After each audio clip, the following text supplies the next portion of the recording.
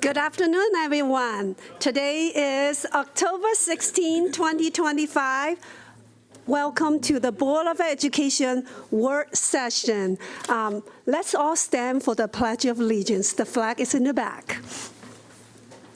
I pledge allegiance to the flag of the United States of America and to the republic for which it stands, one nation, under God, indivisible, with liberty and justice for all. Thank you all. And now I'm going to ask board members themselves to establish a quorum. Buenas tardes, good afternoon. Carla Silvestre, School Board Member at Large. Good afternoon, buenas tardes. Grace Rivera Oven, representing District 1. Good afternoon, Brenda Wolf, District 5. Good afternoon, Rita Montoya, Board Member at Large, and today is Domestic Violence Awareness Day, and that's why I'm wearing purple. Good afternoon, Laura Stewart from District 4. Good afternoon, Julie Yang, District 3. Now, can we have a motion to approve the revised agenda? Motion. Second. All right, there's a motion and a second. All in favor, please raise your hand. That's unanimous. Thank you, everyone. The first item on our agenda is future closed session resolution. Are there any questions? Oh, we need to approve it. We need to approve it? All right, so is there a motion to approve our future and closed session resolution and any report of previous closed session report? Motion. Second. Thank you. I like the high participation from my board members today. Wonderful. There's a motion and a second. All in favor, raise your hand. That's unanimous. Thank you, everyone. And the next item is appointment. Dr. Taylor. Thank you, Madam President. I am delighted to bring forward one name for consideration for appointment today. And when I call your name, if you could please stand while I say some nice things about you and the board considers your appointment. To be introduced today is Dr. Mario Navarro for the position of Supervisor of Applied Research and Evaluation in the Department of Shared Accountability in the Division of Equity and Organizational Development. Joining him today is his wife, Sylvia. Dr. Navarro brings to Montgomery County more than 11 years of research experience. He looks forward to applying his research expertise as a member of the Applied Research and Evaluation team, and we're excited to welcome him to Montgomery County. What good timing today. We are talking about program evaluation for next year. All right, we have an appointment. Do I have a motion? Motion to approve. Second. Okay, all in favor, please raise your hand. That's unanimous. Congratulations, sir. Okay. Thank you, Madam President. This concludes administrative appointments for today. Thank you. It's a light day for appointments. Next is public comments. The recent revised board handbooks give us a new process for doing a revised process to doing public comments. We now have 3 slots reserved for our union associations and then 20 slots for the public. So in reality, we increased 3 spots for public comments. And we also have simplified the process and first come, first serve, except if you have commented in the previous 30 days. So we hope this will encourage more public participation. We'd like to see you in the boardroom. So I will ask any designee or from our association, please come to the front and let's get started. So we have MCEA here today. Please introduce yourself. Hi, I'm Susie G. Jolie, and I'm representing MCEA. I'm on the board of directors as the non-school-based director.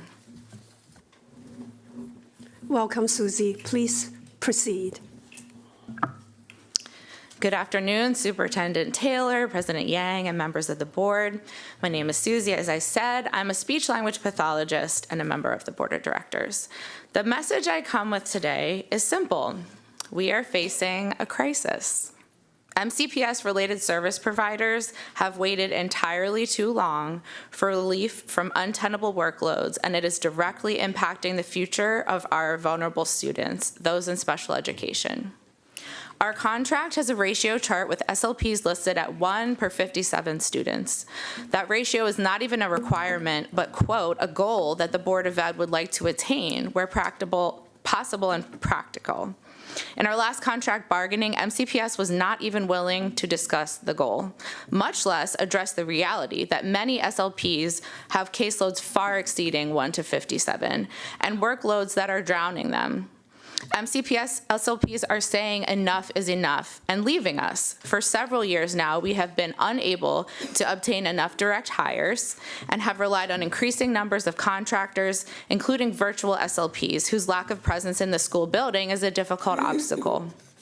The existing staffing standards for related service providers means our students are receiving services from burnt-out educators who are often skipping lunches and missing out on their contractual planning time because there just is not enough time in the day.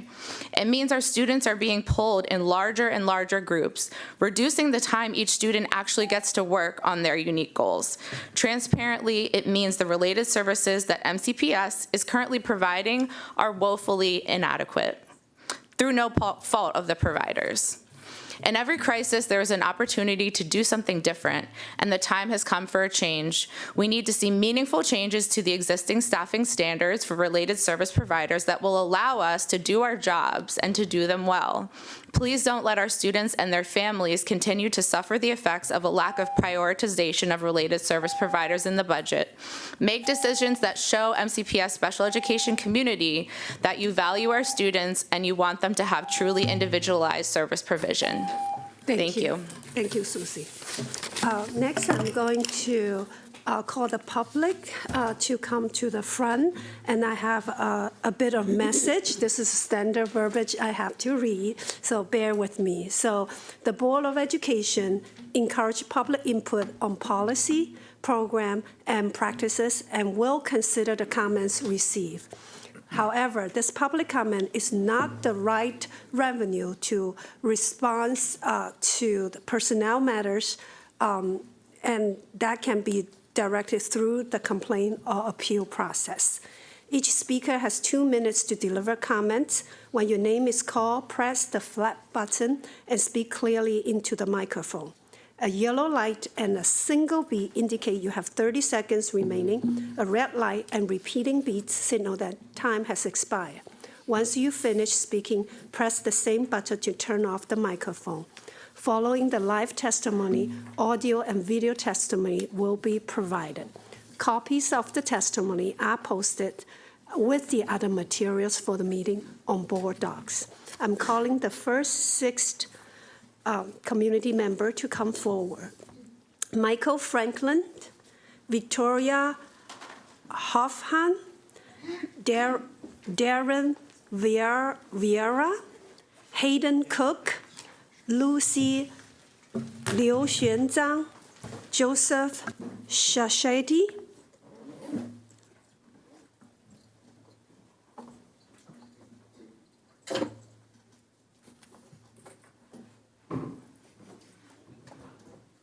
Mr. Franklin, you may proceed. Good afternoon. My name is Mikey Franklin. I'm the parent of a first grader and a 4th grader at Woodland Elementary School, where I'm now in the 4th year of what was supposed to be a 1-year term on the PTA board. I'm also the proud husband of an MCPS teacher in her 16th year of service. I'd like to speak briefly about the Woodward Boundary Study, though please let me be clear, I'm speaking only for myself. As part of this study, you, board members, have a once-in-a-generation opportunity to make real the promise of integrated education for thousands more children in our county. You can ensure that children whose parents drive BMWs go to school with children whose parents drive for Uber. Several of the initial proposals in the Woodward Boundary Study did just that, adding new communities to some of our wealthiest schools and asking those in our county who have the most to share a little more. And then, predictably, those wealthiest in our county mobilised to hoard their resources and to demand that their schools remain enclaves of privilege. And it appears as though you, board members, are backing down in the face of their pressure. I urge you not to. I know from our own experience at Woodland just how valuable it is to have a socioeconomically mixed cohort of families. 40% of our students receive free or reduced meal service, but our catchment area also includes several much wealthier neighbourhoods. And so families like mine, with time and money to spare to support our community, aren't only lifting up those who already have plenty.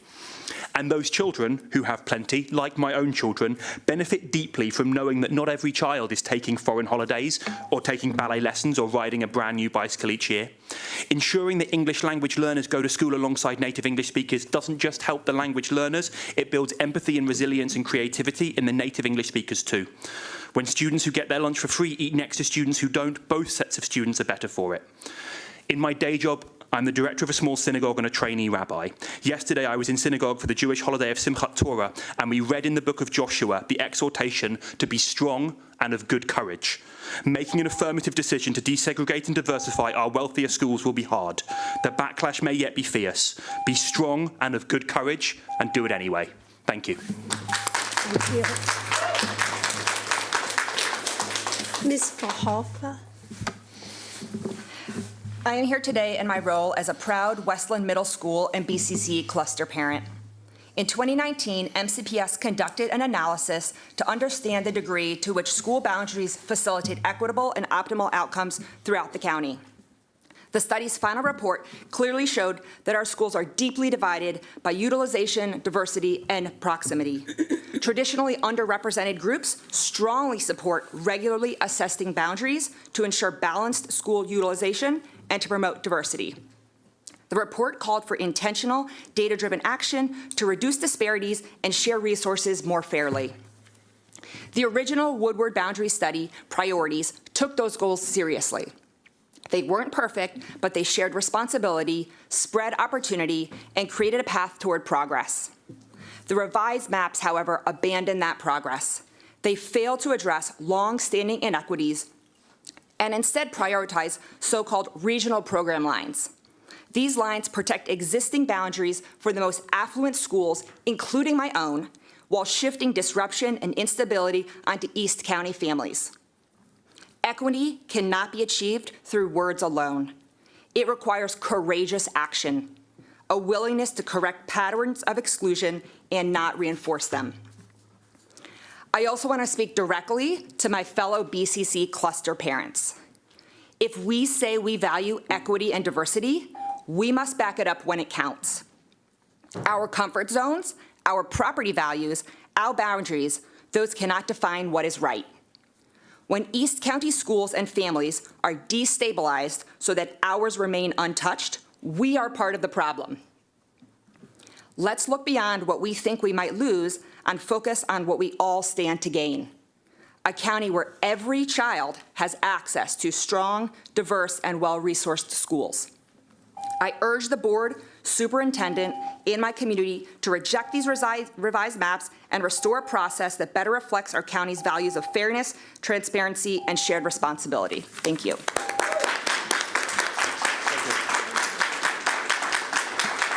Mr. Vieira.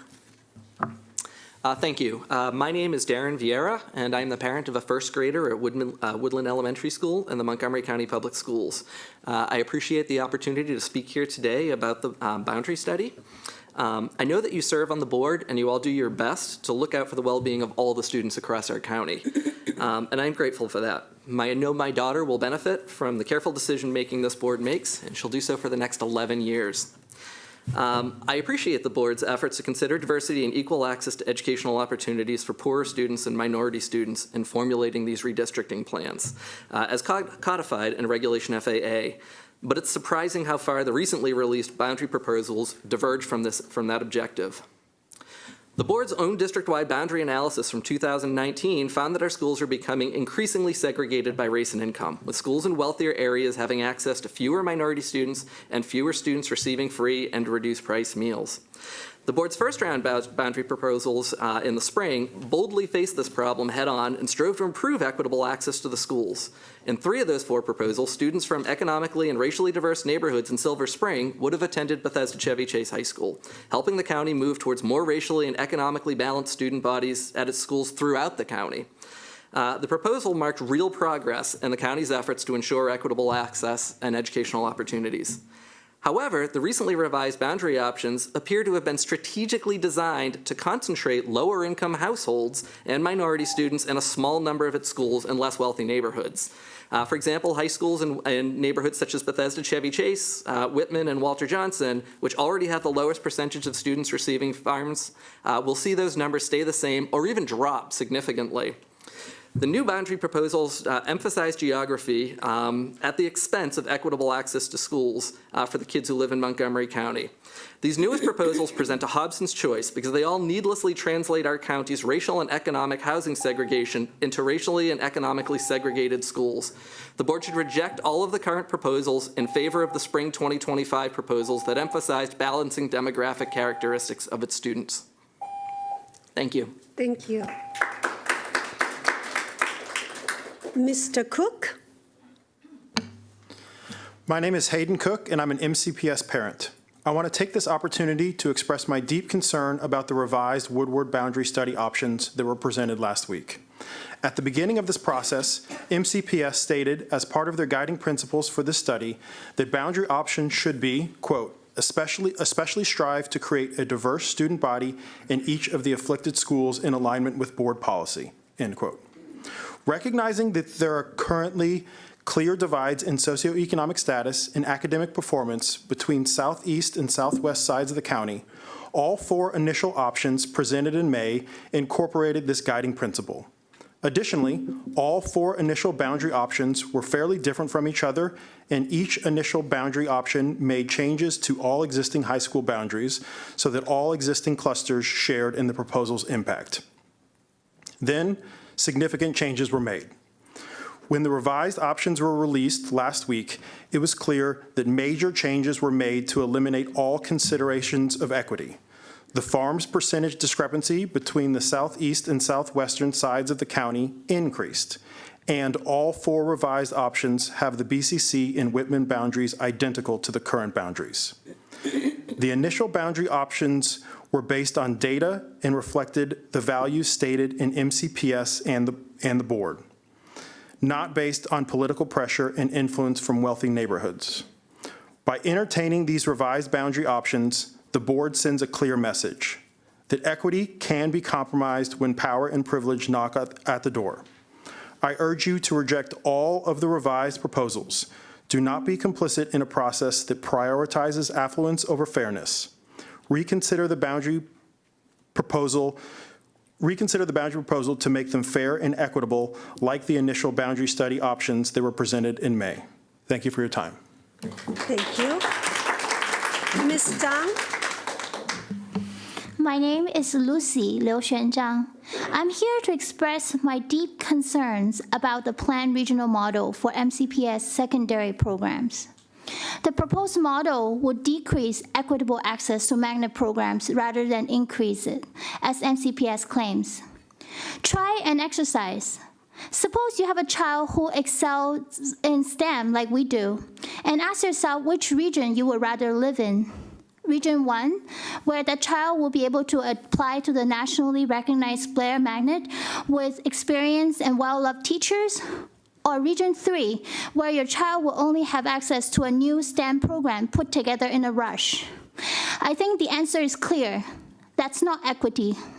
Students in 3 of the 6 regions will still be able to apply to established strong programs, and students in the other 3 regions will only be able to apply to new programs and existing struggling programs. That's not equity. At the county council meeting last week, MCPS shockingly admitted that they don't really know how to measure equity or understand the causes of inequity in public magnet school access. How can they address inequity if they don't even know all the factors that contribute to it? If MCPS wants to actually improve equity and access, they should do it right. Start by understanding which areas are currently underserved and what their needs are. Determine what goes into a grade program. Focus on establishing new grade programs in the underserved areas and give them the time, the resources, and the proper attention to actually succeed. Please keep the existing top magnet programs countywide since they have worked so well. Please don't create a system-wide regional model with lots of new programs and no viable plan to make them excel. These changes will hurt equity and do not direct our county's resources to where they're needed the most. Thank you. Thank you. Mr. Shashati? Thanks. I wish I could speak more to Sims, a 26-year-old can that may be kicked another 5 years down the road unless we see the long-standing community needs addressed in the interim. Please add that to the capital request. Or to the needs of advanced learners. Fidelity is inconsistent across the system with considerable inequities, and the policy already questionably followed is decades old. Or to many other things. But I really want to talk about bigger picture things like mission, excellence with equity. It may require a moonshot or 3 operations, boundaries and programs, capital projects. They're all intertwined, to be sure. But if that is going, if we're going with that vision, we need to see the road that gets us there, like with Sims, in order to get our buy-in. That's where the stakeholder rubber hits. And that requires trust.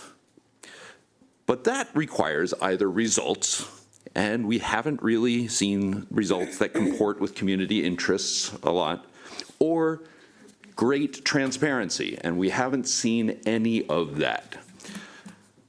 We don't get direct answers when we ask the questions. We get a FAQ or something. The BOE doesn't get answers.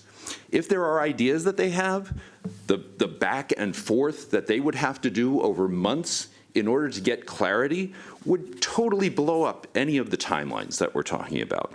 Can we preserve the academic gems and expand equity? Maybe a STEM and arts magnet should be bi-regional. We'll never know. Are we to perpetuate inequity with local set-asides that are disproportionate? Board members, if you don't get the necessary engagement to represent us, change your policies or suspend the rules. We need to get to a place where needs are both well identified and equitably met. The quality of educational experience for students, teachers, families, and communities should not be significantly variable based on zip code. Thank you. Please return to your seats. I'm calling the next 6 community member forward. Stephen Barker, Han Lam Vieira, Laura Elinoff, Joanna Wadner, Hillary Woodward, and Darren Himes.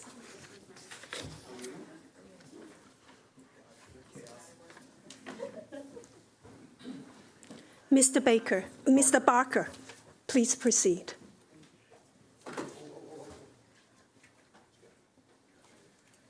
Friends, colleagues. Oh, you can turn on the mic, please. Oh, thank you. That will help the million audience out there. Yes. Friends, colleagues, advocates for our children.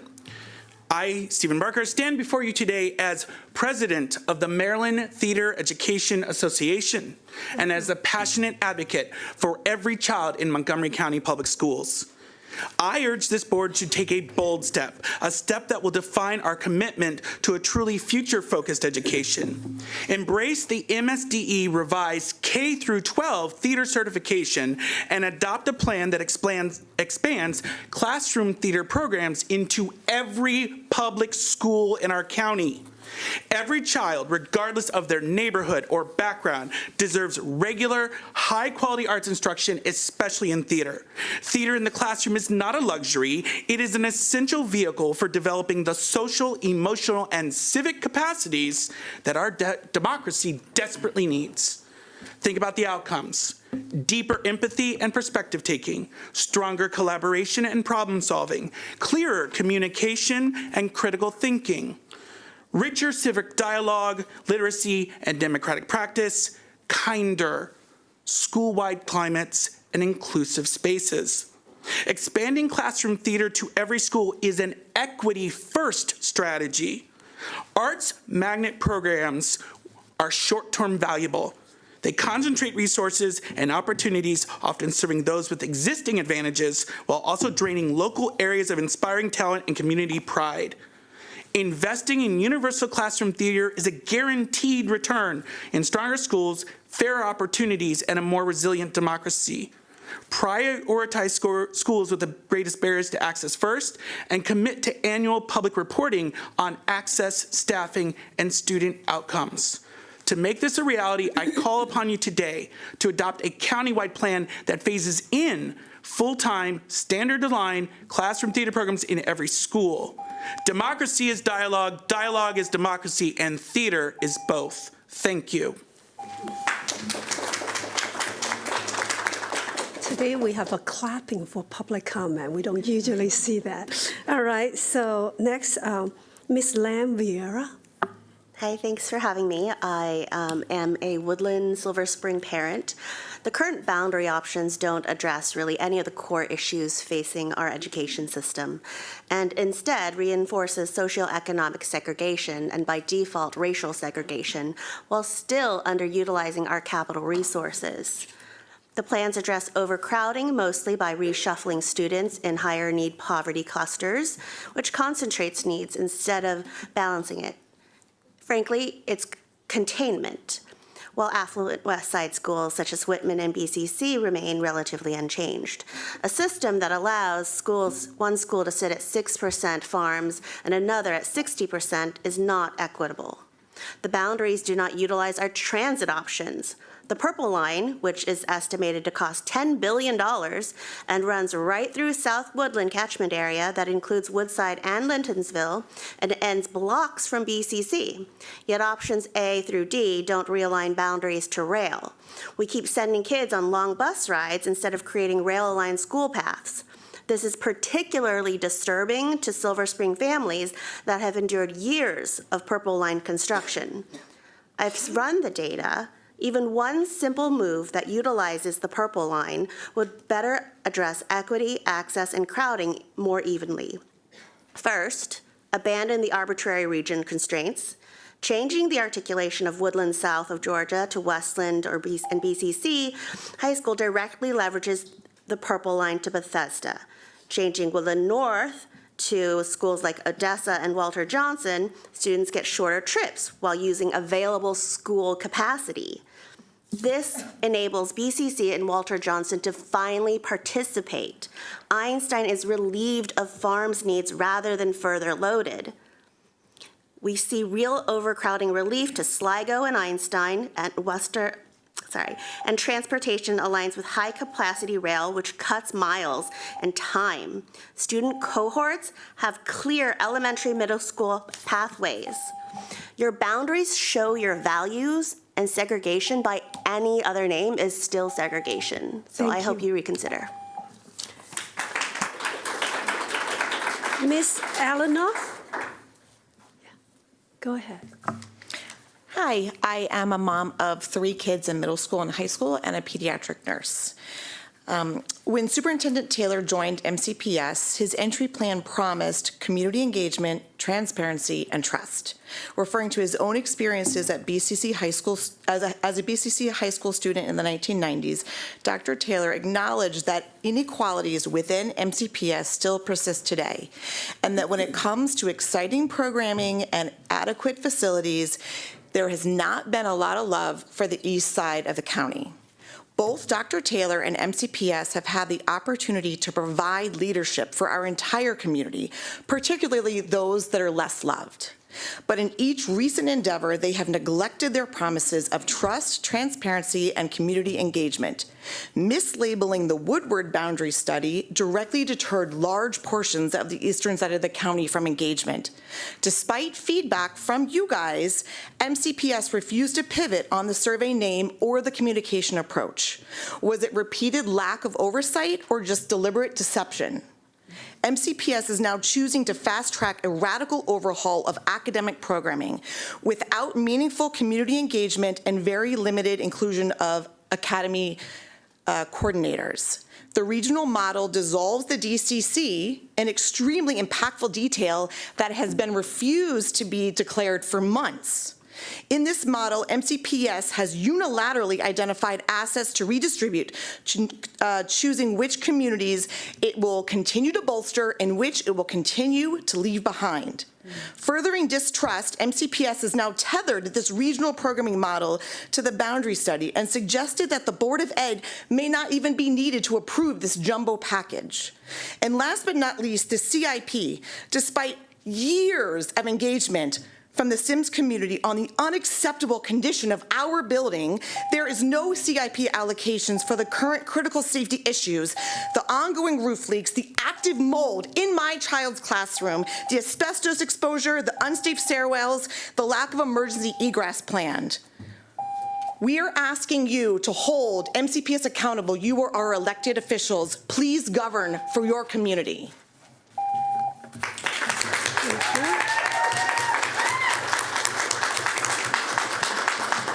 Ms. Waisner? Yes, Waisner, thank you. Hello, my name is Joanna Waisner, and I am a Damascus Cluster Coordinator. Firstly, we were thrilled this week to learn that Damascus High School is recommended for a new school replacement project. Thank you, Dr. Taylor and MCPS staff, for listening to our community and our advocacy over all these decades. However, we have been here before with a major CIP project recommendation, only to have it dropped and delayed after years of work. Please don't toy with us again. We need to know that MCPS is fully committed to this project to see it through to the end on the timeline provided. Secondly, caution the canary is chirping in my ear when I think about the timing of the high school replacement project and the boundary study. The boundary study is set to be finalized March 2026 and expands Damascus High School by over 700 students starting in 2027. The CIP budget isn't final until May 2026. It is imperative that the CIP budget be approved with the Damascus High School project in order to accommodate these 700 students. Additionally, the boundary study goes into effect 4 years before the expanded new school will be complete. What is the plan for handling the added headcount while the school is under construction? We need these details to have confidence in MCPS during this time of upheaval and changes. Please ensure the design and construction teams stay engaged with the community to share plans, processes, timelines, and effects on the students during this time. Finally, while the regional program model sounds like a good solution to provide additional opportunities for students, there are many details we need before anyone should vote to approve this plan. Damascus is a good example of a remote school where local programs need to remain in place for our students. Most students will not attend a regional program, but they will take advantage of programs offered at their own school. The future school plans should include keeping current local programs that Damascus offers that are popular and generate excellent outcomes. Thank you. Thank you. Ms. Woodward.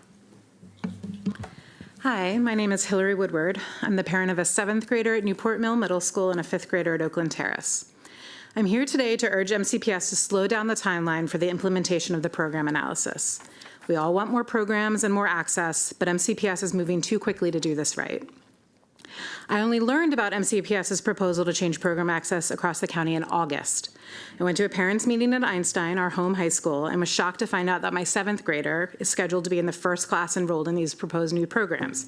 He would apply a year from now. But what would he be applying for? It's hard to say, especially because MCPS is planning to remove student choice in their proposed regional model. So far, MCPS hasn't shared anything beyond a list of regions and hypothetical programs. They're calling this a program analysis, but where is the analysis? There's been no impact study, no budget shared, and no answers to questions about staffing, transportation, or how they'll address shifts in enrollment that could undermine existing and longstanding programs at our schools. Most parents in the county have no idea this is even happening because MCPS has barely communicated about it. I know when there are changes, someone has to go first. Someone has to be in the first class. But MCPS has a responsibility to make sure every student in that class and the grades after receives an equitable education. And they have a responsibility to follow regulations, policies, and their own procedures for launching new programs. Our kids deserve trained teachers, diverse schools, classrooms with the right resources and facilities, and buses and rails that will go safely and efficiently to get them to whichever school they go to.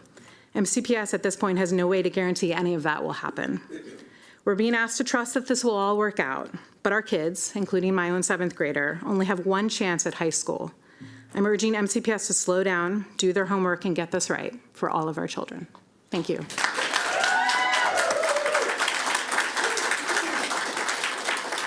Mr. Himes. Hello. First, I just want to give a disclaimer. My testimony is of my own and does not represent any of the organizations or groups that I belong to in the county. Ooh. We've been having the wrong conversation. Good afternoon, ladies of the board and Superintendent Dr. Taylor. My name is Darren Himes, and I represent a group of concerned parents. It's an honor to speak with you today. Last week, Essie McGuire said we have a once-in-a-generation opportunity to get this right. She's right, but it's the wrong narrative. None of these regional programs address the world our children live in. I'm speaking of LLM, DL, ML, generative AI encoding, which has transformed the world we live in and business as we know it. LLM, DL, ML, and generative AI degrees are the now and the future. CBS News, September 18th, college graduates, age of AI. Breen Poole graduated with a marketing degree from the University of Arizona in May. She's applied to over 200 jobs. Quote, I feel like a lot of my professors were aware of AI and how it is integrating into the workplace, but never did they mention it would be taking over what we were supposed to be doing right after college. As of last month, all kids in China, grades 1 through 12, have AI curriculum in their education. The UAE has the same for all children K through 12. As of mid-2025, 28 states have published or adopted guidance on AI curriculum K through 12. April 2025, White House Executive Order, Advancing AI Education for American Youth, emphasizing importance of integrating AI into K through 12 education. Next door, Virginia, their motto, leading the charge in AI education. As AI continues to transform industries and daily life, the Virginia Department of Education has taken significant steps to prepare students with the knowledge and skills necessary. Where does this leave our kids in 2-3 years, 5 years, 10 years? Baltimore and Dorchester County launched their Conmigo AI pilot programs in 2024, so we're behind even in Maryland. Baltimore County saw a reading growth of 22% in its first year. Maryland State Department of Education AI guidance policy for K through 12 is coming in December. There's a 5-alarm fire burning in MoCo, and it's the absence of AI curriculum. Thank you. I'm going to call the next 1, 2, 3, 4 community members to come forward, and then we'll play the videos. So next will be Kareem Fleshner, Amber Lesnevich, Jean Kim, Brittany Frassetto.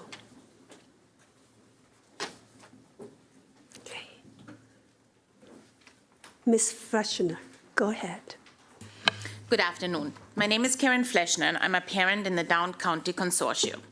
In 2019, MCPS' own boundary study made it clear our schools are segregated by race and income, and this segregation harms all students. That report was meant to guide future decisions to build balance and opportunity for every child. Under the current Woodward boundary options, boundaries for wealthier schools remain largely unchanged, with low farms rates. Meanwhile, schools that already serve our highest need students in the DCC would see their farms rates rise, in some cases over 61%. This plan risks deepening segregation and leaving communities behind. And how can MCPS justify including Silver Spring International Middle School in a boundary study while simultaneously planning to close it? The DCC serves immigrant families and many from low-income households. These students carry responsibilities far beyond academics, working after school, caring for siblings, facing food insecurity, and even the fear of deportation. Yet when given opportunity, they rise and succeed. Under MCPS proposal, numerous flagship programs and resources would move from their current schools, in some cases, to schools that already have strong reputations and abundant extracurricular opportunities. MCPS has acknowledged that students in Silver Spring don't have the same opportunities. Yet instead of building opportunities here in Silver Spring, the solution seems to be busing our kids to wealthier areas. New magnet programs, and especially those with prestige, like IB and World Language, should be added to DCC schools, not to schools that already have high graduation grades and SAT scores. We don't need equal distribution. We need targeted investment in the schools that need it most. Build on current thriving magnet and academies and create new ones to draw students from wealthier areas into Silver Spring, not away from it. There's too much at stake to rush this. No responsible organization would restructure its workforce and redesign its product line at the same time. Please make equity a priority. Not every parent has a loud voice, but our Silver Spring kids deserve the same commitment and need opportunities to thrive at their local schools. Thank you. Thank you.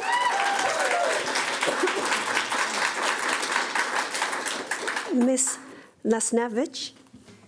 Good afternoon. Thank you so much for having me here today.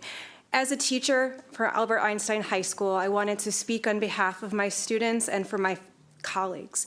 This is a little on the fly as I've been listening to folks and listening to my students, but I wanted to really say that I've been inspired by how my students will be affected by the programs and boundary analysis.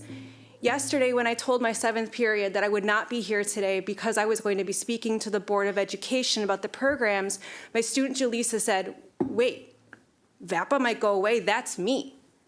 And then that got me thinking about all of my students who will be affected by these programs, my VAC students and the rest of Montgomery County who will no longer have access to Ms. Harris and Ms. Hardish's expertise and skills for the past 50 years of the VAC. My student Brizot, who I've taught from the time he was a newcomer here in the United States to now in my IB psychology program. He is able to take IB psychology because he can take the test in his native language. If we lose our IB program at Einstein, he cannot take the AP test because they have no accommodations for language learners on AP exams. I think of my student Sane, who is the best writer I have ever taught in my 20 years in education. Now he must choose, should he follow his passions of education and learning and go to the BCC's IB program, or should he follow his interests and go to Northwood's theater program? I think of my student Eli, who described the culture of our school as artistic and diverse and welcoming and poor. Our students know that we have less than other people in this district. They have built these strong relationships with teachers. Our band program had a Eras of Mr. Casement Spirit Day because they are so invested with their programs. Miss Petito, one of our art teachers, has been listed as a trusted adult for many of our students. Our counselors, what is going to happen to them when our demographics shift and they have the highest needs students? Do they lose their minds or do our students lose our services? So I urge you to please consider doing the hard thing and doing what's right for our students and not the easy thing of keeping things as ours. Thank you. Thank you. Mr. Kim. Hello, members of the board and Superintendent Taylor. My name is Gene Kim. I'm the proud parent of children at Flora Singer Elementary School and Sligo Middle School. And I want to talk to you about the interaction of both all these changes, the CIP, the boundary analysis, and the regional program change. All of my children will be affected by these changes.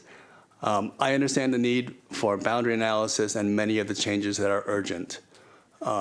However, the process for the program analysis has been rushed, has lacked input, and has lacked transparency. If you want to know if that process has been communicative and engaging parents and receiving their input, I will tell you from my perspective, the answer is no. That process receives a failing grade. My wife and I attended multiple sessions. In the first virtual session, our questions that we inputted were unanswered and ignored.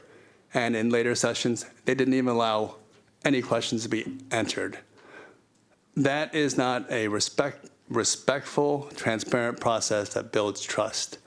We're concerned that our resources are going to be moved to areas west and north of us, and that will have an impact for our district, which is very diverse and has a lot of different needs and a lot of different learning types. So I urge the board and MCPS to at least put a pause on the regional program analysis until after these other changes are done. These will have material impacts on all of our families, and we need to understand what changes the boundary impact and the CIP will have. So please at least put a pause on the program analysis until a good process is put in place. Thank you very much. Ms. Frassetto? Hi, my name is Brittany Frassetto, and I am the proud mom of 3 students at Woodland Elementary School in Silver Spring. This is the first time I've felt compelled to testify to the board because I'm deeply disappointed in the process and substance of MCPS's Woodward Boundary Study. When MCPS released the initial 4 proposals, I was pleasantly surprised because they generally allocated changes evenly across the affected schools and made an effort to start undoing the inequitable east-west boundary lines that have been deeply entrenched in the county. I participated in the survey process, which I assumed would result in one of the 4 proposals being selected. I was shocked and upset to see all of the new proposals completely undo all of the efforts from the initial ones. Notably, the historically wealthy West County schools now face little to no change in their boundaries, even though they are benefiting from a brand new high school. Instead, the East County faces severe disruption seemingly for no reason. It's clear that MCPS sought a more equitable path forward initially, but ultimately caved to pressure from the wealthiest voices. To add insult to injury, MCPS is solidifying the East-West divide and planning to eliminate students' ability to choose among the East County schools through the Down County Consortium and disrupting our magnet programs. In addition, for Woodland students in particular, every proposal moves them from Sligo Middle School to Silver Spring International, which is apparently so dangerous and untenable that MCPS plans to close it.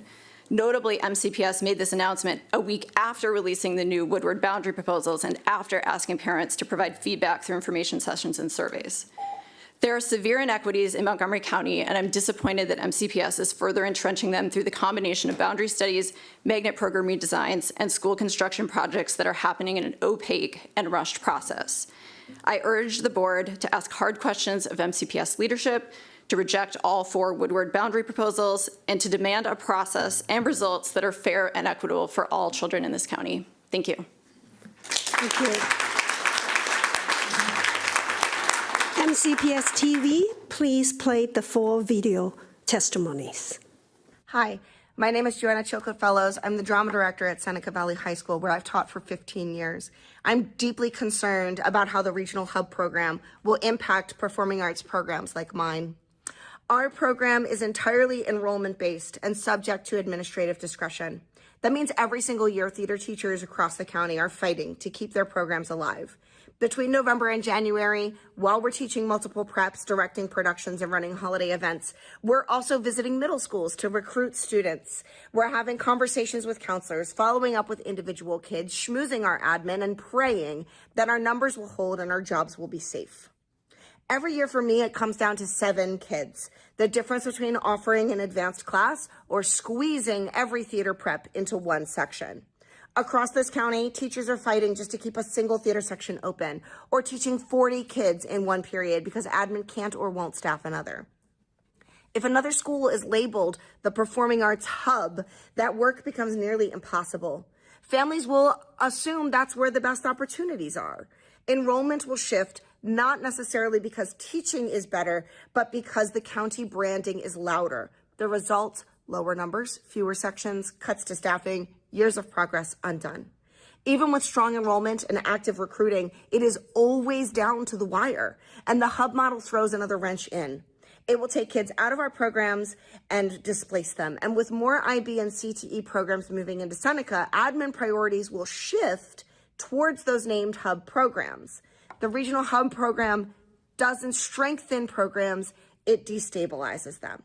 The regional model will displace students who want and need access to theater, and it sends the message that excellence in the arts is only available in certain zip codes. The hub model doesn't broaden access, it narrows it. Please protect the performing arts in every high school. Support us, don't centralize us. Thank you. Hello, my name is Emily Freilich, and I'm a speech-language pathologist at Bannockburn and Somerset Elementaries. I am a product of MCPS and a proud graduate of BCC. I am here today on behalf of SLPs and our large caseload size. We as SLPs are unable to help our students as much as they deserve. SLPs structure sessions based on student goals. We find and often create our materials. We write and enter in a database a treatment note for each student and their session.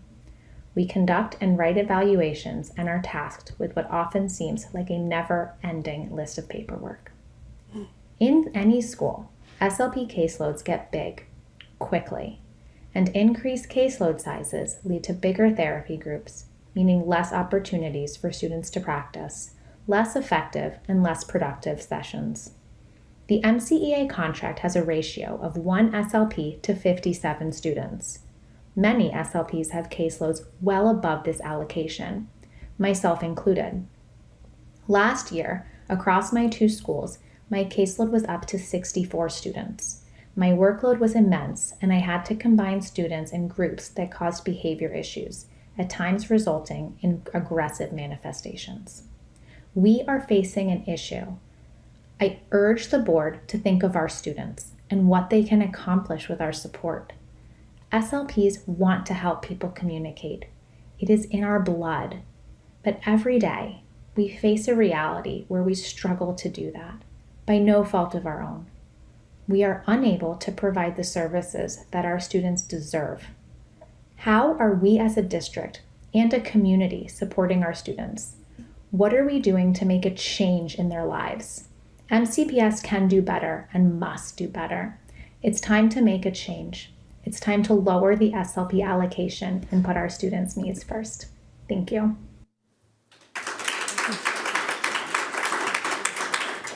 My name is Bree Barrick. I am an alumni, kindergarten teacher, and a parent of 2 students at Damascus Elementary School. I urge you to prioritize funding to renew and rebuild Damascus Elementary School and Damascus High School.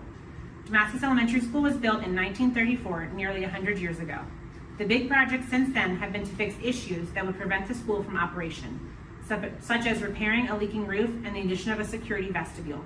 I can tell you with certainty that the main structure of the building has remained unchanged since my days as a student. Both schools are long overdue for comprehensive renovation and rebuilding. The schools are burdened by infrastructure deficiencies that negatively impact students, staff, and families.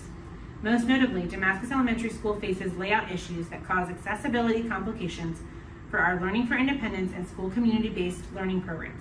Damascus is the only school in the entire county that houses both of these programs. Students deserve facilities that fully support their learning and physical needs, not buildings that impede their movement, access to resources, and participation in school life. I urge you to come spend a few hours volunteering in one of our classrooms to see just how the building impacts our students in every way. The renewal and reconstruction of Damascus Elementary School and High School are not an overdue investments, they are moral and practical imperatives. Thank you.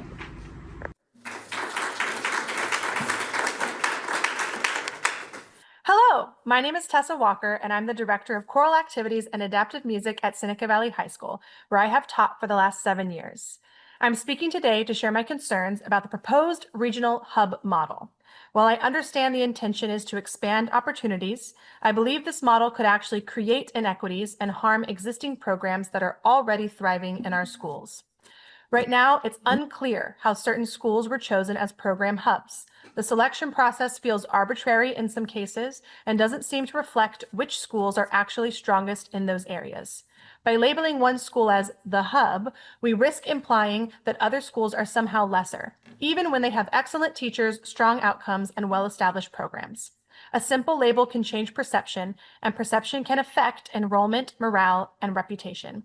I'm also deeply concerned about equity. There's no clear plan yet for how students would apply for a hub program or how families will be informed. It's easy to see how this could advantage families with the time, resources, and transportation to navigate the process, and disadvantage those that do not. Without a clear, accessible system and transportation plan, this model risks reinforcing existing inequities instead of removing them. Another major concern is how this model will pit schools against each other.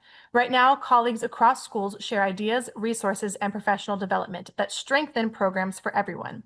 But in a hub model, we'll be competing to keep students enrolled in our programs, even actively discouraging them from going elsewhere. That damages the professional relationships that make our schools stronger and ultimately will hurt our students.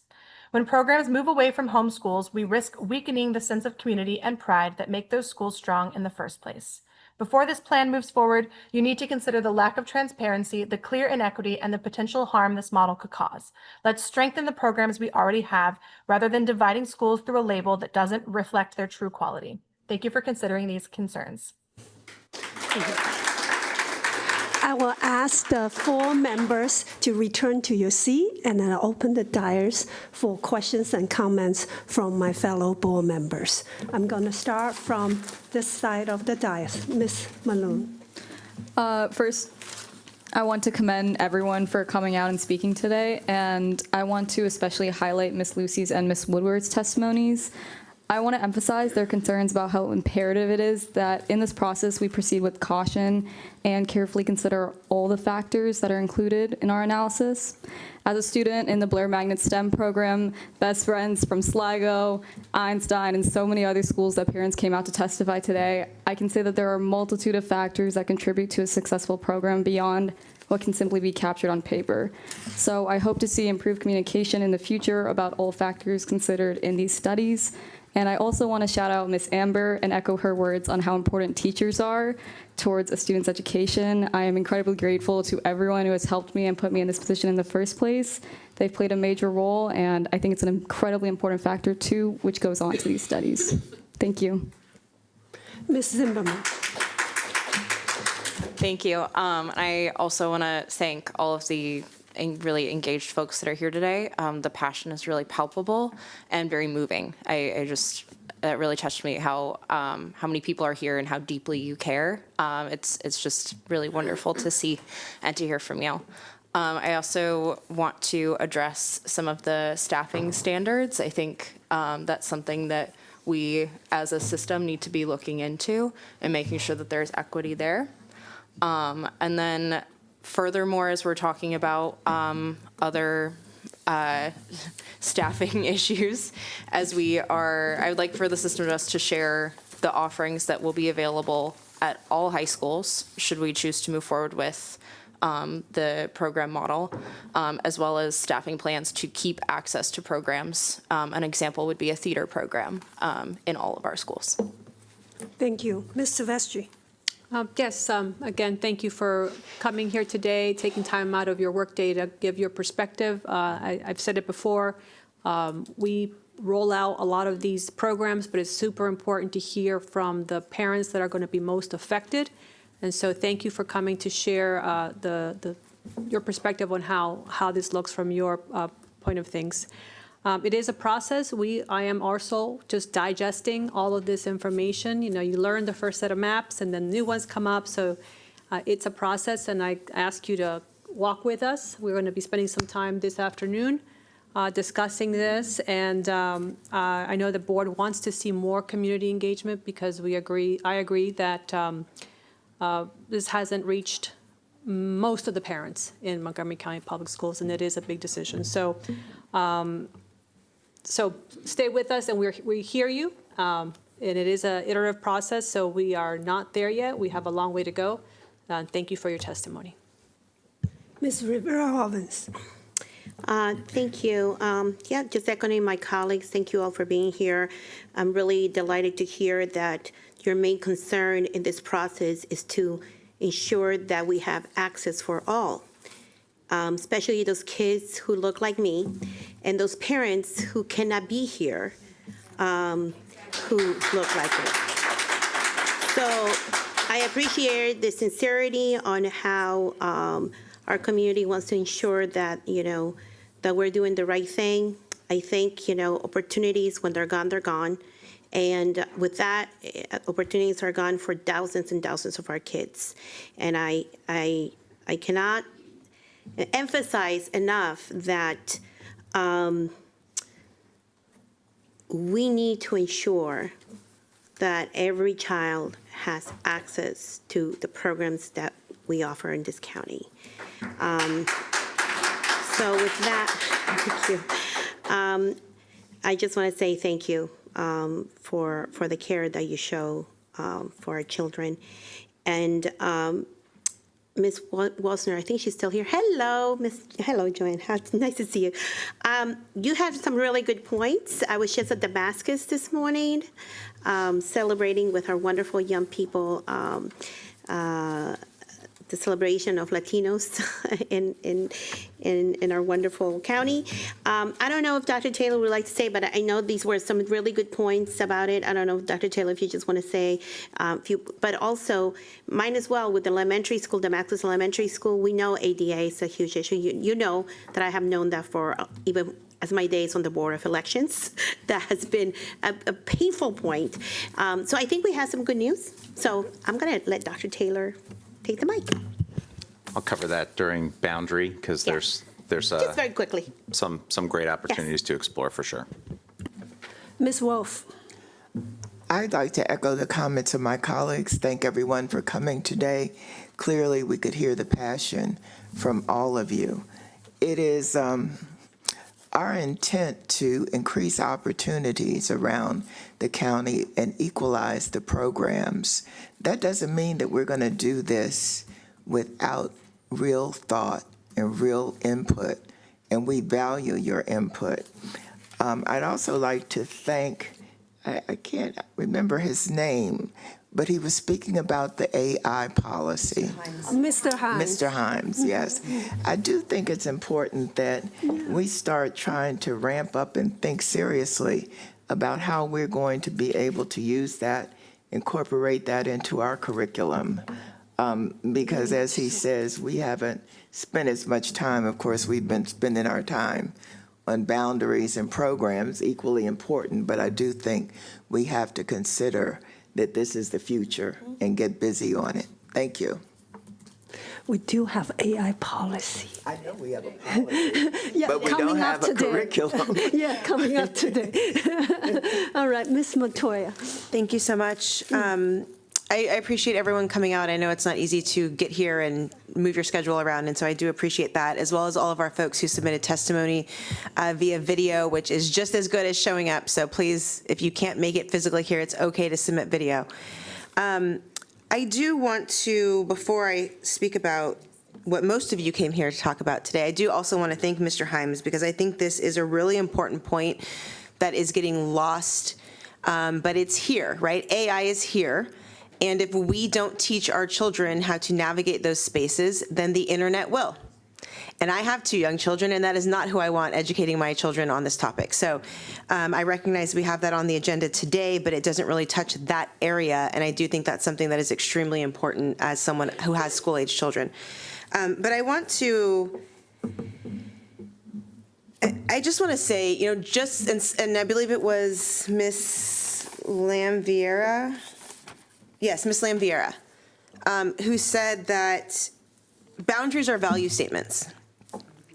And they are, just like budgets, right? We hear that all the time, the county, the state, right? This is a value statement. And I take that very seriously, again, as a current parent whose children will be impacted by every single thing we do for the next 10 years. And you're correct that segregation by any other name is still segregation. It doesn't matter if we didn't mean to. It doesn't matter if people had the best intentions. And just so everyone's clear, we did not get together and draw new maps, right? We were not the ones. But nonetheless, right, if that's what's being produced, then we have to call it what it is, right? And so I just want to echo the need for shared responsibility, right? There's a lot going on. There's a lot of changes going on. And it should not fall on the shoulders of just certain groups of people who happen to look more like me than they may like some other folks, right? Or who may not speak English, or who may not be able to afford to take time off today to be at this meeting, or know that they can submit something via video testimony. I take all of that very personally when we are dumping the burden on only certain groups. And so I just want to appreciate all of you for being here and let you know that I do not support segregation. And so I have heard you. Thank you. Ms. Stewart. Hello. past Woodland PTA president here. I see my people in the audience. Thank you so much for coming out to give us your feedback on this. Feedback to me is so important because if we don't get the feedback, we don't always see all the viewpoints, and we need that to make good decisions. So I do expect that we do a lot more engagement, and I plan on being out there, and believe me, you will see me out in the community and getting your feedback, and from other communities. I've spent a day in Damascus getting their feedback, and I spent days at other parts of the county too. I do want to talk about our this part that was quoted to us today that's in our policy, that we are especially strive to create a diverse student body in each of the affected schools in alignment with board policy. And I take that seriously. And we have to. You know, integration isn't just a nice thing to have. It's actually really good for our students and our community. Students in integrated schools have higher average test scores. They're more likely to enroll in college. They're less likely to drop out. We reduce racial achievement gaps. All these are great things. There was even a study done right in Montgomery County where kids were randomly assigned from a more affordable housing complex, and they did better in when they were able to go to schools that had more resources. Wow, I don't think that's a surprise, actually. So we need to look at these boundaries and look at them seriously, and I plan on doing that. And thank you so much for being here today. Let's keep the conversation going. Thank you. Thank you, Ms. Storr. I also want to thank everyone for coming in. At the risk of being repetitive, Ms. Weisner, you asked two very good questions, timeline and capacity. And also to everyone that's testifying on the boundary and program studies. The timeline is uneven. For the boundary, our first draft of Woodward Study Scroll came out March 2023. Then the Crown come out March 2024. Then we have to do RFP, so we have a very long runway for the boundary study. Program study relatively has a very compressed timeline. Our first complete board discussion here is in August this year. So I certainly understand your point of view, and we are seeking more information, and the community need more information. So thank you so much for coming in. We're going to move on to our next agenda item. And before I do that, our next board meeting will be on October 30th. The sign up for public comment is open on October, I believe, 23rd at 6 p.m. So I encourage community members to share your opinions with us through video or audio or in the board office here. Thank you very much. All right. So the next item is switching gear a little bit to talk about our school calendar. And may I have the staff come to the front? Thank you, Madam President. And just kicking off the 2025-2026 school year.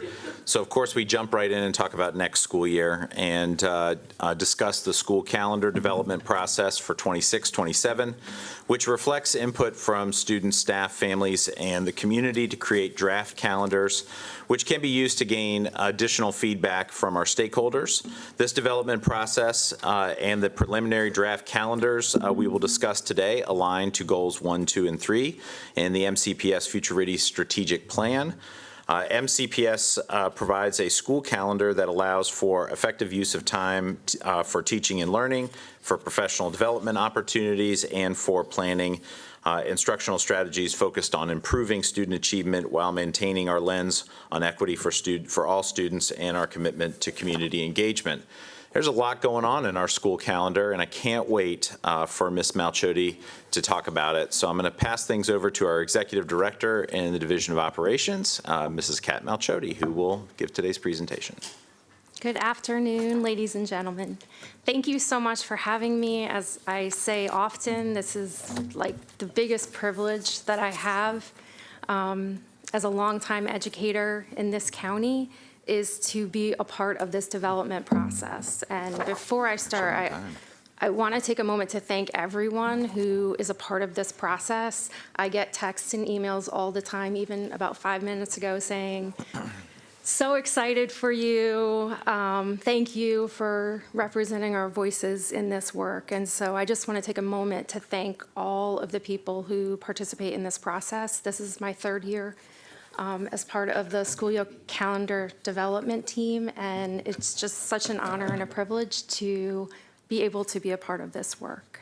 Today we are going to talk a little bit about the development process. We're going to benchmark with neighboring districts, and then we're going to preview some preliminary working drafts.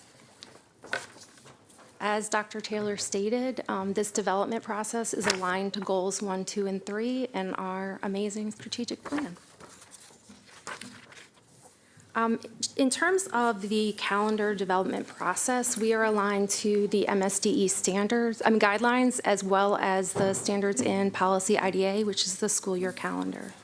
We get a lot of questions about why this, why that, and oftentimes we go back to the policy and we sort of look at that and say, oh, sort of this is why we do things in a certain way. And so I appreciate having that guide, because it is challenging to build a calendar. As Dr. Taylor reminds me often, there's no perfect calendar, and sort of having some guidelines are very important. And we always want to think about the calendar in terms of the instructional moves that support our students and our staff and how important it is. We are literally educating our future. And so I take that role very seriously when I think about calendar development, because it is such an important piece of the work that we do as a county.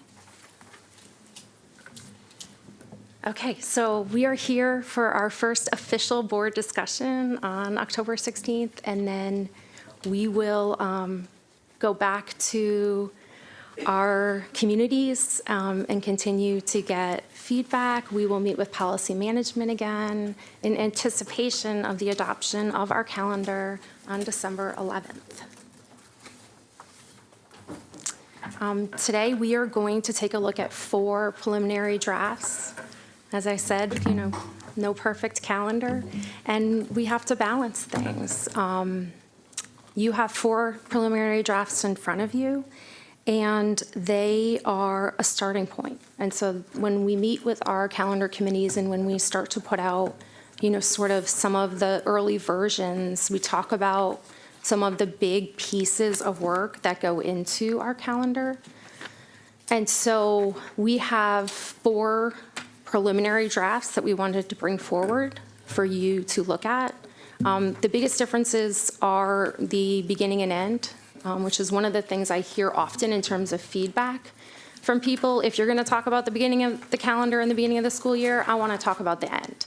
I want to see, sort of where those pieces lie, and then our breaks, because for a lot of the balancing of the calendar, those times matter in terms of how we build it.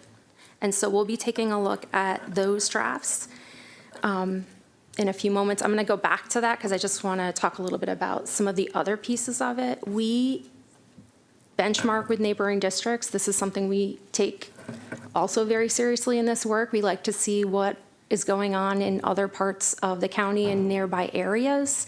And so we always sort of take a look and say, hey, what are they doing? What's going on here, so that we can really see where we fit into that work. I have the privilege of working with the school year calendar, one of the development team members from Prince George's County, who used to actually have my job here, and so we often do a lot of work together. They are one of the ones that adopts after us, but a lot of the counties, as you can see, have already adopted their 27-28 26-27 calendar, and so we like to use that as a starting point. Okay, so one of my favorite things to do is to get feedback from people and sort of hear what's trending and what's sort of buzzing in terms of calendar. We do a survey, we get a lot of feedback in the survey, but one of the things that's really important is that's not the only way that we get feedback. We have several different calendar committees. I used to have them separate, but now it's more what time is convenient for you to be a part of this work. And so that's been actually a really big benefit to sort of my third year in this role, is to be able to make some of those shifts. One of the wonderful teachers who gave public testimony just a few minutes earlier is actually on my calendar committee, because she reached out and asked a couple questions, and I said, would you like to join? I would love to hear your perspective. And so sometimes it happens like that. I get emails, I get phone calls, I get texts. I'll Zoom with people who just want to talk about a certain piece of the calendar. And for a lot of people, that's something, it's just that one piece of it that they want to make sure that their voices are heard. And so I just want to take a moment to acknowledge some of the things that come up often, but have come up again this year as we think about pieces of the calendar. As I said earlier, a lot of people are invested in the beginning and the end of the calendar. Some people like to start very early so they can end early. They feel that drag coming once we get past Memorial Day. Some people like to wait until after Labor Day to start the beginning of the school year and have that as more of a priority than, sort of thinking ahead to the end of the year. And there's every bit in between. Some people like to start late and hopefully end early, and our policy doesn't lend it to that as easily, but I love that work because there's no right answer. It's just a matter of what works best for us at that time. And so I take that feedback very seriously. As I said, I have a new member of my committee who talked a little bit about the agricultural fair and the impact of starting the school year so early. I have some other people who have joined who have high school backgrounds and want to start earlier because of those AP and IB exams. And so, as I said, there's no right answer. It's just making sure that everyone's voices are elevated so that we can make those decisions. A lot of people talk about benchmarking if they live in Frederick County, or, sort of aligning to their calendar as a parent so that it doesn't impact their work. Last year, we talked a lot about those no work, no pay days for supporting services staff, when we talked about having the possibility of a longer winter break. And what we realized was that the impact on that's, sort of huge piece of our staff was so significant that the idea of having that longer break sounds great, but it had such an impact that we felt like that was just too much. Inclement weather came up a lot last year. Our videos, our ice storms. It was the first year we had makeup days since before COVID, and so for some people that is something that's a little uncomfortable to kind of go back to. So we heard a lot about that. We always hear about days of commemoration and religious observances. And obviously, sort of looking at that in terms of what our guidelines are in policy, but it's always important. One that came up a lot, more so this year than I remember in the previous 2 years, is those early release days and attendance. And so the challenge from the school, as a former teacher, from the school perspective of hoping everyone will be there and hoping I could do my math lesson and impart wisdom, and knowing that for a lot of people, those days may not be as serious in their mind, or they may be days where they're more likely to take off, and the impact that that can have, and also on families in terms of childcare. And then also thinking about the days leading up to and immediately following breaks, and how the attendance around those times can have an impact. And then always sort of those AP and IB, as I mentioned earlier, in terms of thinking of our secondary staff and students, and making sure that there is enough time for them to get that information, because their AP and IB exams occur earlier than our exam schedule. And then every year people ask about, are we going to do a multi-year calendar? We had talked about it last year. We had mostly a brand new board, mostly a brand new superintendent, and so we really wanted to wait a year until we all got to experience this process before we considered something like that. And And so this is sort of what we've heard so far, even as early as an hour ago. I got similar comments from people about some of these issues, and so I always like to elevate those because there's no wrong way to think about it and there's no right way to think about it, but it's important for us to know what people are saying and you know, sort of what is trending. And every year I learn something new when I work on this calendar, something I haven't thought of, and someone will elevate something that we haven't discussed before. So with that, I just also wanted to say that we get a lot of help from our friends in the Division of Communications in terms of how they help get this message out. We get a lot of help from our colleagues in terms of putting out this information. People definitely fill out surveys. People definitely feel free to email, call, text, send messages. And just a huge shout out to the calendar committees who really commit to this work. We meet about every other week, usually before and after the meetings, so that I can keep everyone updated and they can keep me updated. And then we just welcome any other opportunities. Sometimes people will say, can you just come talk to these 4 people who have something they want you to know? Yes, we will. We would love to. And so just continuing sort of that work as we think about the calendar. Going into the next step of this work, we really want to think about what calendars we would bring forward in terms of getting feedback and consideration. And so 4 is a lot in terms of, you know, sort of reaching out to people. But I bring this to you today to sort of have that conversation about what would you like to get feedback on from people now that we've heard, you know, preliminary feedback, to build some of those drafts, like what you would want to see next. And so I will turn it over to you for that discussion. Thank you for that presentation. And I think it's on the board docs, there are 4 different options right now being proposed. So are you recommending now it's going out for public comment for those 4 options? Okay, I want to see if any board member have comments or questions. Let's keep it brief. We have heavy, meaty topics today. Okay, I'm going to go one round. Ms. Storr. I see, I really like the benchmarking here, and I'm curious how, for instance, was Howard County able to start August 24th and end June 8th? Ms. Storr, thank you for very brief comment and go straight to the question. Please answer.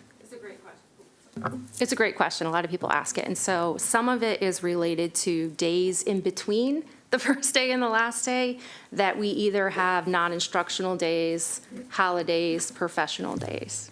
So that comes up a lot. The school systems that are able to sort of condense their calendar, there are drawbacks in terms of the diversity of our county and how we sort of look at our days, but yes, that has been noted before. I'm going to answer this very directly. They do not take as many holidays or as many professional learning days as we do in our calendar. Ms. Matoya. I guess that was my question, because I see even some of the breaks are bigger. But I also wanted to ask, when it comes to winter break, I mean, it looks like really what we're having to decide here is just when school starts and what the parameters are for spring break. I mean, those are the only real decision points I can see here. And so I guess I'm wondering, though, for winter break, the first day of winter break for all 4 options is Thursday, December 24th. Now, over a third of our population, student population, is Latino. And in the Latino community, most of us, our actually big winter break holiday is the day before Christmas, right? Christmas Eve. And so that doesn't really leave time for travel or any of those things. So I was just wondering if you could speak to why every single winter break option is exactly the same. I'm so glad you asked that question. So to build the calendar, what we have done is honored what we have traditionally done in terms of days of commemoration and sort of balancing the calendar. One of the more exciting parts of this work is to be able to have questions like that elevated where we could do that. It's not a day that is in our policy, and so for me to put that in would imply that I was making a decision without sort of bringing it for discussion. And so that could be something that we could take in terms of a preliminary calendar to the public, but for me to make that decision means that I'm making an assumption without having talked to the board first. But don't we do that with other days, right? We just talked about other holidays and various things. I don't know, I'm just feeling a little confused. Actually, the board has discretion over every day that's in the calendar, and the things to be sensitive to is that there are trade-offs. So if you're going to add a day, you have to pull it from something else or extend the school year. But you have the flexibility to make this look however you want it to look. Thank you, Ms. Montoya. Okay. Ms. Rivera-Ovens. Thank you. This is, and I just want to say, this year we got a lot of, we got a lot of feedback about the agricultural fair, how a lot of our students, especially in the Up County, are very involved with the agricultural fair, and that really created an issue. So doesn't seem like either of these dates is going to affect that, the starting date, because I think, and correct me if I'm wrong, but at least I know the agricultural fair next year is supposed to be between August 14th through the 22nd. A little bit earlier, the 12 to, it's a So little August bit 14th through the 22nd, and we're looking at starting August 31st or August 24th. So that's so good so far. But going to Mrs. Montoya's question about the 24th, that question, and I was just talking to my colleague, Ms. Sylvester, we have brought that question up. So, I mean, from my first meeting when we had it, I think that was one of the questions I said. And then I believe we asked for actually absentee rates on that day from our schools because, and I'm just going to be honest, I was one of those parents, and then I was one of those kids who did not go to school on the 24th because that's for us a religious holiday, and we get ready, and the 24th is even bigger. It has more significance than the 25th for us. So. I don't know, we can bring it up again this year and see, but I also know that we were told that there would be a trade-off. So we cannot have it all, so we will have to take, to give a little, we have to take from somewhere else. And, but we'll bring it up again if we can look at it, look at that. But for me, it would be really to look in the last 2-3 years, what the rate of absenteeism was, from our students. And then that way we can also be guided by data, right? So if we could do that, that would be great. Thank you. And I can just say too quickly for that. Yes.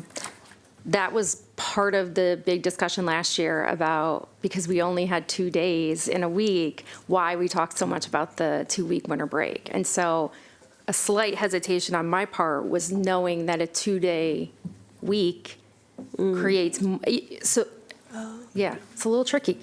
No, I understand. Yeah. But I think, there's feelings about it. And I think, I'm just one of those people that if there's a significant absenteeism, right, then I think we should truly consider it and look into it. Ms. Silvestri. Thank you. I just wanted to bring our attention to the slide 8 on calendar initial feedback themes. And these are all the things that you've already heard and you've tried to incorporate into the 4 options, correct? Yes, but I always like to elevate them so that we can have a discussion if there's something that we're missing or something from one of those that we wanted to talk about. So yeah, and just my personal opinion, I've shared this on the policy committee, is going late into June is just not good for teaching and learning. And so I encourage us to look at the earlier options because, summer camps start, people start to take their travel plans, and the testing is over. And so I don't think the quality of instruction at the middle of June is the same as at the beginning of the school year. And also highlighting what's on here about no work, no pay days for supporting services employees, it's not fair to schedule, excessive days where they're not getting paid. So I appreciate that being upheld in all of the options. Thank you. Ms. Zimmerman. Thank you. I want to first echo Ms. Silvestri's point about the no work, no pay days. Yes.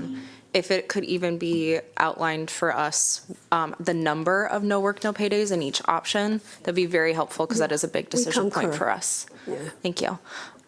Similarly, with the benchmarking and aligning with neighboring districts, I'm sure we all know that many of our staff members live outside of the county, and thinking about their childcare needs and things like that, I want to make sure that we're reaching out to staff about these options, even if there is an opportunity for us when we're reaching out to staff about the benchmarking in particular. Some of them might not be aware that their home counties have made decisions yet, or that they get a say in the decisions that we make here. That could be really helpful for us moving forward. Yeah. And as a former teacher, one of my favorite things about the calendar is that staff love to give feedback and participate because of that. And so that's, for me, that's really fun because they tend to reach out and say, like, can we talk about this? Yeah. Perfect. Thank you. No, absolutely. Ms. Malou. I also just want to quickly echo Ms. Silvestri's comments about extending the year into June. I mean, I'm sure you know the student absentee rate as you get further into June, so cautioning that, and half days as well, even adding that as an extension near the end of the year, you tend to see less engagement through the student perspective. I associate myself with a lot of comments. Now, no decision is being made today. This is just for the board to send it out for the public comment. And I encourage the public to participate, and I'm sure all these points will be reflected, and we'll look forward to see the refined drafts. Thank you. Julie, I just have one more quick point. Because I have a lot of parents come to me with this issue, and as a parent of school-age children myself, it can be challenging.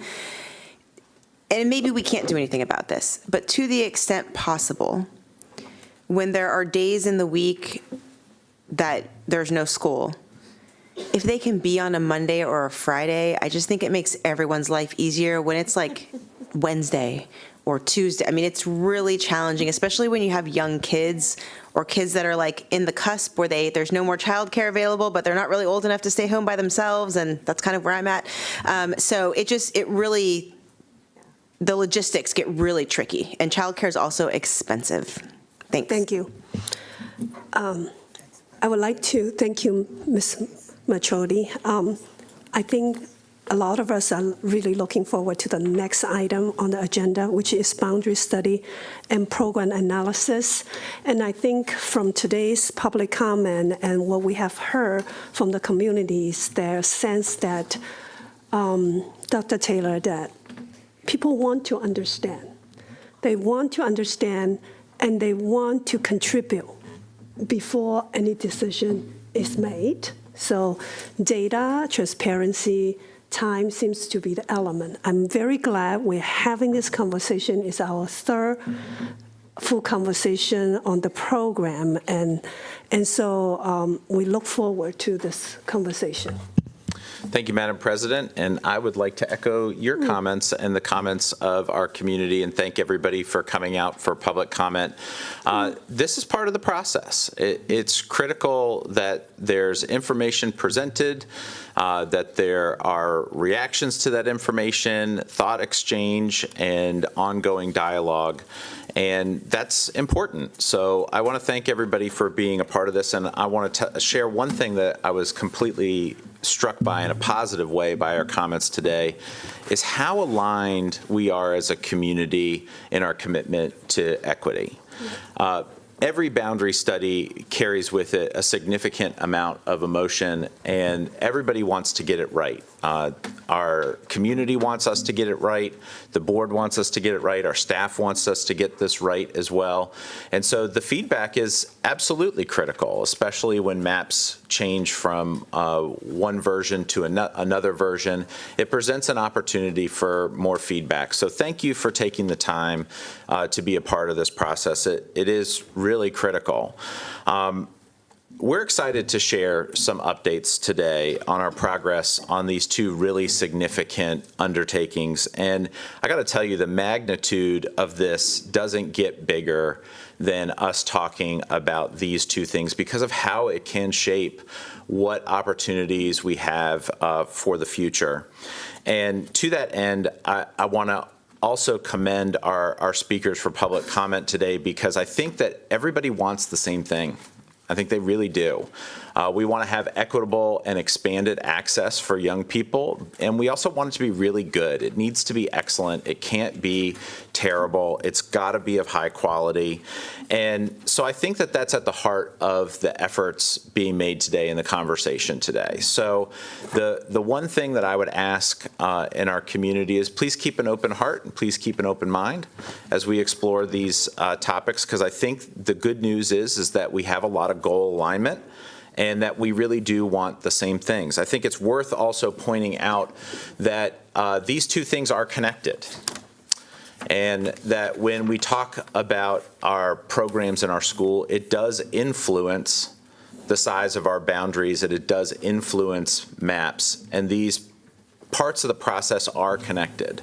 And so it doesn't mean that we can't amend processes and that we can't look at other opportunities. We absolutely can. But there is an opportunity here that is worth extending a little extra effort for us to think about how this all fits together in one big picture and what this could look like in one big picture. So to that end, our goal is really simple. It's to design a system that works for the whole, that is equitable, efficient, and student-centered on opportunities and expanding those opportunities for young people. And in that process, we might have to give a little to get a lot. In each step of the process, we are learning, we're refining, and improving. So what I hope folks see is a genuine effort for us to make this better. Today, the team will share where we are now and where we think that we're headed, and how this work will expand opportunities for every child. The staff and the community feedback continues to shape both the boundary studies and our program opportunities. This is thoughtful work. It's ongoing, and it will take continued collaboration. And I got to tell you, I welcome that continued feedback and that continued collaboration. Something that I hear a lot is that a lot of these ideas are preconceived and that everything's already decided and everything's already made up, and that's one narrative. And then another narrative that I frequently hear is nobody knows what's going on and you're making it up as you go along. Well, you can't have it both ways. So I hope what you see is that this is an iterative process and that feedback is really being taken very seriously. So at the same time as all this is going on, there's a real sense of urgency. We've heard the calls to slow down. We take that very seriously as well, and we understand the instinct. This work is complex and important, but we also know that delays have a cost, and every year that we push something off is a year that we go without an opportunity. Every year that we wait, more students remain in a system where access and opportunity depends an awful lot on where you live and what you are willing to do versus what you have access to. And that's why we must make a system that improves our standing and really does give more opportunities closer to home for more students, not take anything away from anyone. So with that, we are moving with careful and due diligence towards this purpose. The board had insisted, as we initiated this process, that we keep equity at the center of this work, and that's exactly what we're doing. So we're going to talk about this in two parts. The first part is going to address the boundary component and give an update on the status of where we are with that. And then we'll examine where we are in terms of the program work and program development part of our program analysis. So with that, it's my pleasure to turn things over to our Chief Operations Officer, Adnan Mamoon, and our Chief Academic Officer, Mrs. Nikki Porter, to continue with the presentation for today. Good afternoon. Thank you, Dr. Taylor. As Dr. Taylor has already talked about what we are going to be talking about today, we're talking about them together because they're definitely, both the program study and the boundary study are linked. And then we will share with you the assumptions that are shaping both efforts and foundational structures. And then we'll give you an update on the boundary and then program update, as well as talk a little bit about the process. Next slide, please. So before we start today's update, I would like to acknowledge the tragic accident that happened last week involving one of our students.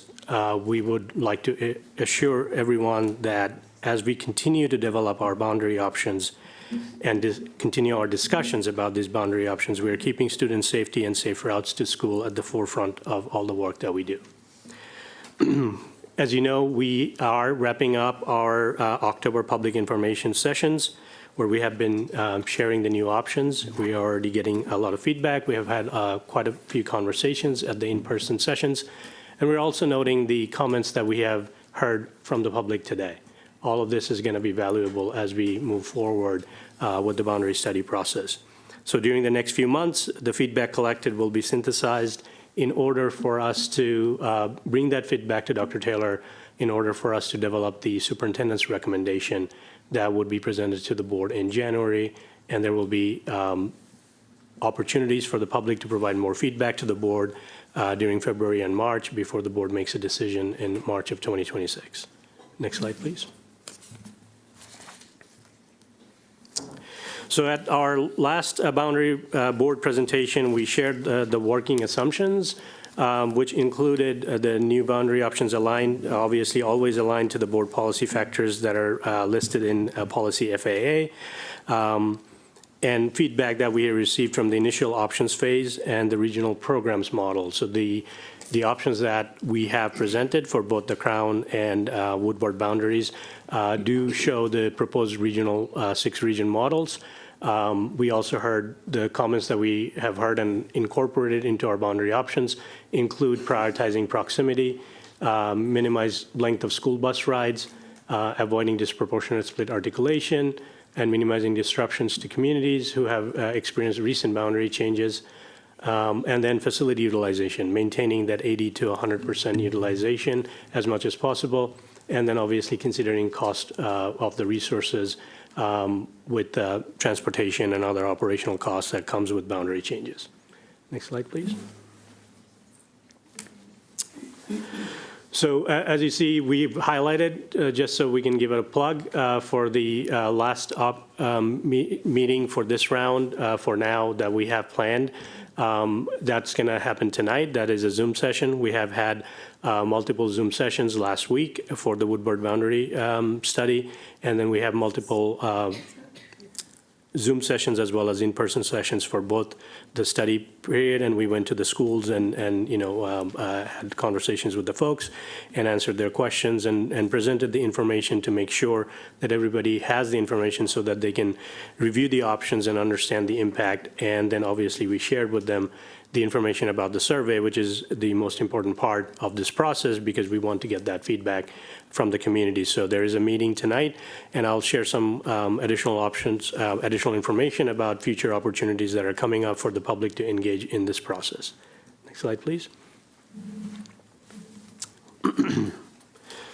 So we're working with many of our internal and external partners to share the information and gather feedback that may not be easily obtained from a traditional survey. We're keep being mindful of that.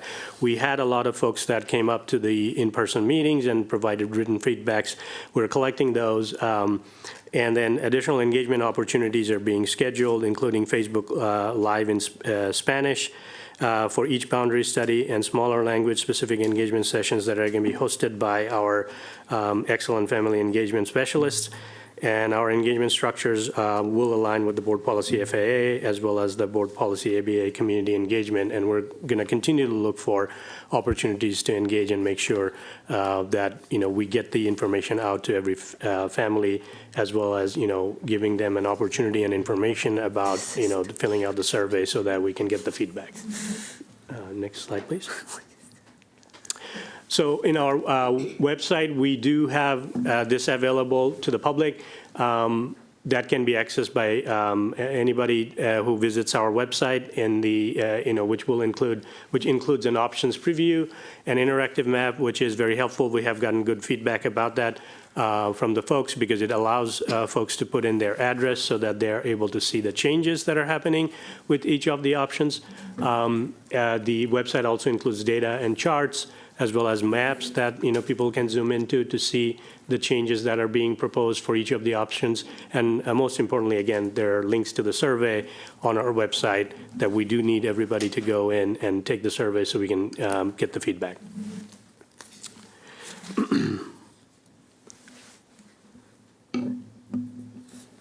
Next slide, please. I'm sorry. So next steps in the boundary study process, as I said, I've been saying, we encourage all our community members, families, and staff and students to provide feedback via the survey after taking the time to review all the accompanying resources. We also would like to come back at a future board meeting to provide detailed transportation maps that are based on both the program and the boundary options. We will share that information at a next board meeting. And now I'll pass it back on to Dr. Taylor. Thanks. If you could advance the slide. I just want to take a second to talk about some opportunities that have presented itself in reviewing a lot of the feedback regarding the Crown Boundary Study. And this is a reflection of some changes in our circumstance. On Monday evening, I had the opportunity to present to the Board of Education a proposed capital improvement program that's pretty ambitious and that tackles a lot, not even close to all, but a lot of our facility needs, and sets us on a path where, sadly, in 2 decades, we might be back to a place where we are maintaining our existing portfolio of schools. We really have found ourselves in a very adverse situation. In reviewing information tied to our capital improvement plan, we really identified a couple of really significant issues that do dovetail with this boundary study. One of the significant issues is we have a couple of really big high school projects that are on the horizon that have a pain point. And those big high school projects are Magruder and Wooten that definitely need refresh and significant renovations to get up to a great state. And something else that we identified in that process is that we don't have any secondary holding schools in which to place those schools if we were to do that work. Additionally, we also uncovered enrollment projections that show us going in a very different direction than what we're accustomed to. We're used to being a community of growth, and we're actually experiencing some decline. If you could advance the next slide, please. So we have been taking that feedback in from our community. We've been looking at some of the split articulation that's been created and as part of this Crown Boundary Study. And we would like to consider another alternative for the board's consideration. So part of the confounding pieces that are tied to this is that when we made an agreement with the city of Gaithersburg to have some land in exchange for the construction of a high school, we were in a very different place than we are today. We were in a place where enrollment was looking in a very different direction than it is today. So consequently, and if you could advance the slide, what we would like to do is we would like to explore the idea of potentially making Crown a holding school for a few years while we continue to assess our enrollment projections and while we are working to construct some of these large high school projects. There's a desperate need in our county, both down county and up county, for us to have secondary holding facilities for the purposes of school construction. We are experiencing an enrollment change, and to be responsive to that and make sure that we are fully utilizing our buildings to their highest and best value. This makes a lot of sense. That being said, it can make a lot of sense and still be a terrible idea. We have plenty of those too. Matter of fact, we kind of brand those sometimes in MCPS, things that make a lot of sense but still going to be terrible ideas. To that end, we'd still like to explore this option. There's some work that we have to do with our partners at the state to make sure that that this is a project that's being funded the way that that it should, and so that we can optimize the dollars appropriately, both in state and local revenue. And if we were to go down this road, it would necessitate the board considering a change to the scope of its Crown boundary study. And so we'd have to come back to the board for a whole new conversation about whether or not to amend your boundary study scope to include this as a potential option. Some of the upsides that we've identified is that we could, instead of building Damascus on site while students were there, we could have Damascus housed in a holding facility, which would be a lot safer and certainly would give our kids ample room in that facility and assuage a lot of the boundary concerns that of adding additional students. And it would also queue us up for the opportunity to have our students off-site at Magruder while we were refreshing, and also queue our students up at Wooten to be off-site while we were doing construction. That being said, this requires a ton of community feedback if we were going to present this option. So we do need a couple of weeks to talk to our state partners before we'd even be ready to bring this back to the board for consideration. And if it was something that the board wanted to explore through consideration, we would ask for a vote, and then we would put it out to the community in the form of maps and some changes. This is a pretty significant adjustment, and a pretty significant adjustment in the middle of a pretty protracted process. At the end of the day, we are talking about things that will transpire 2 whole years from now. And there's more than ample time for us to make adjustments as we need to, but we also want to keep the board on schedule for your decision points, because it does help us and it does help our families in terms of how they think about next steps and what happens next. So with that, I want to leave this here and pause for a moment. If you could advance the next slide. And just say that this is something that the board should consider and take a look at as to even if you want to go down this road. And if you do, you know, we're certainly looking for your comments and feedback. And this is also kind of the break point before we switch over to programs for you to ask questions of Mr. Mamoon and the operations team too. So, Madam President, I'm going to kick this back to you to lead some board conversation and discussion. So, colleagues, we have a presentation of 95 slides. I ask you to keep your comment very brief and direct, one round. I'm going to look to my left right now. Okay, Ms. Rivera. Can I ask questions now? Yes. Okay, one. good. Well, none of them are asking questions, so I should be able to ask a couple. Four. So, it's a 95-page slide. No, I know, but you have and maybe you can opportunities. answer later, but I have a duty to ask the questions that the community has, so I will do that. When would the in-person meetings be for Kennedy High School and for Wheaton? So we'll work on the schedule and we'll make it public and make sure everybody's aware of it. We haven't set those dates yet, but. Okay, I appreciate that, because although I appreciate that you're having them at BCC is not changing pretty much in these studies. So Kennedy and Wheaton are, and I think it's important to have those in person with those communities. I know you had one in May, but there's a lot has happened since May. So if we can do that. I'm also looking at Clarksburg High School. I don't see anything at Clarksburg High School. I would like you to consider that, because with what the superintendent just said, there will be a lot of changes going on, so I just want to be cognizant of that.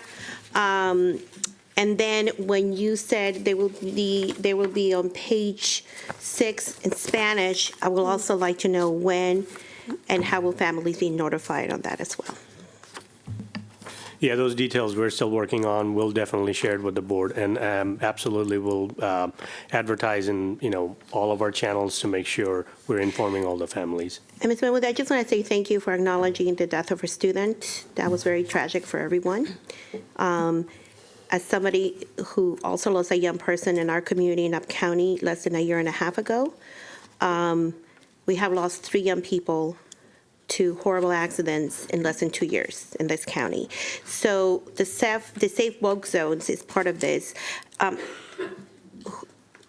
I don't know the question to this, but who is in charge of the safe walk zones within MCPS? Is that under Transportation. I know it is, but like who and is that, and maybe this is discussion for later on, but I think we seriously need to look at being on the same page and having communication with the people in the county. Although I appreciate their efforts, I really don't see their efforts Up County at all. I appreciate having the nice zebra and giving out the crayons, but I think there needs to be a little bit more of coordination on safe walk zones for our kids to go to school. It would be amazing if every principal, before they started school, they will get a report on all the issues that happen in their area during that period, so they could share that with their community. Because I as much as I want to believe that, we all should be able to walk and bike to school, I can tell you in Napa County, that is really not really possible. Everybody's in a hurry. People really do not put attention to pedestrians. It's just the reality. So I would just, just for the future, I know that's part of it, but I think we need a bigger conversation. And you can let me know offline who that person is, because I think that's a very important part of our boundary study and ensuring that our kids are able to walk to school safely. And if there are parts where they're not, I think we owe it to the public to let them know what areas those are, and just work with our other partners in the county government to ensure they do become safe. Thank you. Ms. Montoya. Thank you. I'm really concerned about the lack of meaningful opportunities for some of our community members to engage about boundaries and other things. And some of our folks who came to testify today highlighted some of those in the name of the study. If it's called a Woodward study, I'm not sure if I live way over here in East County that I would even think I need to pay attention. And I can appreciate all of the efforts that we have made, and I don't want to minimize those. And I know Ms. Garcia is not here, but she has also made a lot of efforts in the community and unique things as well. But it's not working. And so at some point, no matter what efforts we put in, even if we can check all these different boxes, we did this social media or we did these, messaging. No offense to anyone who showed up here today, but I don't see a lot of people coming to testify or give input that look like me, or that look like Ms. Wolf, or that look like Ms. Rivera-Oven, or Ms. Silvestre, or Ms. Malou. And that is very concerning to me when I look at these map options and I see that the communities that are going to be impacted do look like those of my colleagues that I just mentioned. And I also get concerned that we seem to be hyper-focused on our high school students and families, but it's actually the middle school families that are going to be the first families to bear the brunt of this. And I say this as a middle school family. And who's talking to us and who's talking to our middle school students who have a lot to say, right? And even our upper elementary school students. And so I get concerned when I see that people from my community just get a Facebook Live, but we're having in-person sessions at a school that is not even going to be impacted like BCC. And no slight to BCC. It's a great school, great place to host a session, but not if it's not going to impact your community. Who can get there, especially at the times that they're happening during the week, in the evenings where parents are trying to get their kids to and from, make dinner. Some parents are working, their second job maybe their third. So I can appreciate, and I did request that we have some in-person sessions in that area, and I appreciate that you're looking into Kennedy and Wheaton. But we're kind of late to the game, right, on that. We're heading into the holidays. I mean, once November hits, right, everyone's kind of like, right, in terms of the community, we're doing other things, and there's a lot going on. And so I'm really going to be looking for what are we going to do there, because there are a lot of families who don't even realize this is going to impact them, let alone, so, I mean, if I was there, I wouldn't even pay attention to the message. What does that have to do with me? I don't even know that has anything to do with me, right? But it does. So I'm looking forward to that. And then I also want to echo about the idea of the safe walk zones. We've obviously had some very tragic things happen to some of our students, and in addition to the student most recently, but we had a young teenager who was killed crossing the street in Kensington, right? So sometimes when our county highlights what are safe walk zones or not, I have to wonder what they're looking at, because I personally live on a street where my portion of the street has no sidewalk. And people speed through there all the time. But there is just one block up, there is a sidewalk. So someone might say, well, that's fine, it's safe, your child can walk up the street to the local elementary school, which is only 2 blocks away, where they should be able to walk, but they can't, because they can't even make it out my front door. So I just, in terms of talking about what is a safe walk zone, understandably, we're going to be relying on information from the county or our state partners, because also some states are state highways, some states are county, roads and things like that, and that complicates things, and I know that. But just to make sure that when we're representing to the community that this is a safe walk zone, what does that mean? Does that mean if there's 5 blocks, at least 2 of them have sidewalks? But how do you get to the 2 sidewalked blocks if we can't get out the front door? So just so that we're very clear, and if there's nothing we can do about it, then there isn't. I mean, I've been through schools where we've had those safety roads studies, and they take forever. And then you have a meeting, and I'm just going to say from my perspective as a parent, and I was on the PTA then, we're telling them, well, that's not totally accurate, or, well, actually, this is kind of how it works, or, okay, you put in the speed bumps, or you put in the new crosswalk, but people are still flying down this road, and I can think of one in particular because I see it happen all the time, even after they've done all of these improvements. So, Ms. Matoya, you have a request for the staff? Yes, so my request is just to make sure that when we represent to the community what we mean by safe walk zone, that we're clear about what that actually entails so that they don't have the wrong perception, understanding that we may not be the ones that define what safe walk zone is, right? That might be the county or the state, depending on the locale. Thank you. Thank you. Ms. Dorr. I have a specific ask first, because, and this is a testimony that we just heard relates to this, but right now we have kids being in all 4 maps redistricted to Silver Spring International Middle School. I think most of those kids actually go to Sligo Middle School. And then now we just said, oh, we will probably be closing Silver Spring International Middle School and rebuilding these other middle schools. So can we please take another look at the maps to see what we can do to stop so much disruption? So just really quick, not dissimilar to the Crown conversation that I just introduced, would love to have included that as part of our timeline with the CIP.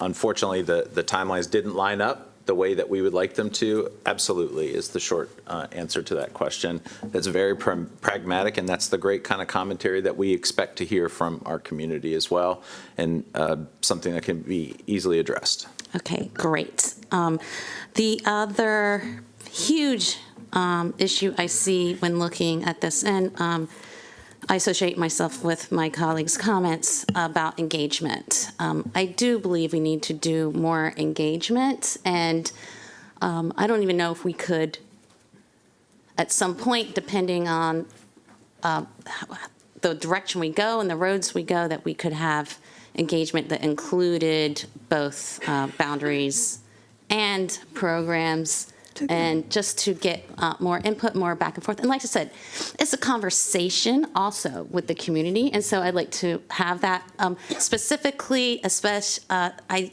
expected to see it in this packet, was the Spanish in-person opportunities that we just had for over, by the way, it's at Eastern Middle School. I thought Eastern Middle School was actually a great place to pick for the boundary since it does affect middle school students. And I don't know if we have, I was expecting to see dates today, but is that coming very soon? Because this is what I saw, because I went to the MAP sessions. I was able to have conversations, and parents would come up to me and have access to flow and access to staff. Do we have dates? Yes, thank you.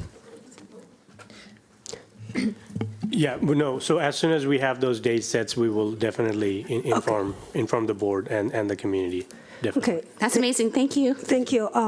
Ms. Mamoon,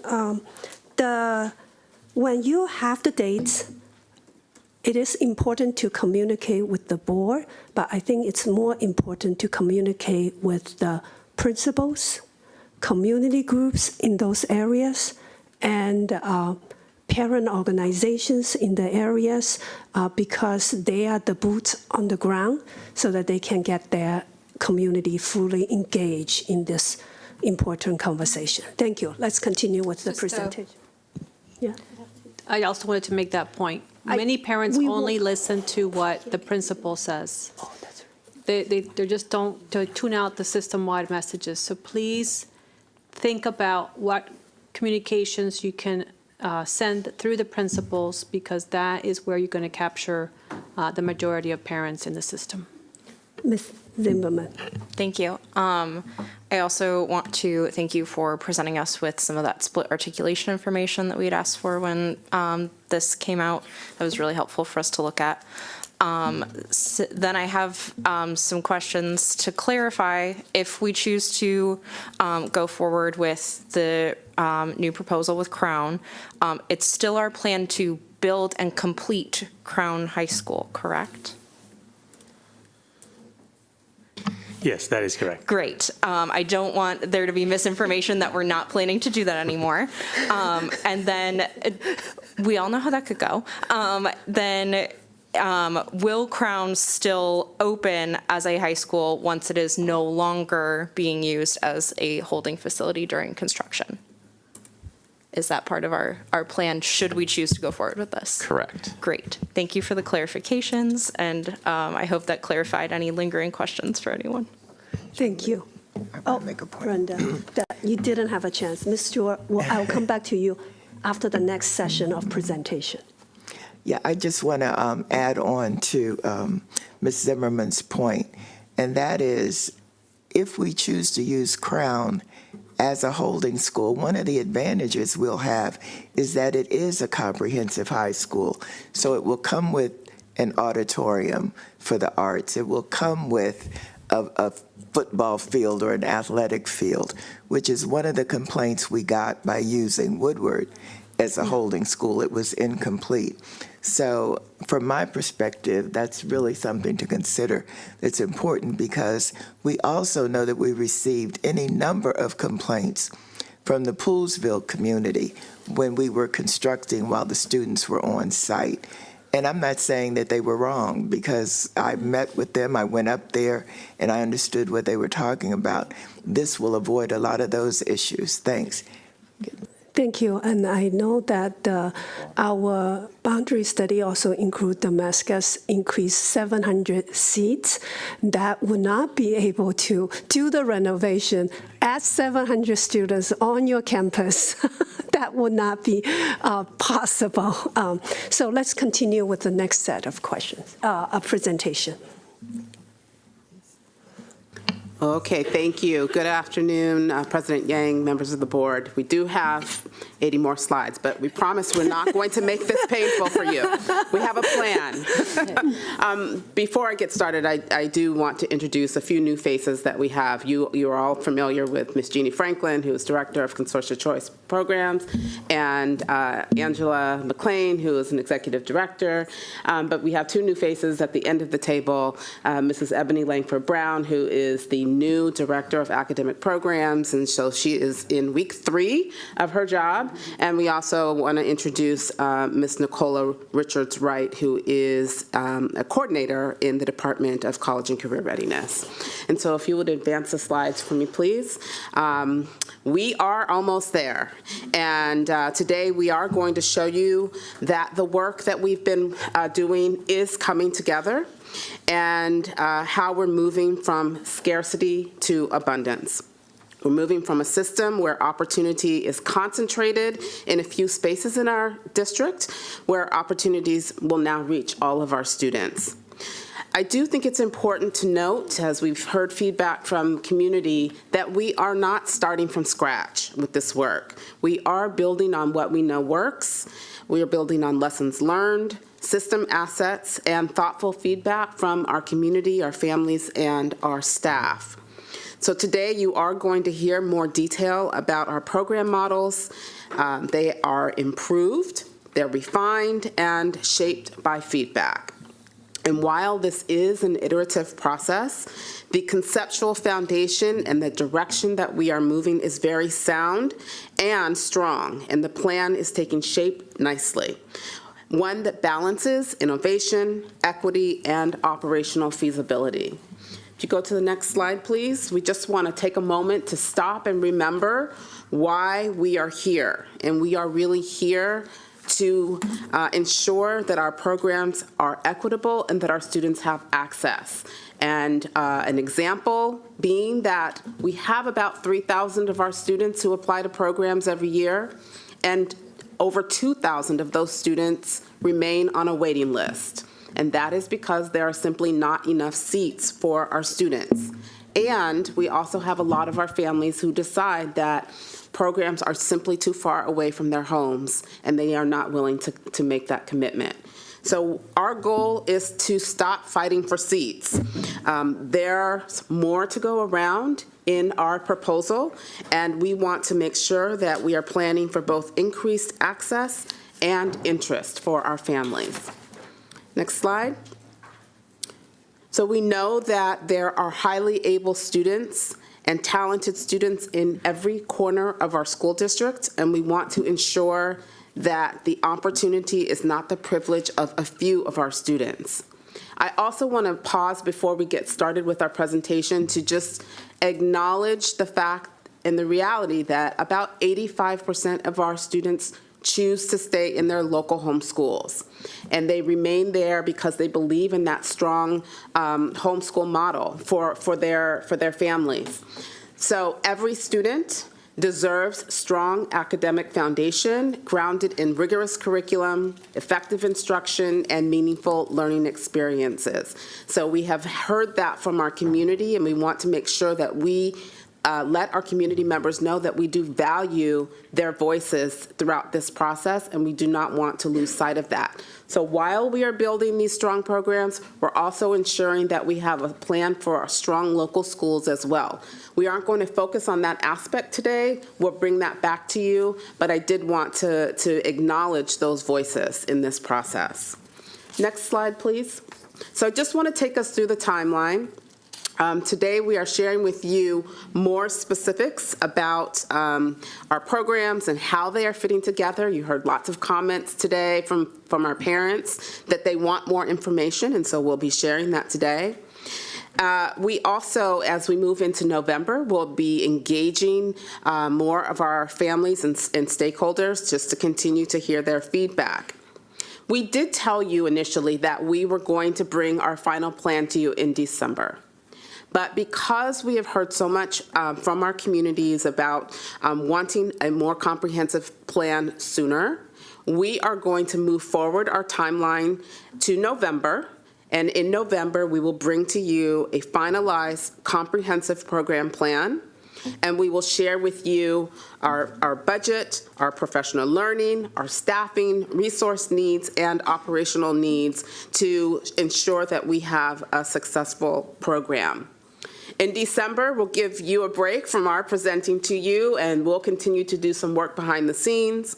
But in January, the superintendent will bring forward a combined boundary and program plan for your vote in March. We do want to also just acknowledge that assuming all goes well in the fall, our current 7th graders who will be in 8th grade next year, at this time next year, would be applying for a program that, to be in their high school year. So that is the timeline that we are working under as we move forward. So at this time, I'm going to turn it over to Ms. Franklin to continue. Good afternoon, Good afternoon, everyone. Thank you for having our team back. So we can go to the next slide. So this is a refresher of the 5 themes that were put forth by the design team, who used information from over 10,000 individual feedback submissions from students, staff, parents, and community members. These are the programs that all students should have access to. There is an adjustment based on the feedback from the schools and our project team that in the orange section, where it used to say education, that is now part of public service. It still exists, but it's just now been absorbed by public service. We can go to the next slide. Here is an updated map of the 6-region model. This region model reflects the most recent change where Damascus and Quince Orchard High School switched regions. This was adjusted due to boundary needs, and this change also required a realignment of the programs in the 2 school regions. Go to the next slide. So first, happy National Principals Month to our principals. These are 2 pictures of our high school principals engaged in this work. And in August, when we were before you, we shared the initial regional program placements for all 25 high schools, well, all 27 high schools. This placement was based on key data first. Did not have information of feedback or the lived-in experience from the schools at the time.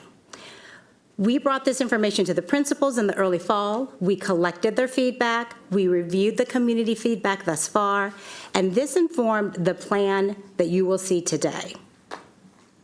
We want to, again, thank the principals for their high interest, their high engagement in this process.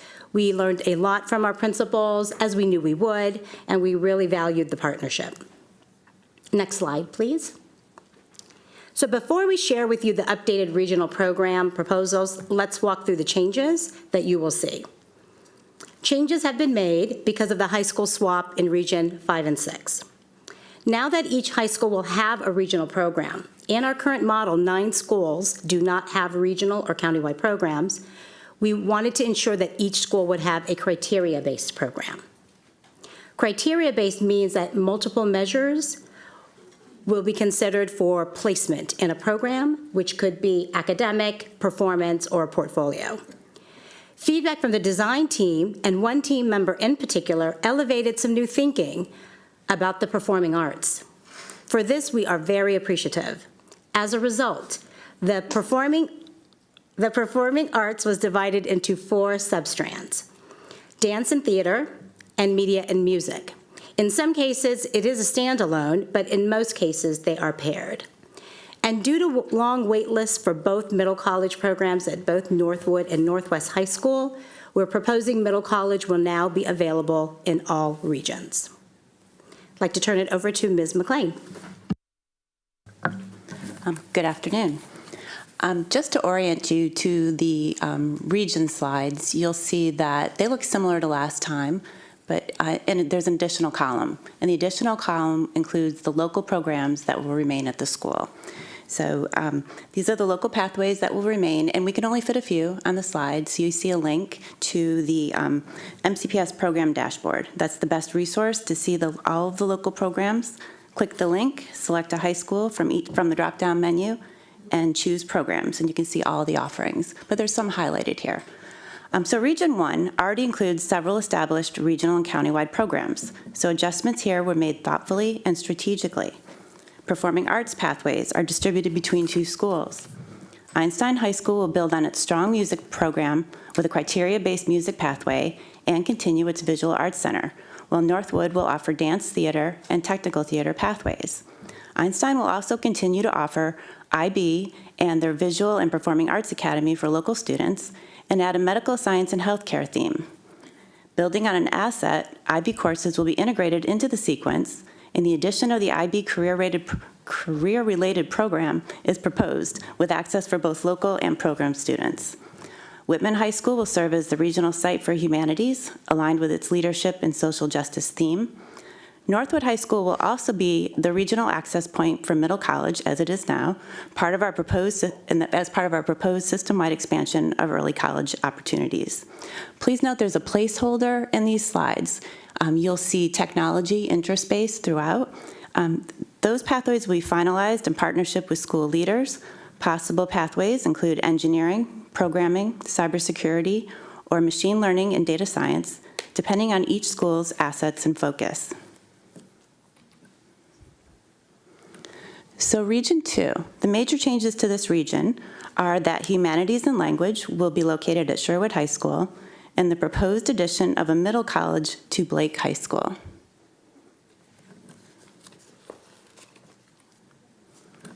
In Region 3, at the new Woodward High School, you'll see the full suite of arts programs, along with the proposed addition of a middle college program.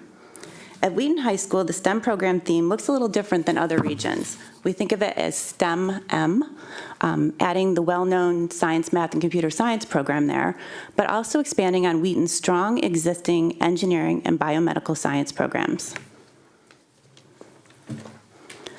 You're going to hear more about Region 4 later, but you will note that the arts programs are distributed across 3 schools in this region to make the best use of each school's strengths. We're also proposing a middle college at Rockville High School, offering students the chance to earn an associate's degree in teaching within the leadership and public service theme. Ms. Yang, sorry. could we ask what, I don't think the whole audience knows what middle college means. Yes. Could you just, Oh, sure. what is It's a dual enrollment program that is on a pathway to a degree. So it's while the students are in high school, they are able to get an associate degree and a high school degree at the same time. And you're offering that in one in every region? We're proposing that we offer one in each region. We have wait lists for the programs at Northwood and Northwest. Thank you. Yep. All right, so we can't pass up on the opportunity to give a shout out to a partner too. This is with Montgomery College, and Montgomery College. The fact that it is such an attractive program, it's very high demand and offers a great opportunity to kids who are really trying to accelerate in a handful of areas. Our previous student member of the board took advantage of dual enrollment programs through Montgomery College and really benefited from that opportunity and the independence that it brought. So we didn't want to miss the chance to include that in every region because the demand definitely calls for it. And it's a great financial help for families because you do get 120 college, you get 60 college degrees out of credits out of it. Yeah. Thank you. Please continue. Sure. Okay, Region 5. So program themes in Region 5 and 6 were realigned to reflect the switch of Quince Orchard and Damascus high schools between regions. Because of this change, these regions look a little bit different than the last time we brought them to you and include several new program placements. We're still working to incorporate all of the principal feedback, but here are some highlights of what's in the current draft. Crown High School as the location for the Medical Science and Healthcare program. However, this may be adjusted given new updates. Gaithersburg High School hosting the Science, Math, and Computer Science regional program. Watkins Mill High School, the addition of the Middle College program, in addition to the Regional International Baccalaureate program. And Quince Orchard High School for the Humanities regional program. And just a reminder that the local programs that remain are listed on the right side of the slide. Region 6 looks a little bit different too, due to the same realignment, and additional adjustments may follow as feedback continues. There's a little error on this slide. World languages is not shown, but as in other regions, we're typically aligning them with humanities to allow students to complete a world language concentrator as part of the humanities program. Poolesville High School continues to house 3 long-standing, high-demand, criteria-based programs. And Poolesville really illustrates how the boundary studies, facility utilization, and program planning work together. The renovated building has capacity for additional students, but geographic barriers limit full enrollment. Expanding access to these Poolsville programs helps ensure that the building and these strong programs are fully utilized. Poolsville has a record of excellence with these programs, and we want to build on that success as we strengthen regional access and opportunity. So over the years of supporting the programs and admission, we have tremendous learning about what not to do. And at this historic moment and opportunity, we are certainly going to use these lessons before us to do this right. I just want to highlight a few key non-starters. To develop strong regional programs, we need to commit to regional fully. We learned from the past that maintaining a countywide option while building regional program dilutes resources and results in perception disparities. Countywide models at one time in our history were necessary. And at this time, we were able to resource it because there were limited program options across the county. Now with more options, it is revealed that they require tremendous resources. Additionally, based on our student access data, the composition of students are more reflective of regions, not countywide access. Additionally, we have countywide programs with limited to no transportation. This is not equitable. Regional models are the way to go. They broaden opportunities. Central transportation can be allocated to all programs in this model. And students who were once squeezed out of the application process because there really wasn't access, it was too far, there was just tremendous distance, or there were entrenched patterns of students and staff internalizing that their students were just going to be picked for a program, stopped applying. In this regional model, these can now be realized. Students can reapply.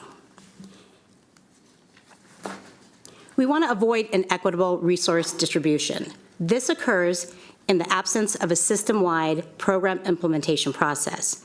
As we've shared, the programs we've been implementing over the past 50 years have been ad hoc, multi-layered, and they've been motivated by different efforts, different initiatives, and they occurred at different times. All well-intended, but unintended outcomes such as varied and inconsistent resource distribution, varied implementation practices, and a lack of a systems approach, we need to correct that.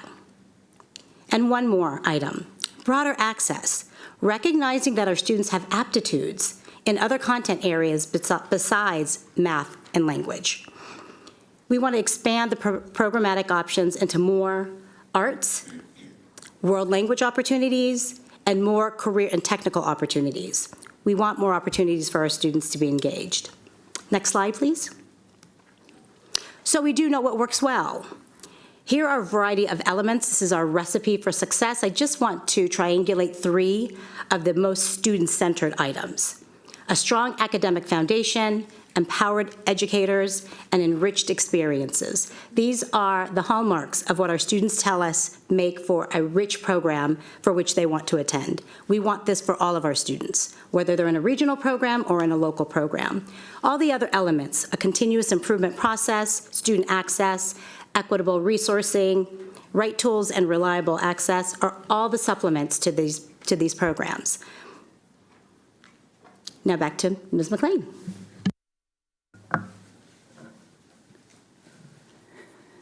So great regional programs engage students in in-depth coursework aligned to both their interests and future opportunities, connecting what they love to learn with what they can do in the world. They provide opportunities to connect classroom learning to real-world application, ensuring students gain the knowledge, skills, and experiences needed to succeed in college, career, and life. In our great programs, students can earn college credits, industry certifications, or other third-party credentials, including AP and IB exams, validating their readiness for next-level learning and employment. Great programs foster a supportive learning community where students are known, challenged, and encouraged to grow through mentorship, advising, and shared experiences. The world our students will enter is changing rapidly. To thrive, students need experiences that prepare them for both higher education and a dynamic world of work. By blending academic rigor with career relevance, programs empower students to make informed choices about their future and to pursue personally and fulfilling post-secondary pathways. In the arts, for example, students can earn a technical credential while refining their craft and preparing for college-level study.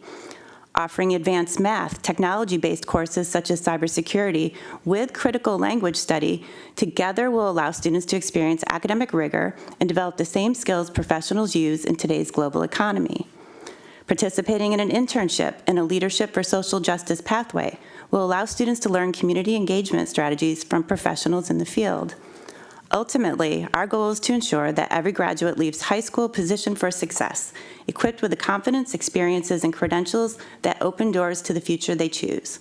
And this applies not only to our programs, but to what makes a strong local high school. It's my pleasure to turn it over to our new director, Ebony Langford Brown. Thank you. So what will the regional model look like for our students? Let's take a look at an experience of a student in Region 4. As stated, Region 4 includes 4 high schools: Richard Montgomery, Rockville, Churchill, and Wooten. An 8th grade student in this region has many pathways to success. Let's talk about Anita. Anita is a rising 9th grade student whose home school is Churchill. In Region 4, she finds she has an abundance of choices, some at her home school and others within a reasonable distance. At Churchill, Anita has access to meaningful learning experiences, including dual enrollment, broadcast media, and computer science. She also has access to the school's technology, engineering, and math signature program. Anita wants to be a doctor. She considers the signature program at her home school and the science, math, and computer science program at Wooten, especially for the access to higher level science classes. She would like to pursue science classes with a medical focus. She ultimately decides to apply to the medical science regional program at Rockville High School because she likes that it's both college and career prep focused. She has the opportunity to take accelerated science courses and earn an industry recognized credential, and she will still have access to classes with students in her program with similar interests and goals. In a moment, Mrs. Richards-Wright will share additional information and details about the program that Anita selected. Before that, I'd like to orient you to the many, many, many slides included in the presentation. Family, students, staff, school members, school leaders, and board members have been asking for more details about the program pathways at each school in each region. Staff in the Division of Teaching and Learning have been working collaboratively with school-based staff to develop comprehensive plans for each of the pathways. Program teams visited schools to view the facility and work with staff in the existing programs to learn not only what programs consist of, but also what makes them special beyond the courses. The plans our teams have developed for each of these program themes and pathways consist of 8 components. The first component is a vision statement for each theme that outlines the focus and objectives.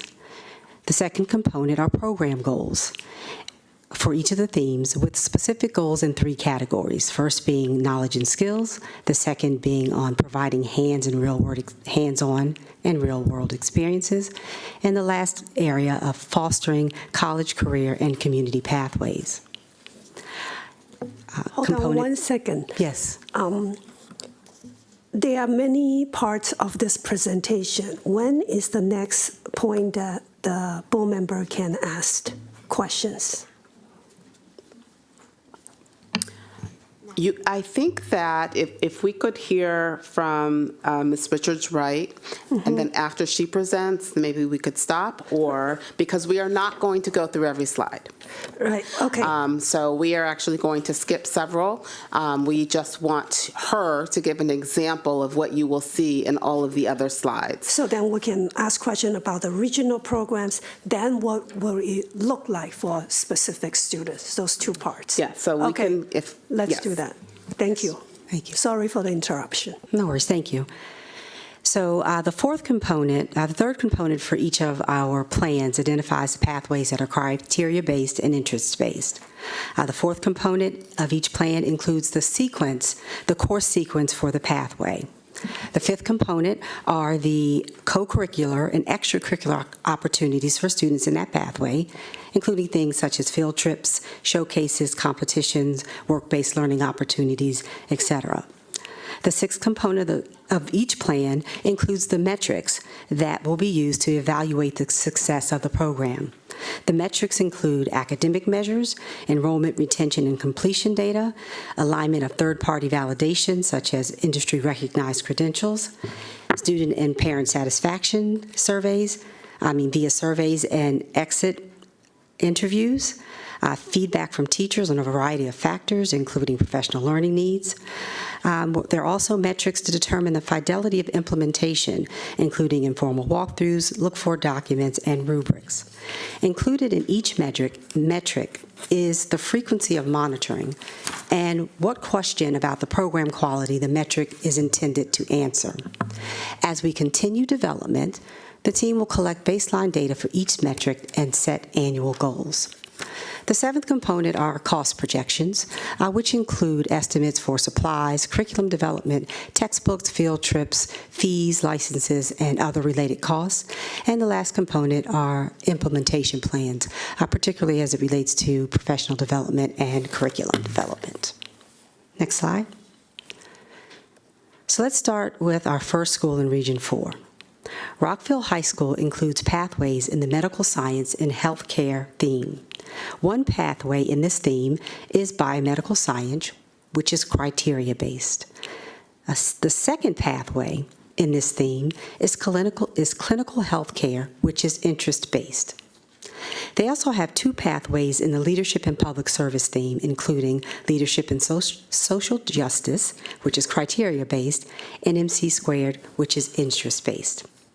On this slide, it lists leadership and the leadership and social justice pathway at Rockville. This is an error. We will be finalizing the programs at Rockville after speaking more closely with the leadership in the building. Mrs. Richards-Wright will now provide a detailed description of the medical science and healthcare pathway plans. Thank you. Good afternoon. I'm Nicola Richards-Wright, Coordinator with Career and Post-Secondary Partnerships. As was mentioned, I will be sharing about the Medical Science and Healthcare Program at Rockville High School. And we want to start with the vision.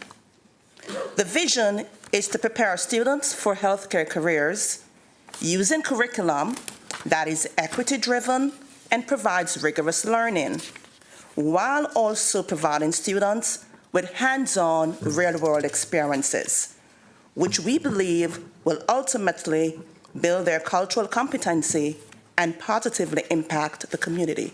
Next slide, please. The program goals are structured around three main themes. The program is designed to help students build a strong foundation in science and healthcare. The students are not just sitting in a classroom. They are immersed in their learning. So they're in labs doing simulations and even getting clinical experiences and/or internships. Along the way, they can earn certifications, take college-level courses, network with professionals in the field.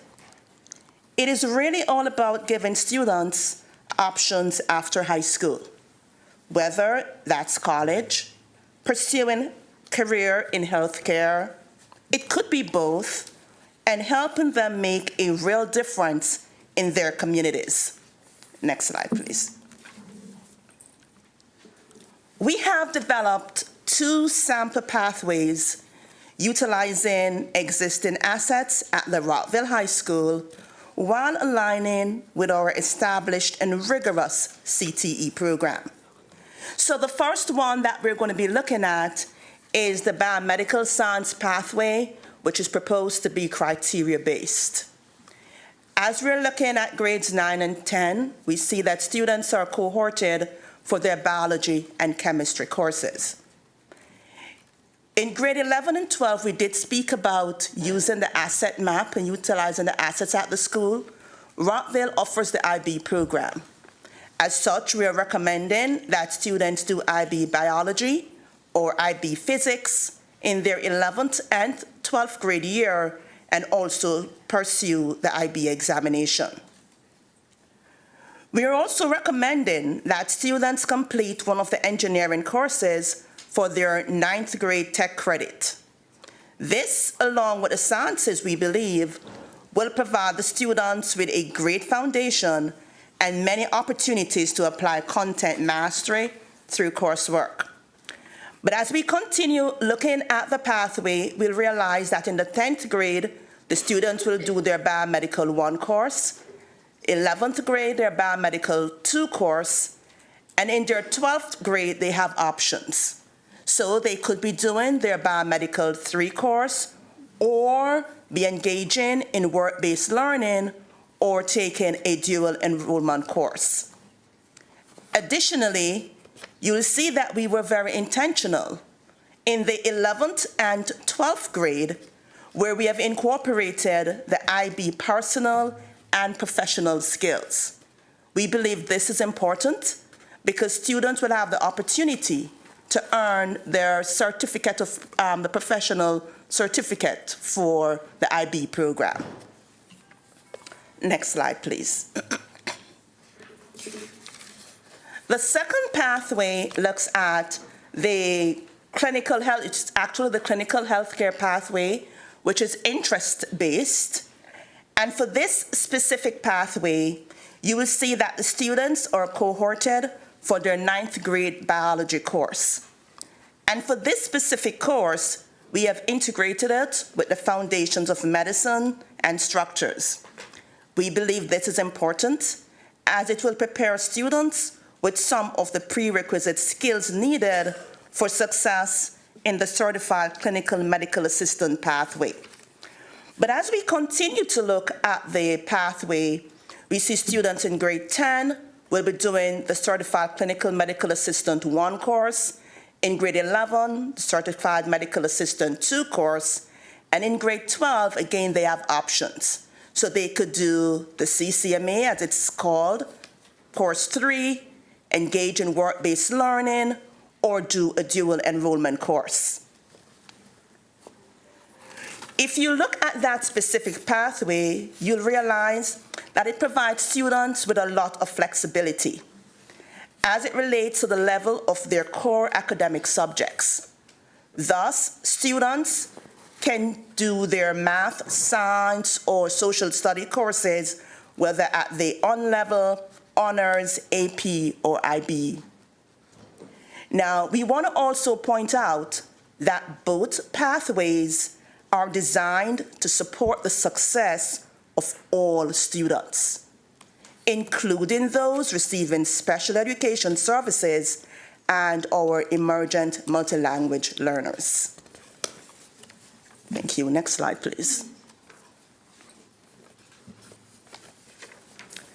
Students in either of these pathways benefit from a variety of meaningful opportunities.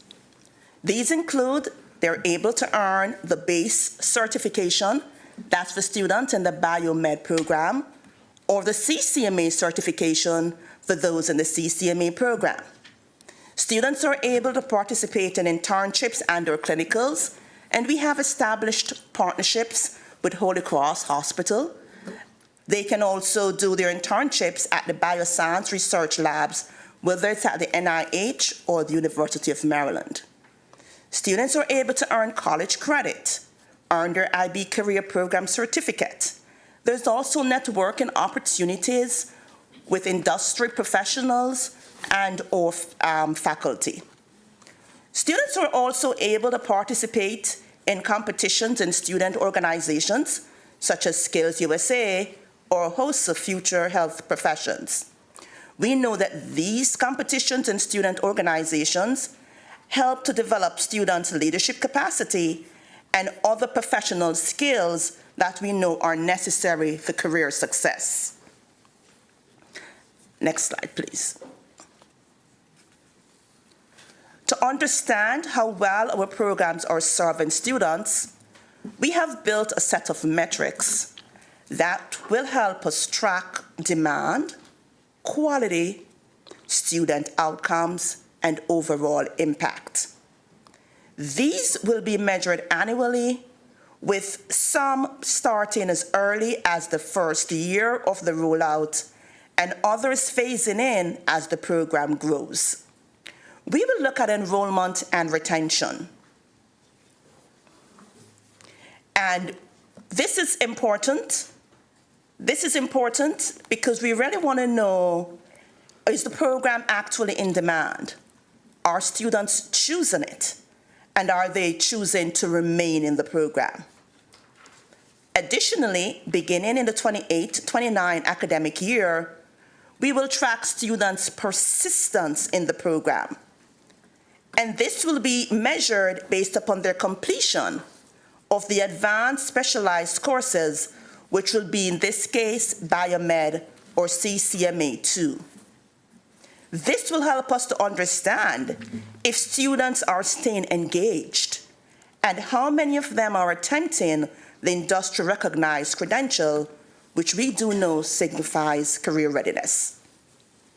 Starting in 2030-31, we will track completion of final capstone projects.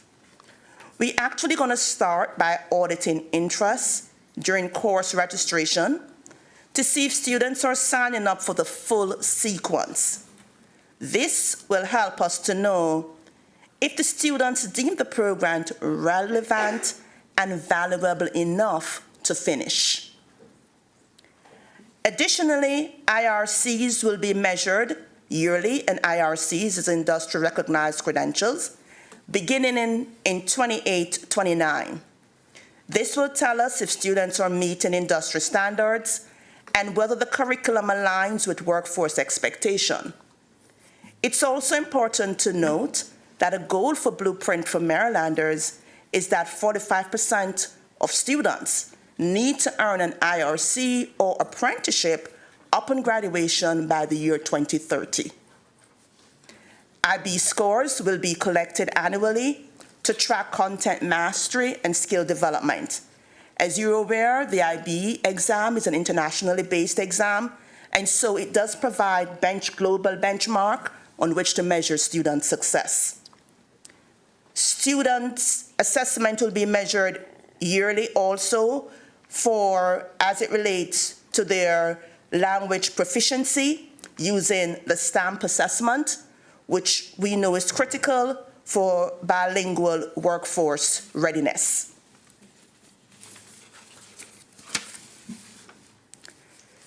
Also, student and parent exit surveys will be launched in 2030 to 2031. That will be the ending of our first cohort. They'll be completing the program. And this will give us direct feedback from families and students on their satisfaction with instruction, support, curriculum, and their overall experience.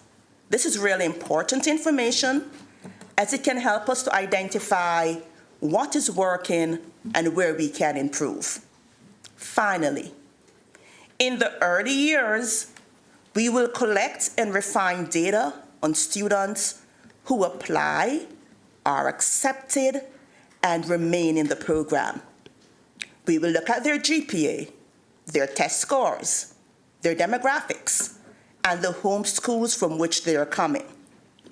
We need this, as this will answer important questions such as, who are we serving? And what is it that the students need to be successful in this program? Thank you. Thank you, Ms. Richards-Wright. We're going to stop you there. As you can see, she has thought very carefully about this particular program theme, and I want to acknowledge the rest of our team back there who has done the same for the other themes. We wanted to give you an in-depth look at what one theme would look like. Yeah. In the presentation are the other themes for this particular region, so that you can see. Our intention was not to go through each of them, so we were going to skip about 30 slides so that you could just see what we have planned. We can stop here for questions. We just want to talk about our thinking around budget, transportation, and community engagement are the last three pieces, so I'll turn it to you. So it's good that we pause here, because right now we're talking about program designs and evaluation. Correct. Then we can go into budget, transportation, and community engagement. All the key component the board has been asking. I'm glad that you are tackling it. I am very pleased to see that you have evaluation criteria. And when you are talking about the CTE, I was a college and career counselor, and we always say, why is the yield rate so low, right?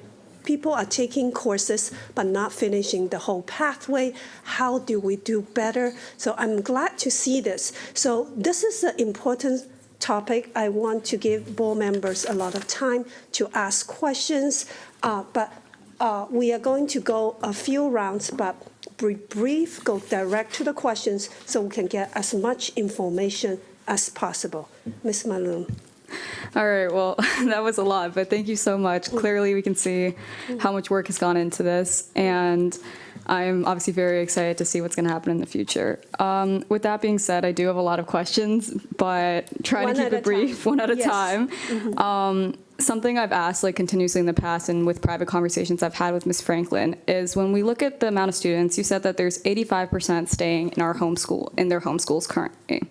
For the students that, for example, are put on the wait list, that they apply to RMIB and they don't get in, they're on the wait list, how many of those students actually end up going to their regional IB after that? Is there a number that you guys have based on that? I have numbers, and I can calculate that for you. Okay, thank you. I actually think that's an important question, too. I wanted to know, for the students that were waitlisted for RMIB, for example, how many of them ended up going to their regional IB program after not getting in? Right. That tells us a lot. Thank you. Great question. Mrs. Zimmerman. Thank you. I really enjoyed to see the slide about engagement with principals and administrators, but I also think it's necessary to do the same with our educators. Some of the people are going to be executing those courses for us. Relatedly, I think some of the asset mapping and things that we've done can, that gives us one part of the picture. I think engaging further with our educators will give us a clearer picture, not just of who is certified to teach those, because being certified and being interested in teaching those courses are two very different things. So I am looking forward to the outcomes from those conversations. Ms. Zimmerman, so I want to understand your question. Your question is, not only we want the data of how many staff is certified in that area, but are they really interested in teaching that area? Correct. Correct. For example, I am certified to teach high school ELD, which is a great endeavor, but it's not personally my endeavor. And I commend those people who do it. I really prefer anyone that is ages 9 and below.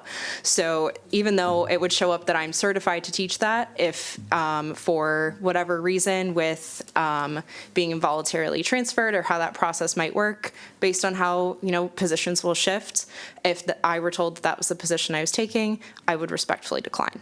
So I don't want us to be stuck in that position where we have a lot of educators that are declining positions that they're certified to teach because they're not interested in doing so.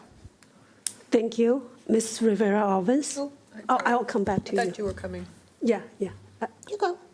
Go ahead. It's okay. We'll go in line. Yeah, we're going the line.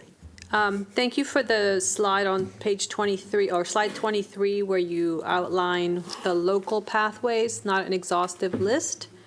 I just want to emphasize my interest in making sure that you don't have to leave your home school, that we have awesome options for kids at their neighborhood school.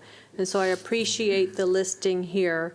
I understand you talked about middle college, but in the regional level, but doesn't every high school student also have access to college level classes at Montgomery College no matter what school they go to? Yes, that is correct. So dual enrollment is available regardless of school or program.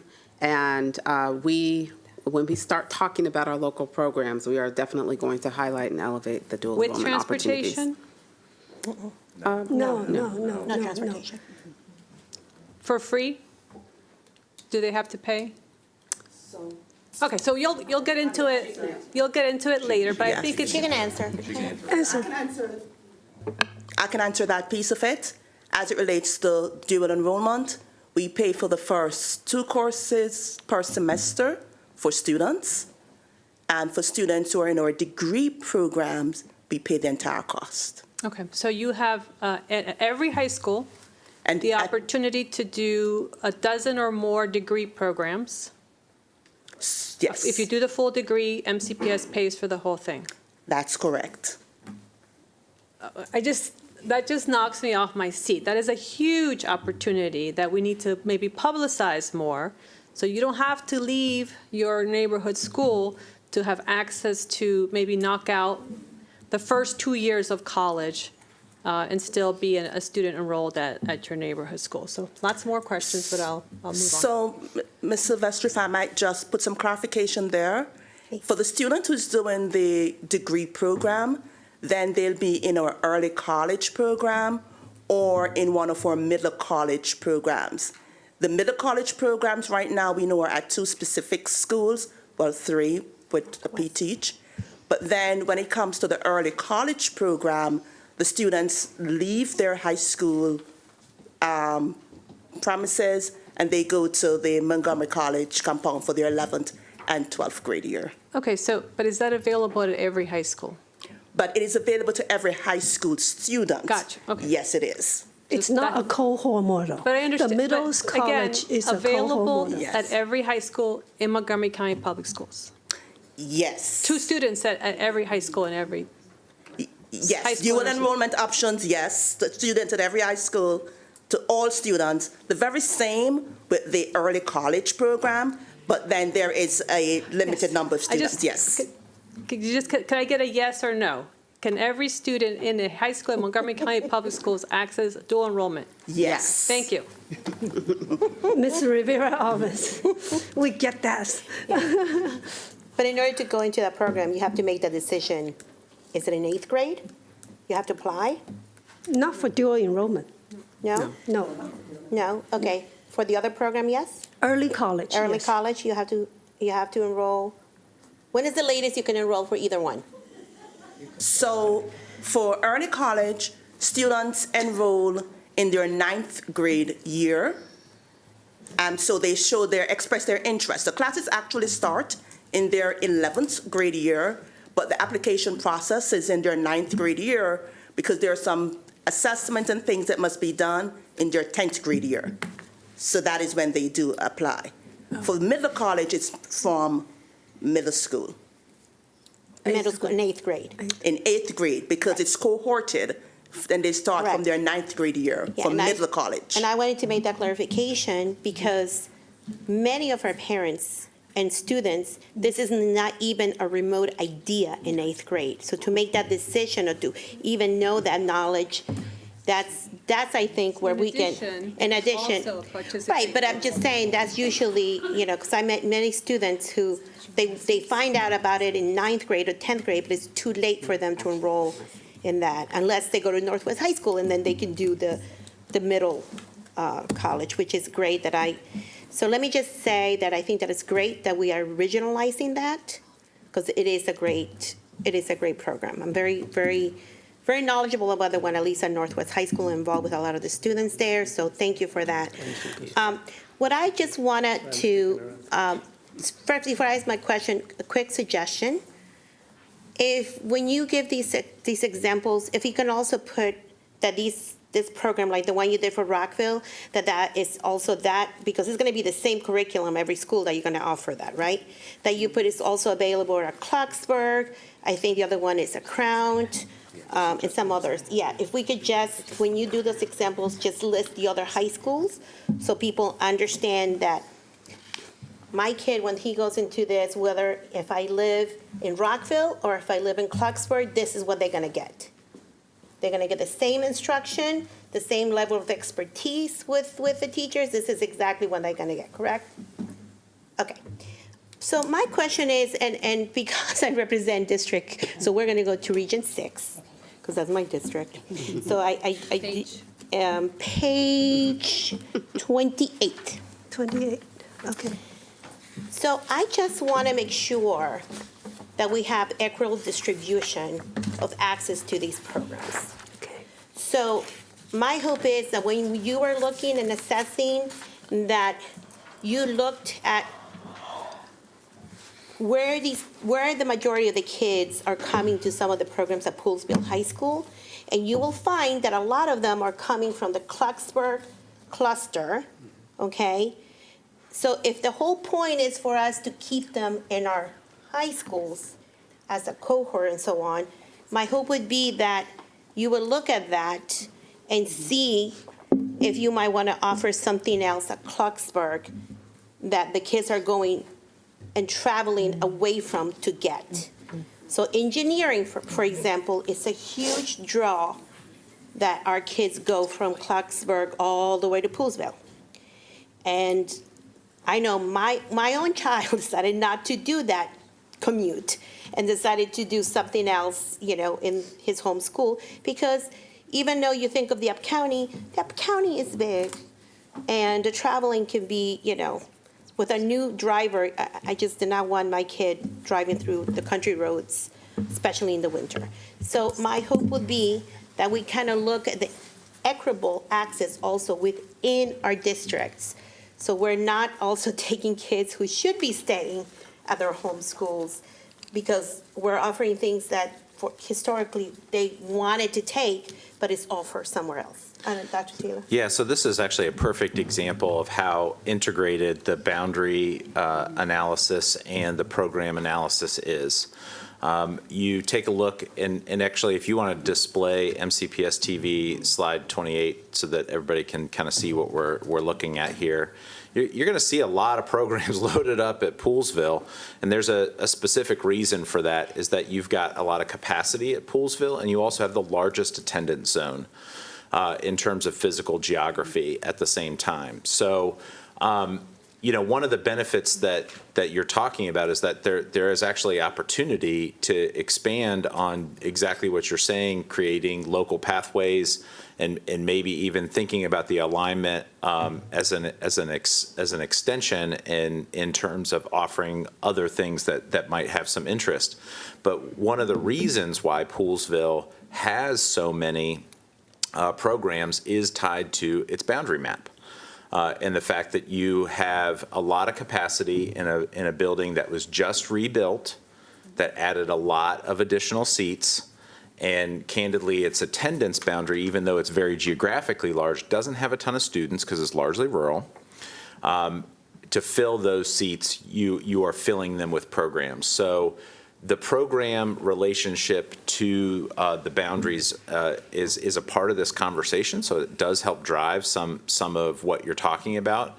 But that's a great suggestion and a great alignment, and it's almost like taking a look at some of those historical patterns of where our kids are going and why they're choosing the programs that they're choosing and where they're from has to be a part of this conversation.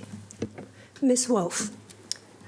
Well, I want to thank you for all this work that you have done on this so far, because I want you to know that in my community, the Black and brown families have been waiting for change, and this clearly represents some change. But I also want to say to the public and to you all, if we're waiting for perfection, we'll be paralyzed. We'll never get it done. Now, I just have one question. We heard today from any number of people that the farms rate will increase at some schools. What kind of supports are we thinking about when that happens for those particular schools? Are we thinking ahead about how we're going to handle that? I'll take that off of this august group's plate, because they, I'm sure, were prepared for other things today.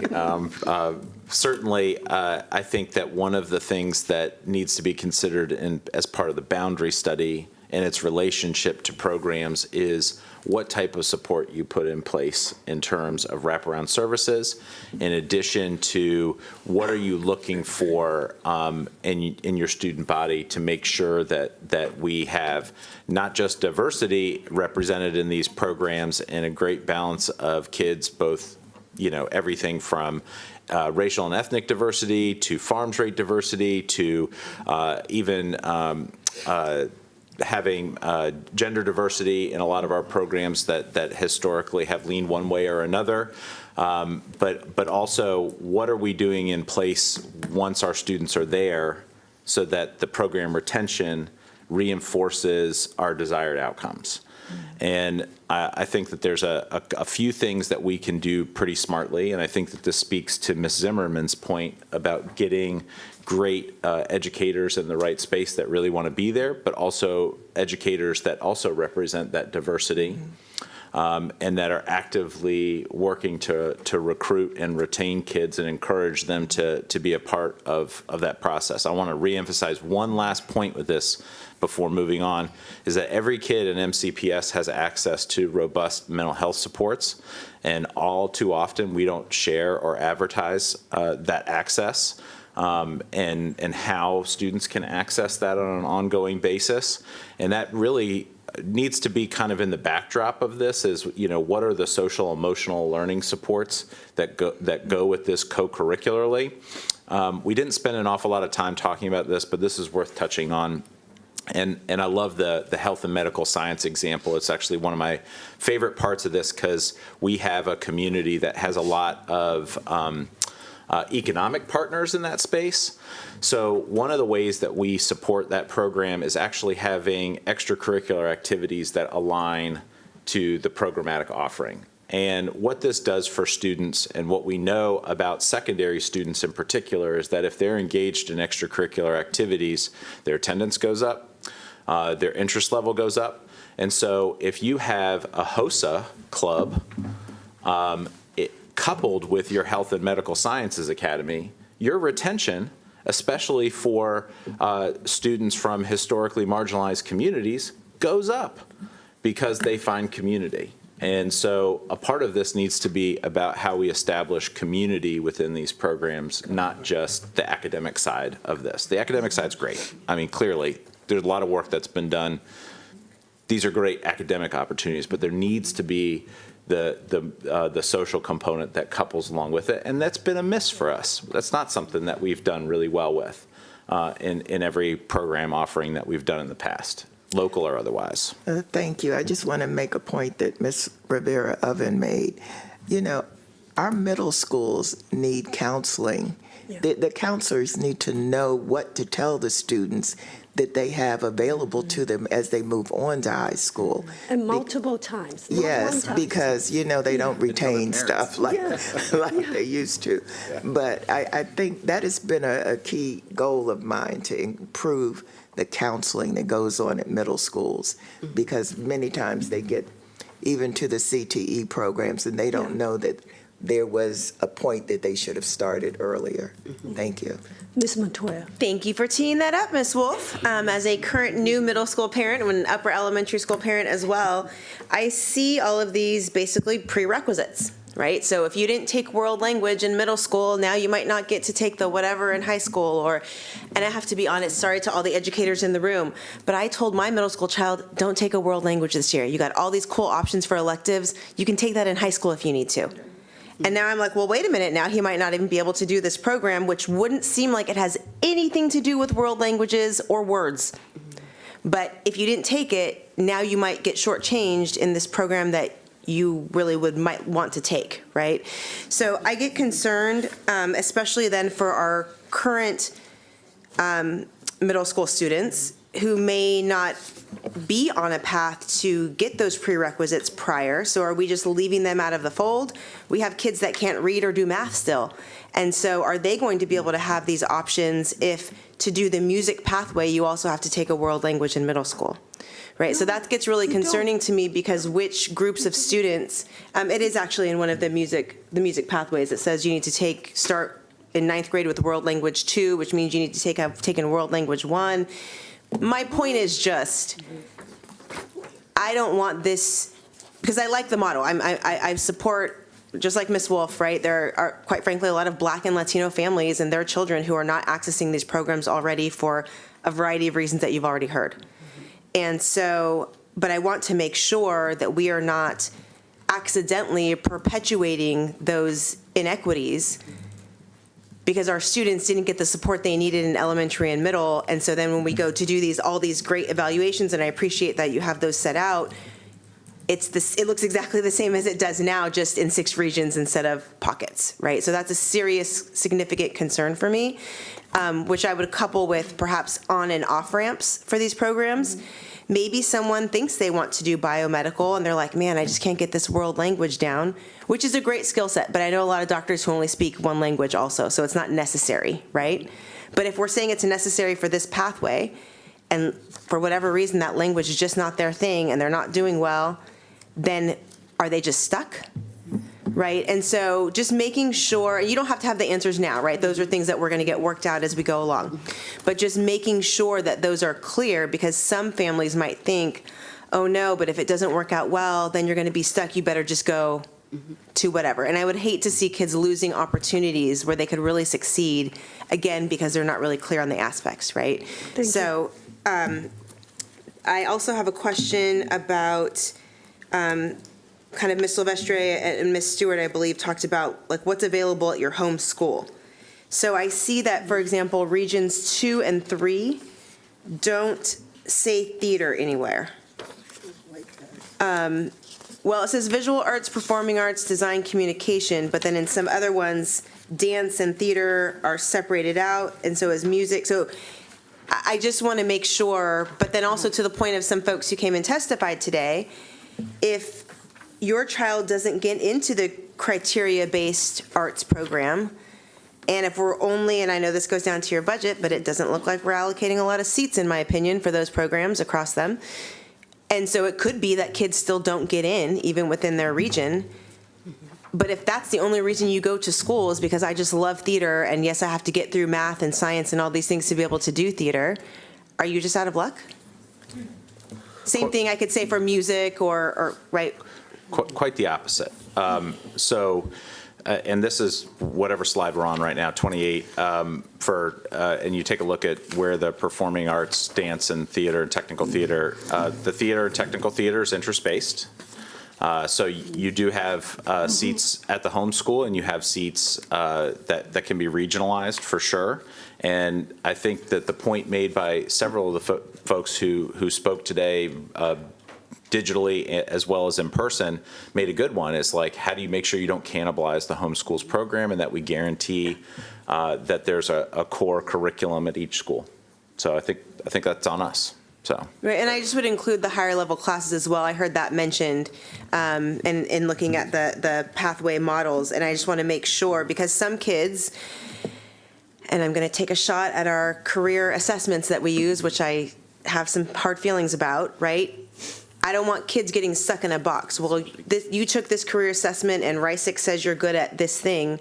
Well, maybe I am really good at math, but I also really love theater, and so I just want to make sure that if they pick a school where they're going to, maybe they get into the criteria-based some program, but they also still are really great at math or science, are they going to have access to those classes there as well? Because it's not fair, in my opinion, to, especially at this young age. We used to do all this in college, right? But now apparently we do it in middle school and high school, which is mind-blowing to me. My child just turned 11 before middle school. I don't know that I really want him picking his career path right now, right? Okay. But so I just want to make sure that we're not sticking these kids in boxes that they can't get out of. So you're talking about a question about on-ramp and off-ramp. Yeah.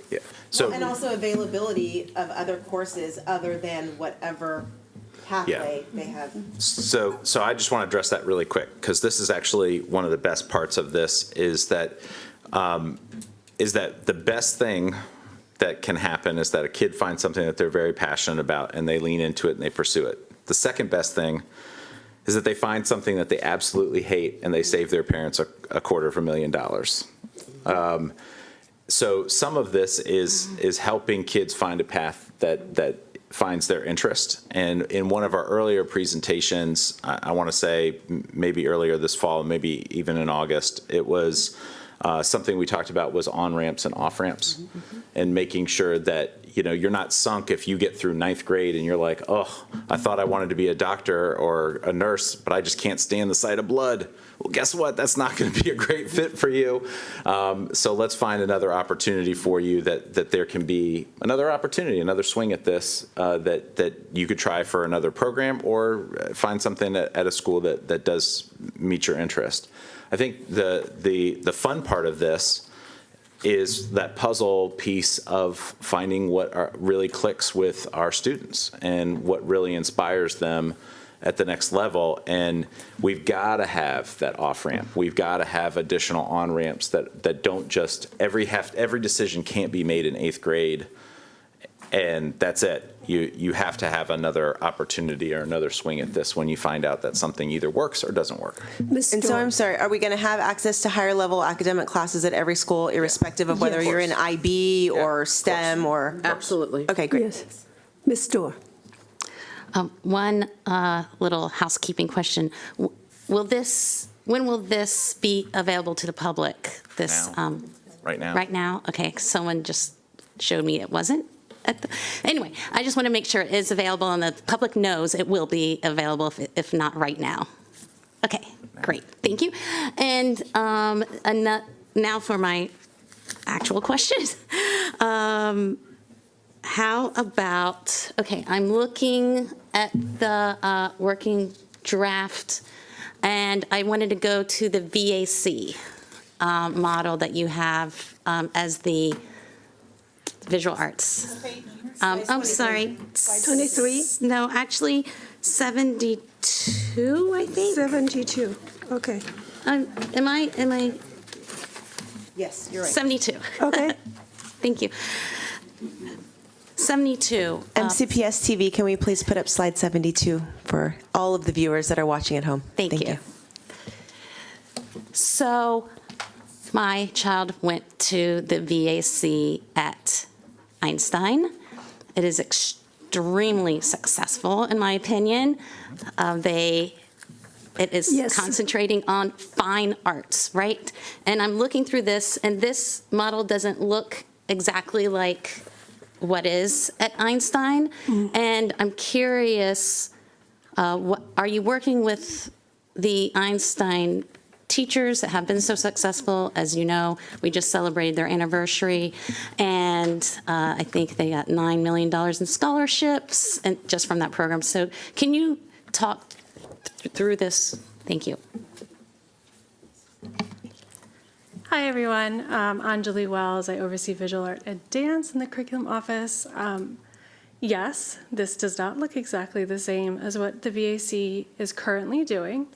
In conversations I've had with our amazing teachers in the VAC, we really drilled it down to what were key components about what they're doing now that lead to the success of their students and what that end product is, those scholarships, those career opportunities for students. And the things that those teachers shared with me was dedicated time within their content. So that's where you're seeing these multiple blocks that are within content every year. The VAC in particular does double periods 9th grade through 12th grade. This model example dedicates double periods in 11th and 12th grade, but is expanding on that by having multiple class periods within the arts in 9th and 10th grade so that students could explore more media options. Currently, what the VAC offers, which is amazing, is 2D studio portfolio-based work. While they do have students who work in other medias in that program, the intention of this is to really provide that opportunity for students of other media to specialize and to explore those more in depth. So what I am hoping you're seeing here is us taking those strengths that the VAC has proven, tried and true over its 50 years, and expanding on that so that we can create wider access and variety for our students in visual arts and design pathways. And so, but the goal is for this, I see it as a fine arts, mainly fine arts pathway, although there is some expansion into more digital art. So what I'm putting here are really a lot of options, right? Because we will ultimately, in the schools that these are stood up, there's going to be some variance depending on what's happening at the school. So you're seeing a lot of options because we have a lot of different media within the arts and a lot of different assets at different schools in our county. So that's why you're seeing that. So it might not be a carbon copy. No, the intention isn't to have a complete replication. And the intention is also not to change what the VAC is doing. So my last question on this subject is, but at the end, in any region you are at, if you participate in this, you would leave with an amazing portfolio that you would have at the end. So if you wanted to go to art school, you would have an amazing portfolio. Yeah, which is true at your local program as well. And local programming Yeah, too. so Okay. what this is really showing is that dedicated time and content, and every student in any program in high school for the arts can leave with the same things. We're taking what was really strong with the VAC and implementing that with that extra time and content. Thank you. I have another strand of questioning. We're going to have another round. We're going to have another round. I have a question about language immersion programs. So if we look at slide 26, right now we have French immersion, Chinese immersion, Spanish immersion. Some are two-way, some are one-way. And for the French at Maryville or Chinese at Potomac or other schools, they have a program in the elementary school, but at the middle school, kind of, it's just take a language course. And the high school, I don't know what even happened in high school. So can you elaborate a little bit about the faith of immersion program? A lot of parents are very concerned. And I also heard about the articulation. Somehow after middle school, it's not going to happen. So I want to understand, what are we doing with the language immersion program? Introduce yourself first. Good afternoon. Françoise Vandenplas, Pre-K-12 World Languages. It's great to be here and to talk about world languages. Hear a lot of energy. Let's keep it going. So immersion is alive and well. I want to frame it just a little bit because sometimes we use terms that are not always correct. So we have one-way immersion programs that are lottery-based in 7 elementary schools.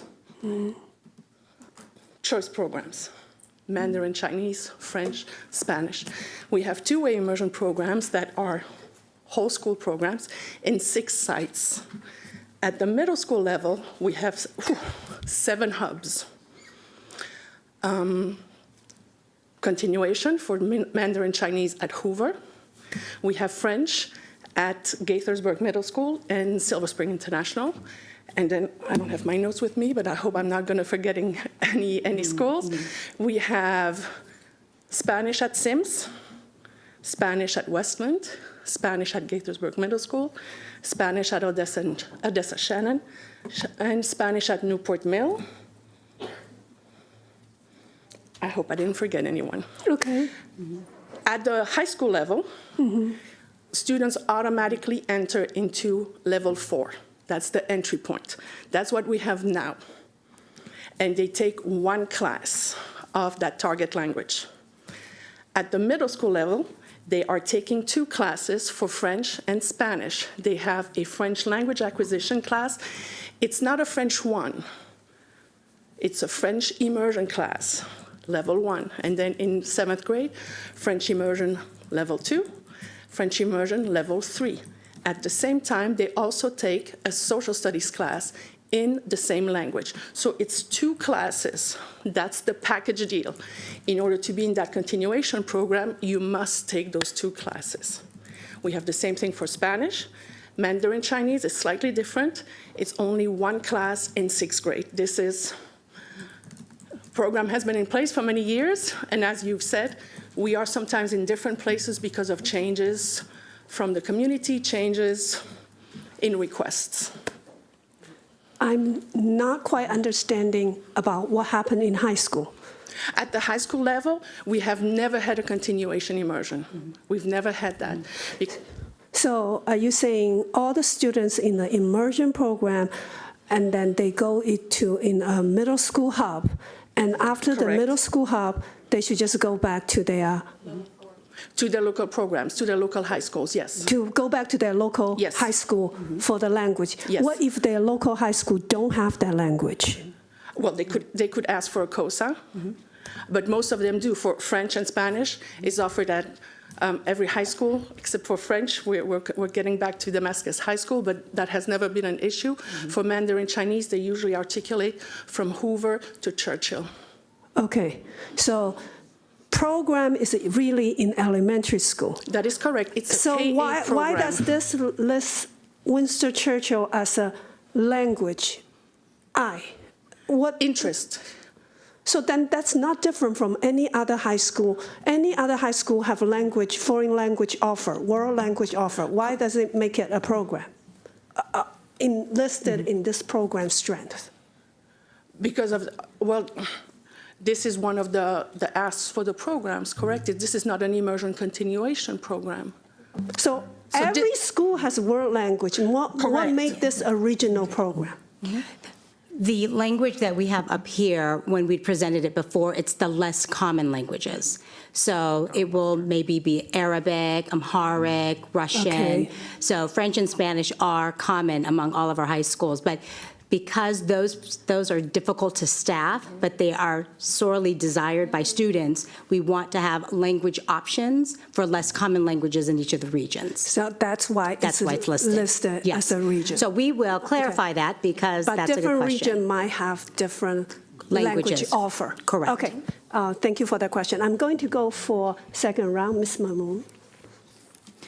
All right, so I know we've had a very long conversation about high school programs, but we actually haven't noted what's going on with middle school programs yet, and especially our K-8 pipeline. I think that if, for example, the data I requested earlier with my previous question does entail that students were actually choosing programs based on the school rather than the program itself, then we need to look at what's going to happen for if we add a STEM program in, for example, the NEC consortium area. Will the students actually truly want to attend that program, or did they simply want that program because it was at Blair instead? It's a very important thing to look at, and especially in, for example, the DCC, right? We had Tacoma Park, a program in that school that was purely based on bolstering and truly supporting students on the STEM field. And if that does not exist in the NEC area, then how can we ensure that our students in that area are truly represented and ready when this STEM program for high school does appear? So I think it's a great question. Our goal is to ensure that all of our middle school students are well aware of all of the programs that are available to them in their region, and that we are providing all of our middle school students the rigorous opportunities so that they can access those programs. We are not yet at a place where we're ready to talk about middle school programs and changes to middle school, but what we are definitely committed to doing is ensuring that they have some type of opportunity, and we haven't quite designed it yet, to learn about all of the program themes, so that when it's time for them to apply to those program themes, they are ready to do so. But we want to make sure that it really shouldn't matter what middle school you go to. You are able to apply to any of the regional high schools in that area. No, and I truly do appreciate the idea of providing that opportunity and that access, but my biggest issue is, right, I was lucky enough, right, when I got into Blair Magnet to have teachers and a community and a family that supported me. And even though I didn't come from a middle school program that helped me, right, or at least I had the access to that opportunity to adapt easily to the classes that are offered, what will happen to those students in that area, especially if, again, if the data does reflect that students were trying to go to these schools based on the name of the school and not for the program itself, too?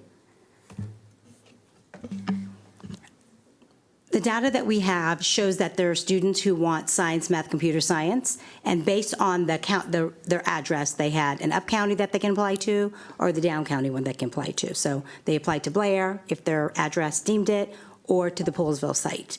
So There may be other motivations why students might want to go to these other schools, and we have learned from some of our students that sometimes it's not the program. It is the co-curriculars. It is the vibrancy of the opportunities at that school.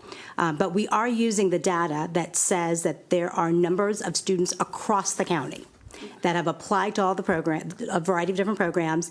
Some of the students got invited, accepted. Some of the students are on wait lists. So that's the information that we're using to indicate to us that these are highly sought after programs. So what we believe also, that Ms. Porter said earlier in her presentation, is that this model, because we are reducing the barriers and we're creating opportunity, we anticipate an increased interest in the applications. And so we plan, after the March decision, if it's in favor of this process, to start with our grade 7 families immediately, to start talking about these opportunities, because we have enough data for years, 20 years worth of data. Well, that's how long I've been in the office, but 20 years worth of data that indicates the trends and interests of families. Even when we've opened up new programs, we continue to see a very steady interest in math, science, computer science, humanities at Poolsville. They're just because those programs have been very entrenched in the community. Am I getting to some of your? I don't disagree that there's an interest. I truly do believe, especially with, I mean, what did you guys say, 800 students on the wait list for any number of programs, right, that do not end up getting 2,000. 2,000, right? That's obviously an absurd amount, but my biggest concern is just we haven't looked at the middle school programs, or at least the board hasn't seen any data on what's happening with that. And I think that as important as high school programs are, the K-8 pipelines are what matters more with supporting our students. That's where the inequities are truly starting from. I mean, and Ms. Montoya has echoed that, and so has Ms. Wolf, and so has so many of my colleagues as well, that's what truly matters, and I really hope to see data on that soon. All right, I want to close this out really quick and kind of cut to the chase. I think the objective here is to make sure that every middle school is adequately preparing students for these opportunities. I mean, that's really what the goal is. So you don't have to have a unique program at a middle school to feed into another program. As a matter of fact, when you look at our program enrollments today, some are coming from unique programs and some are not. And there shouldn't be an advantage just because you're in a unique program in a middle school to access some of these programs. That's really the point. Follow up, Dr. Taylor. Clarify, when you do your recommendation to the board for your secondary programming, would that include middle school, or it will just stay with high school? No, it definitely will include middle school for sure, and I think you'll be relieved to know that it would involve very few changes other than to shore up what we have in terms of scope and sequence to make sure that everybody's prepared for the next step. Okay, Ms. Zimmerman. Thank you. And my question is actually really quite along the same lines here. I think it would be helpful for us to see some of this data as we're talking about, like, we have it, we know who's interested, but as we're talking about shifting it to a regional model, if we could see it geographically as well. I think that will, like, if this is the move that we choose to make, being able to see in which regions we have this interest, that will help us be able to see that. I know we've talked about the data that we have. Do we have data? I know they're young in 4th through 7th grade, but that's who's really going to be affected the most kind of in our first round by this. Do we have data for those students and their interests? And if we're able to get that data on their interests, I think that will also help us see if this regional move will support their interests going forward. And I'm not saying we got to lock in a 9-year-old on what they have to do for the rest of their life, but if we're noticing that a lot of them are really interested in some of these programs, that lets us know how we plan to move forward. Thank you. Thank you. Ms. Silvestri. Yeah, since we have Blair and Einstein parents here, if we could go to slide 23, Region 1. So could you talk to me about seats? So again, I think that my kids should be able to stay in their neighborhood school and have awesome arts programming, awesome STEM programming, awesome humanities programming. But we, have an outlier that wants to do something very specialized, could you help me understand how the seat capacity is going to work and the difference between seats for the neighborhood school and seats for the region, and how, and then is that going to give more options, more seats than we currently have, or fewer, or the same? Thanks. All right, before you guys jump in, real quick, this is tiptoeing into the next section on budget. Okay. And I will say that this also emphasizes the relationship between boundaries and programs. How many seats you offer directly impacts the size of your attendance zone. So that is a critical part of this that we haven't spent an awful lot of time talking about. But some programs might lend themselves to have more seat capacity than others, but their attendance boundary might stretch their capacity. So we are selective and sensitive to that to make sure that we're not overstuffing a school. You need to look really no further than Blair or Walter Johnson to see that, even with programmatic opportunities, that you have to be sensitive to the fact that you need to adjust the attendance boundaries so that you don't get a school that's overstuffed like a couple of the ones that we have. So I don't know if you want to add anything, but we do have an example for Region 4, because that was like, we just picked a region to kind of showcase. But I don't know if it's worth talking through that now to answer Ms. Silvestri's. Can we go to slide 88? Whoa. That might be 8. 88. I know, they're probably surprised I said 88. That's the budget page. Okay.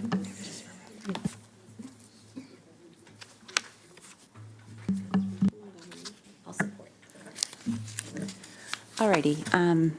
This is a model budget. It illustrates projected year one costs for Region 4, including student seats, personnel for program development, materials and professional learning across all schools, and pathways in the region.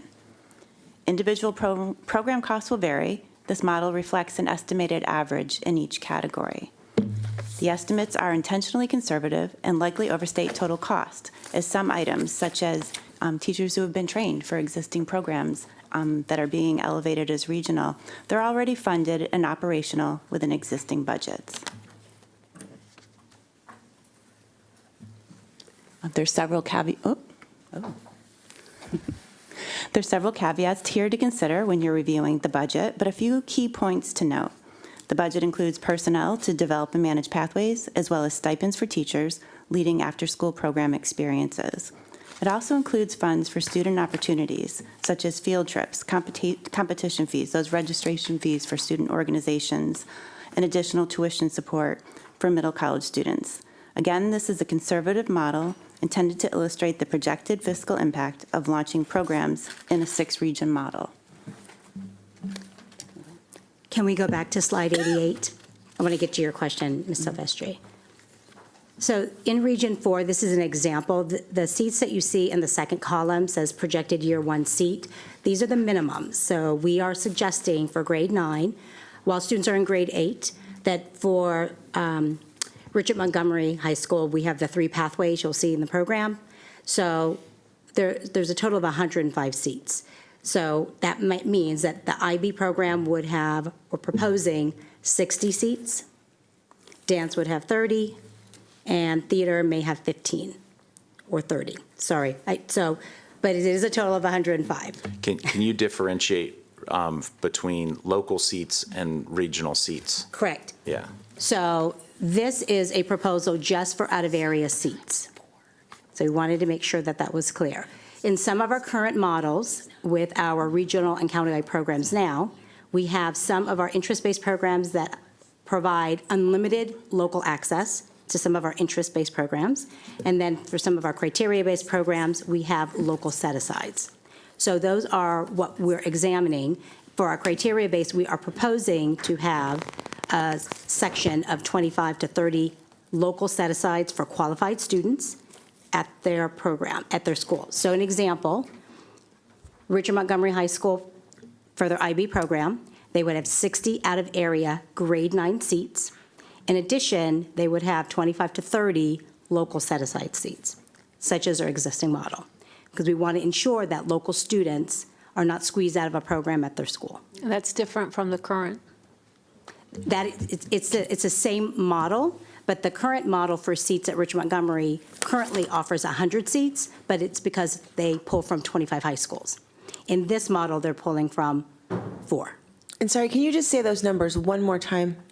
So for Richard Montgomery High School's IB program, we're proposing 60 out-of-area seats for grade 9, with an additional section between 25 to 30 set-aside seats for local qualified students. Okay, so that number for year 1 is per program, not for all 3 of those programs, IB, dance, and theater. So it would be about 105 for IB, 105.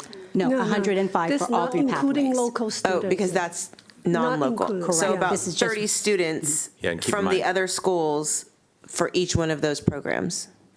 No, not exactly. She gave a different split, but, and this is only 9th grade. So you want to give the split again between IB, dance, and theater? As a minimum. I have my glasses on now, Ms. Montoya.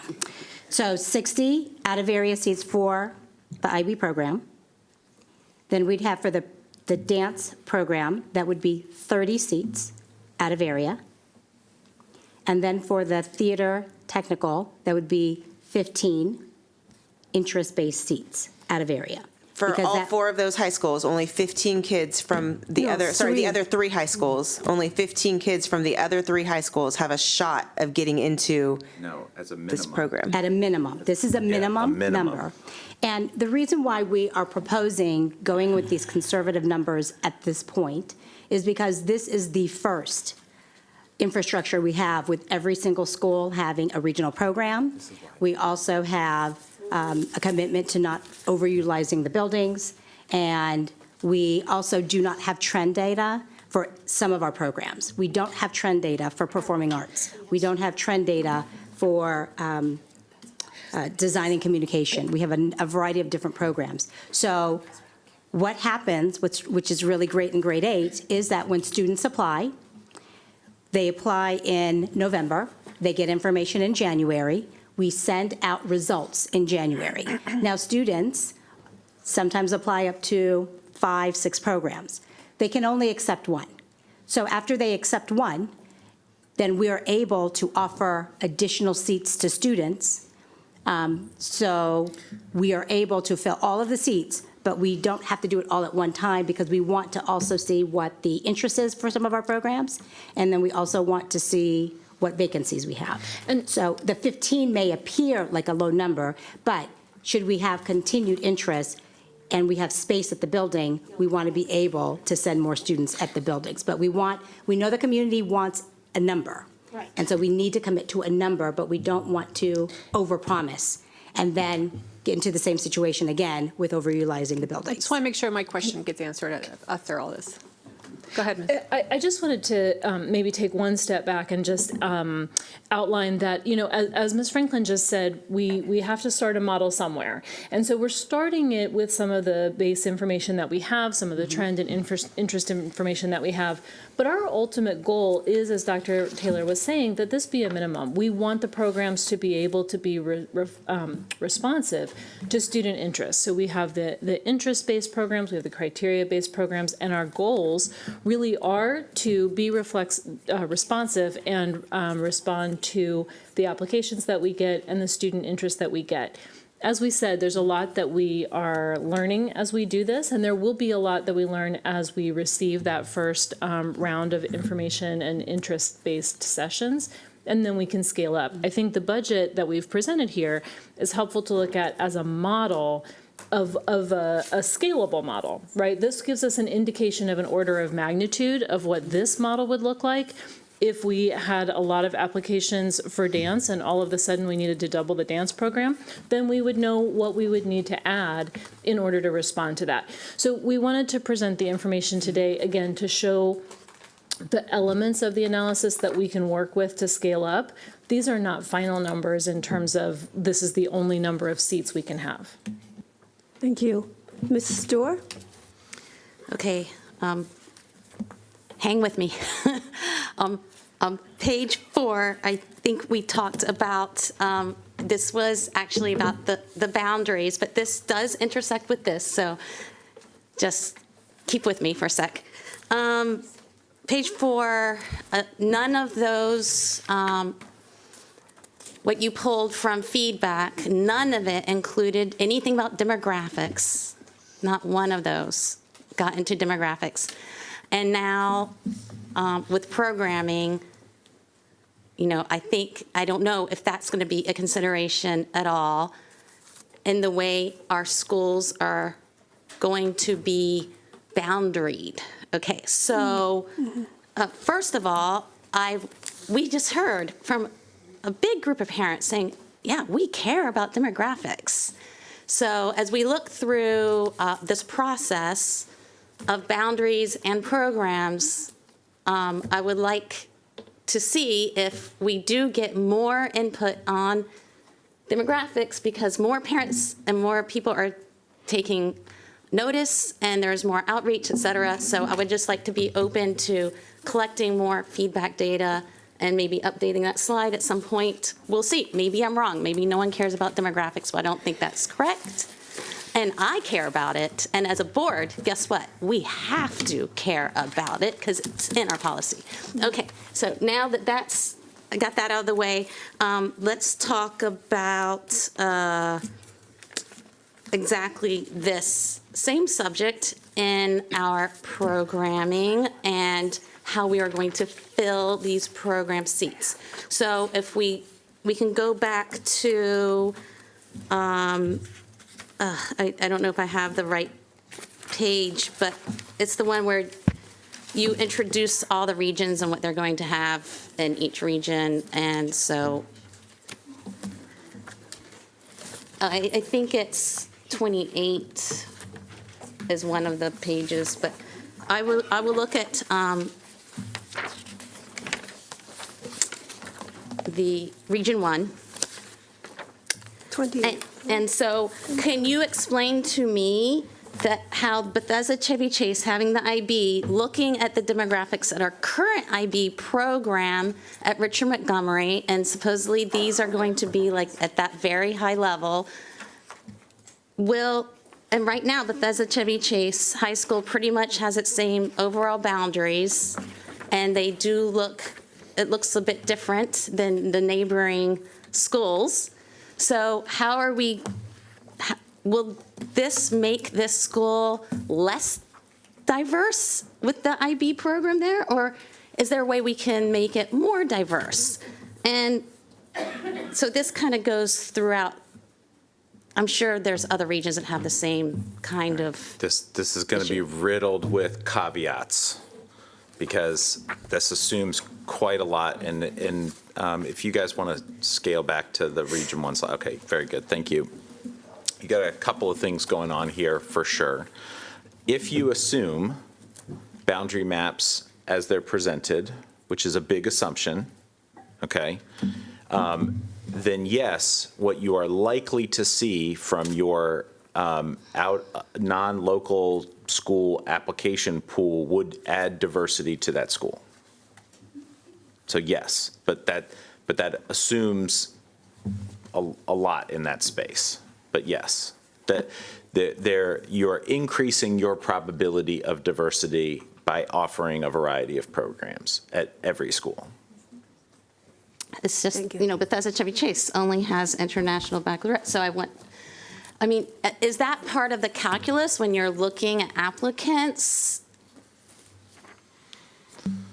We looked at school assets. We really focused on school assets. And then we did use information from our principals. We had a lot of community feedback, and we used all of those pieces. We anticipate that all of our students just in our county have a very big interest in programs, because we have 25% of our students applying in our current model, where we have suggested that there are inequitable models and inequitable practices. So we anticipate that number to go up. So I think you're asking, do we anticipate that we're going to see diversity at BCC as a result of the program placements? As an example, but when you are looking at program, how do you determine who will actually get those spots? Because do you think that everyone who applies to the IBs will just go there? And then how do you know what that pool is going to look at? And I've had people come up to me that say, some of our students won't even be able to access this particular program at all because our scores, like in math especially, we need to see those scores go up so they could be ready for these programs, right? And so I don't want to make our schools less diverse at the end of this process because we would actually be failing in our jobs if that happened. Point taken, Ms. Stewart. Point taken. Thank you. I do want to just take a look at the BCC's demographic. Actually, is minority majority school. My question. Economic diversity. Economic. Good point. Good point. I want you to explain a little bit about criteria-based and interest-based. Interest-based is very easy to understand. Students like to do something, and we want to nurture their interest. What's criteria? What does that provide us? In a school system, we want to differentiate. We want to meet the needs of all students. So what is your criteria base? So in our current model, we have the Visual Arts Center as an example. Mm-hmm. The Visual Arts Center is portfolio-based, so student submissions would be a portfolio where a team of teachers or a team of staff would review and then make recommendations who would be a candidate for the program. So student work. Criteria-based for the humanities program, that Project Lead the Way program at Wheaton High School, the science, math, computer science program at Blair and Poolesville.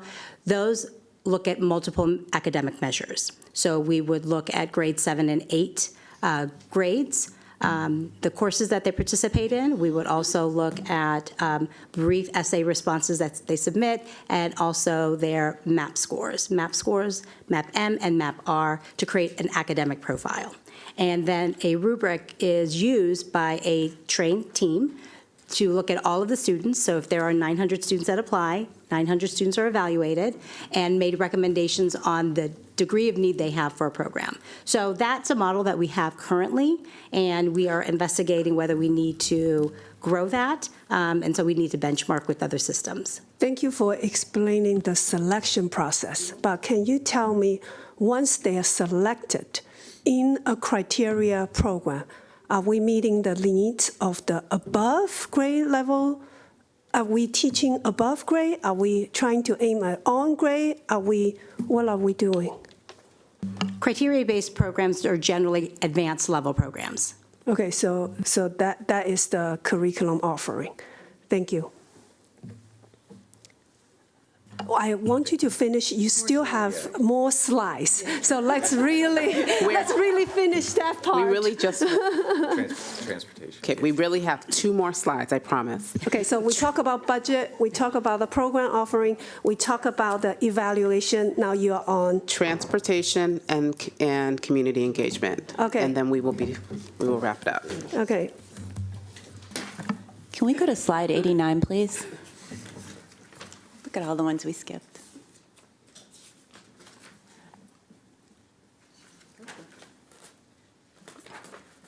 This is the one. Okay, for this region in year 1, well, actually year 1 through 3, we anticipate needing about 4 additional buses during the first 3 years as we transition between models.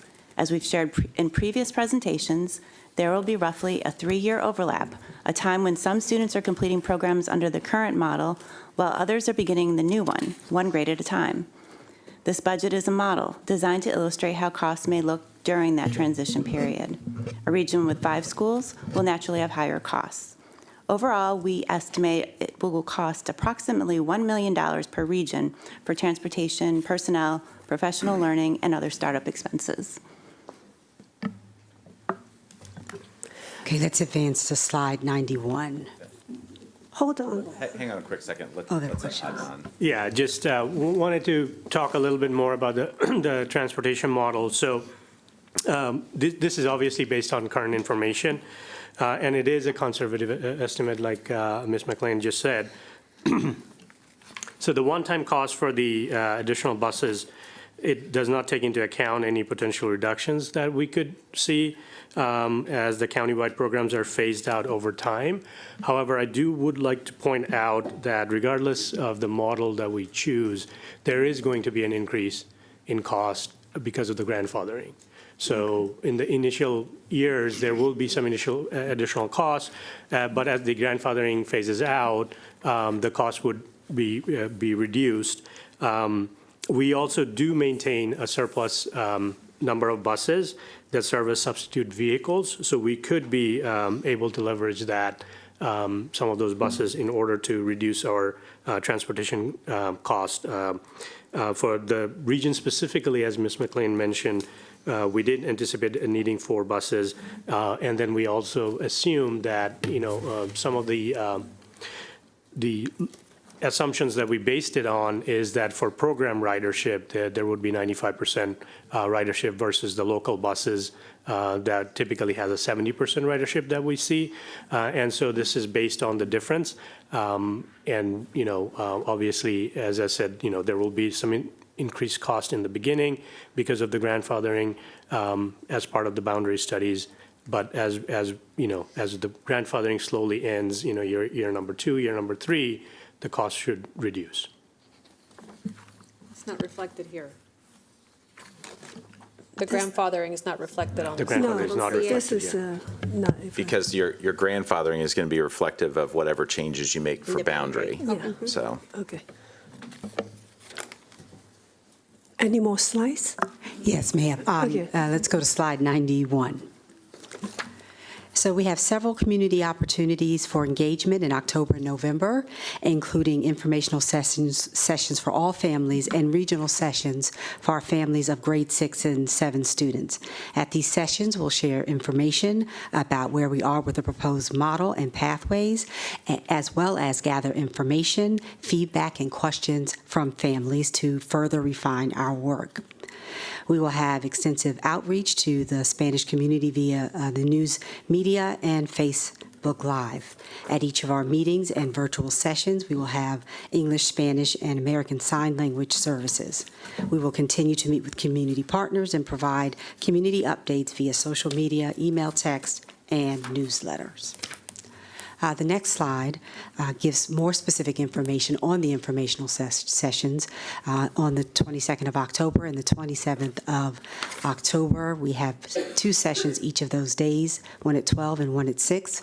We will be providing more information for the locations and dates for the informational sessions for our families of grade 6 and 7 students. That information will come directly from our communications team. And I think we've come to the end. All right, I'm sure there's more questions. I'm going to Yes. go one more round of questions. Ms. Stewart. Sorry, but I didn't get to ask that's right. a That's question right. before, and Yeah. I've been very patient. Thank you. So, thank you. Thank you so much for your presentation. At the council meeting last week, was it? And I didn't see in this presentation, you talked about online options. Can you elaborate on that a little bit? What does that mean? What does that look like? I thought that if there was not enough, if it was not enough enrollment, you would have an option for online. And I just want us to be very cautious with that because we know historically from COVID that not every child does well online. So I haven't heard that in this presentation. If you could just quickly, because I think it is important Yes, thank you. During that presentation, we shared the feedback from the design team about what needed to happen in each of the local schools. And one of the things that the team raised was using digital learning platforms as a way to close access, or to provide more access to students. And so in the event that a course, for example, wasn't offered in a particular building, was there a way that we could digitally allow students to participate? And so that would be a model that would be different than what we would have done in virtual learning. But that's something that we're investigating to see if that will line up with some of the needs that we have moving forward. Okay. And then I appreciate Dr. Taylor's actually answer about the sixth option where Clarksburg High School is, because I truly believe if we're really trying to tackle equity, and I understand that Poolsville High School will be under-enrolled, but that's not enough reason to say, because if we're looking at inequities, then I guess we're trying to get away from the status quo, and if we don't do that, that's going to be part of the status quo. So I just would like us to be cautious about that. And am I hearing you right because I think this needs to be clarified one more time. The reason why you're going to start with the 15 students and so on, because you're being conservative, right? Because that would be your baseline. That is not actually what the final model will look like. That would be your baseline because we don't know yet. We still need to look at the boundary studies. We need to analyze it. So you'll then have a better idea later on. But from folks, and including the council and others, who want to have at least an idea of a budget, an idea of a budget for transportation, this is where you're starting now as a very conservative measure. Yes? Yes, that is correct. Okay. No, thank you. I think that is important. And the last thing I'm gonna say, when I look, where was the last slide with everything you guys are gonna do for outreach, is that I would really encourage you that when you're doing the boundary studies presentation, that you have the folks from the programs at the same meeting at the same time, because if we're truly talking about that they go hand in hand, and I look at this as a marriage, right? And you need to have both parts so you can answer the questions of the community. So because we are hearing, that one got off the start a little bit faster than the other, so we're kind of playing catch up, that you have both components at these meetings so people can ask their questions and we can clarify it. And if there's a question, because I know there was a question there was a statement about Kennedy High School being under-enrolled by 60% at the council meeting last week. And I just want to, for the record, from talking, that was not accurate. So I think accurate information is really, really important in this dialogue, because when we don't clarify things, they become facts. So I don't know if anybody wants to talk about that, or maybe they meant the IB program, but it just, when you say Kennedy High School is under-enrolled by 60%, I started getting texts right away. And so if we can please clarify for the public that is not factual. So you're correct. That's not correct. That was a statement, made by an official in the course of the discussion, and you're right. We weren't able to correct that at the table, but it is the Kennedy is not under-enrolled anywhere near to that degree, and I think one important piece, I think, to keep in mind as we're talking through all of these different dynamics, we do have a lot of data that we are learning from. We also know we have data that is what we don't want to replicate. And so what we want to do is have opportunities and experiences at every school that will create that interest. And every school will have interest from some students in their local school, and it will have interest from some students in other schools, and there will be flexibility in that respect. So the point to all of which is that I think some of the current enrollment patterns are not necessarily going to be applicable as we move forward. And since we use the theaters and so on, I'm a theater mom, since we use the theater a lot as an example on a lot of these things, like Richard Montgomery and so on, this is not to say that the theater program that Richard Montgomery has, like the locals, the local program that many of us, stay till 10 o'clock with rehearsals and all that good stuff, is not going away, correct? So I just also want that to be clarified to the community, because they're thinking, well, they're going to bring this regional program, so that means we're going to disappear, or there's not going to be support for us. I think these programs are for kids who are truly playing with the idea that this is a career pathway for them, correct? But then you have the other kids, like my kids, who did baseball, but they also were amazing singers and they were part of the play. And those opportunities are still there. And the last thing I'm going to say is this, that at least my biggest dream as a board member is that this also, helps support schools that don't have the regular support, so our kids can be a level of English, math, science, right? And that we concentrate that in elementary school, and like some of my other board members said, middle school, the support that they need so they can actually take advantage of all these programs. That is at the core of everything we do, right? To rise everyone up to a level of academics that 90% of our kids, when they graduate, can read a level, can do math a level, can do science a level, so they don't have to be taking remission classes at our local institutions. So that is my hope, that this is also, going to, and the opportunities that come with it. So I thank you for your work, and I know there'll be a lot more questions, and I think the public engagement is so important. So thank you for coming out of the paradigm, out of this, and being able to be able to present that to the community, make ourselves available for that conversation that is vital to this process. Thank you. Ms. Stewart. Sure. I just want to make sure I have the information about the Richard Montgomery applications. So of all the applications, not the ones that got in, but the applications, do we have the demographic breakdown of that? There's an annual memo that the board receives. Okay, great. I will go take a look. Thank you.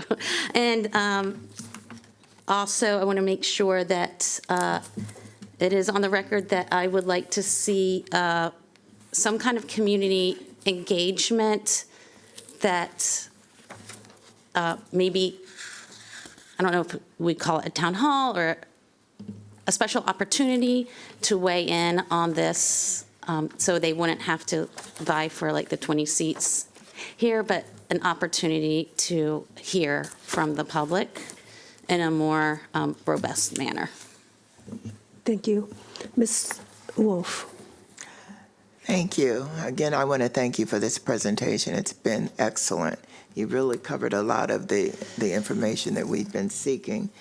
But I just want to know, one, can I get a breakdown of your community conversations in District 5 specifically, and whether or not they were boundary, program evaluation, or both? You got to excuse me, I don't know what this is. The other thing is, on your community engagement slide, people who have a white-collar job can be online at 12 to 1, but a lot of people in my community may not be able to be online from 12 to 1, but 6 to 7 is not a desirable time either.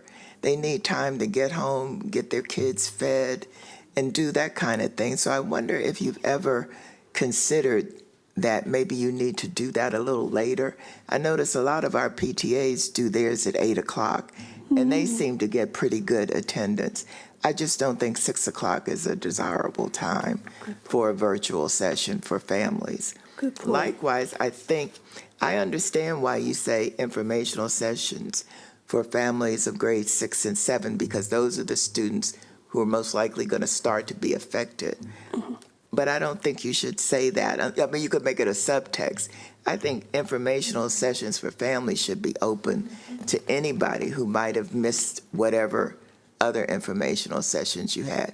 You might want to specifically say something about if your child is in 6th or 7th grade, realize that they will be the first level impacted by this. But if you do it this way, a lot of my families, they're going to say, okay, I don't have a kid in the 6th or 7th grade, but yet they haven't heard anything else either, and they still need the information. So thank you.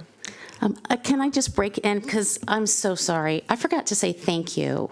Thank you so much. This is amazing work. I appreciate it. I appreciate you. Maybe it doesn't always come off that way, but I think this is an amazing opportunity to not have the status quo. One of our folks in the beginning said, it's not okay to stay the same. And I agree. It's not okay to stay the same. So thank you so much. I'm very excited to see middle college program is duplicated in each region. It's a wonderful, not only academic opportunity, financially, I think it's a very big help to our families. I'm happy to see medical science and healthcare is duplicated in each region. That is an education pipeline that serves our local medical industry, that they're short of these people, and it provide our students CTE opportunities, which is so important for us to do pathways for students who are looking for career after high school. Now, my question is on your budget. Your budget give us a 1-year estimate. I appreciate that. I know that we have to make a lot of assumptions. No one should be like tied to these numbers, right? But it gives us an idea. If this is going to go into 4 years, because we are rolled out 1 year at a time, is the personnel cost going to double for duplicated 3 more times, or we are only looking at material or professional learning be increasing?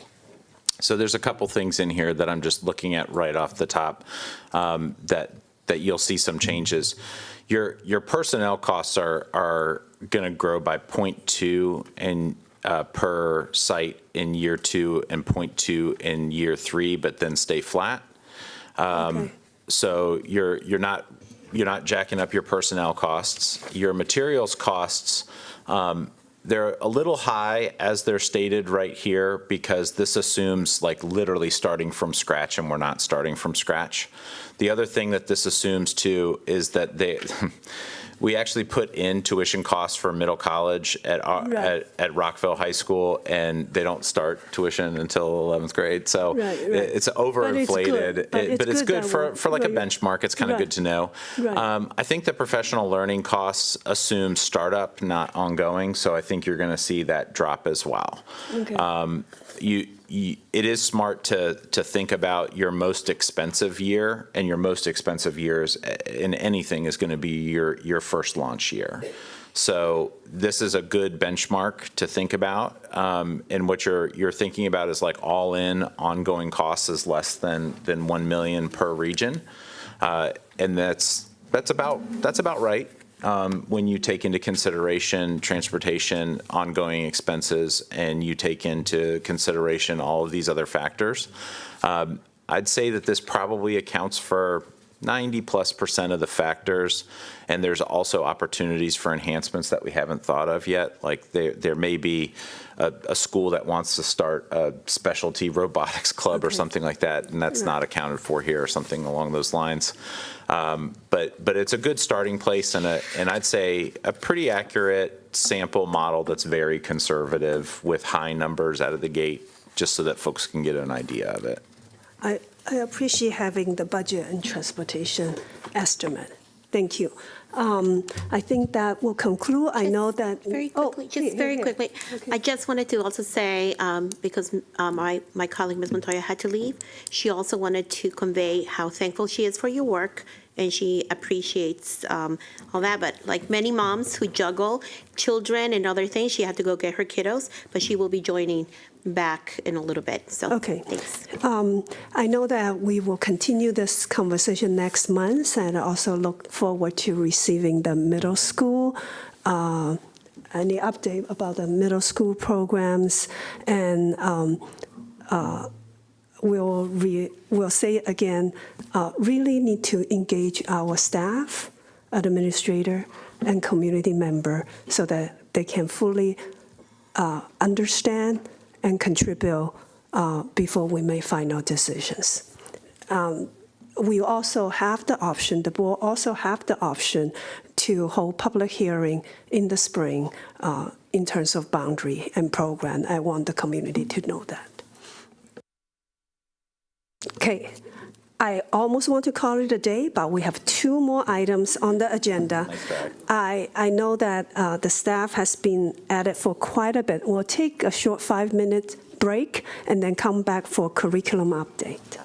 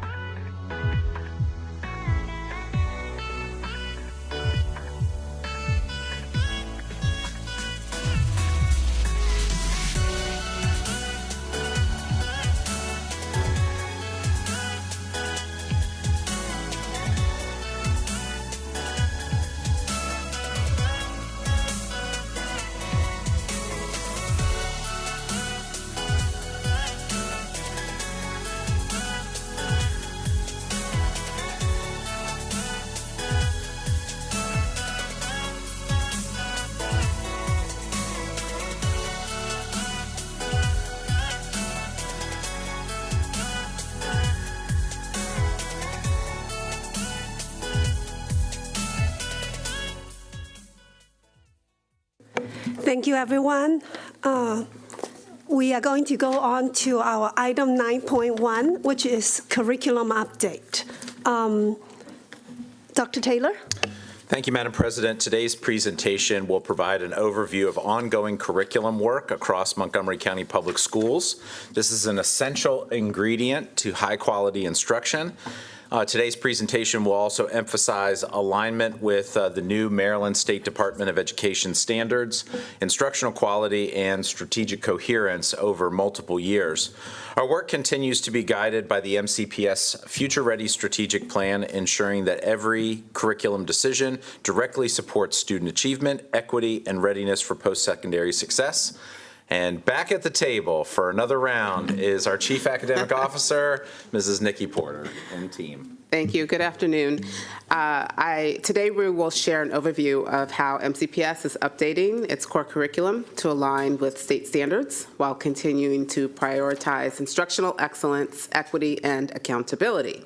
This update reflects our ongoing effort to ensure that every student in every classroom receives high-quality, engaging instruction that prepares them for success.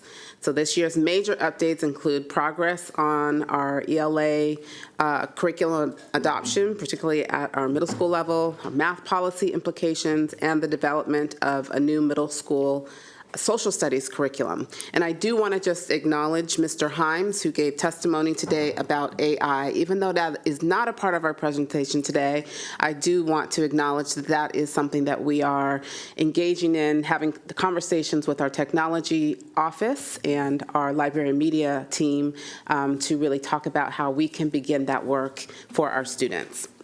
Next slide. So as stated, the curriculum updates are directly aligned to strategic plan goals 1 and 2.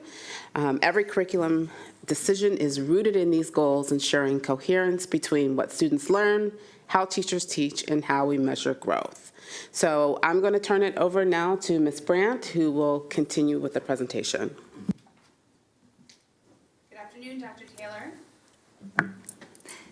President Yang, and members of the board. My name is Stephanie Brandt, Director, Curriculum Implementation and School Support in the Division of Teaching and Learning.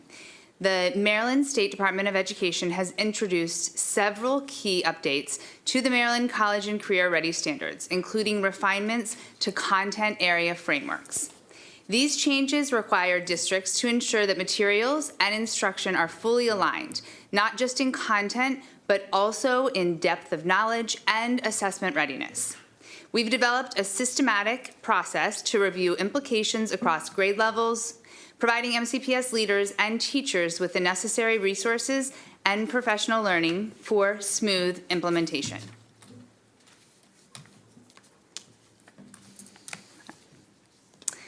Our curriculum review process is guided by Regulation IFARA, which establishes a structured 5-year review cycle for all core content areas, as seen on this slide.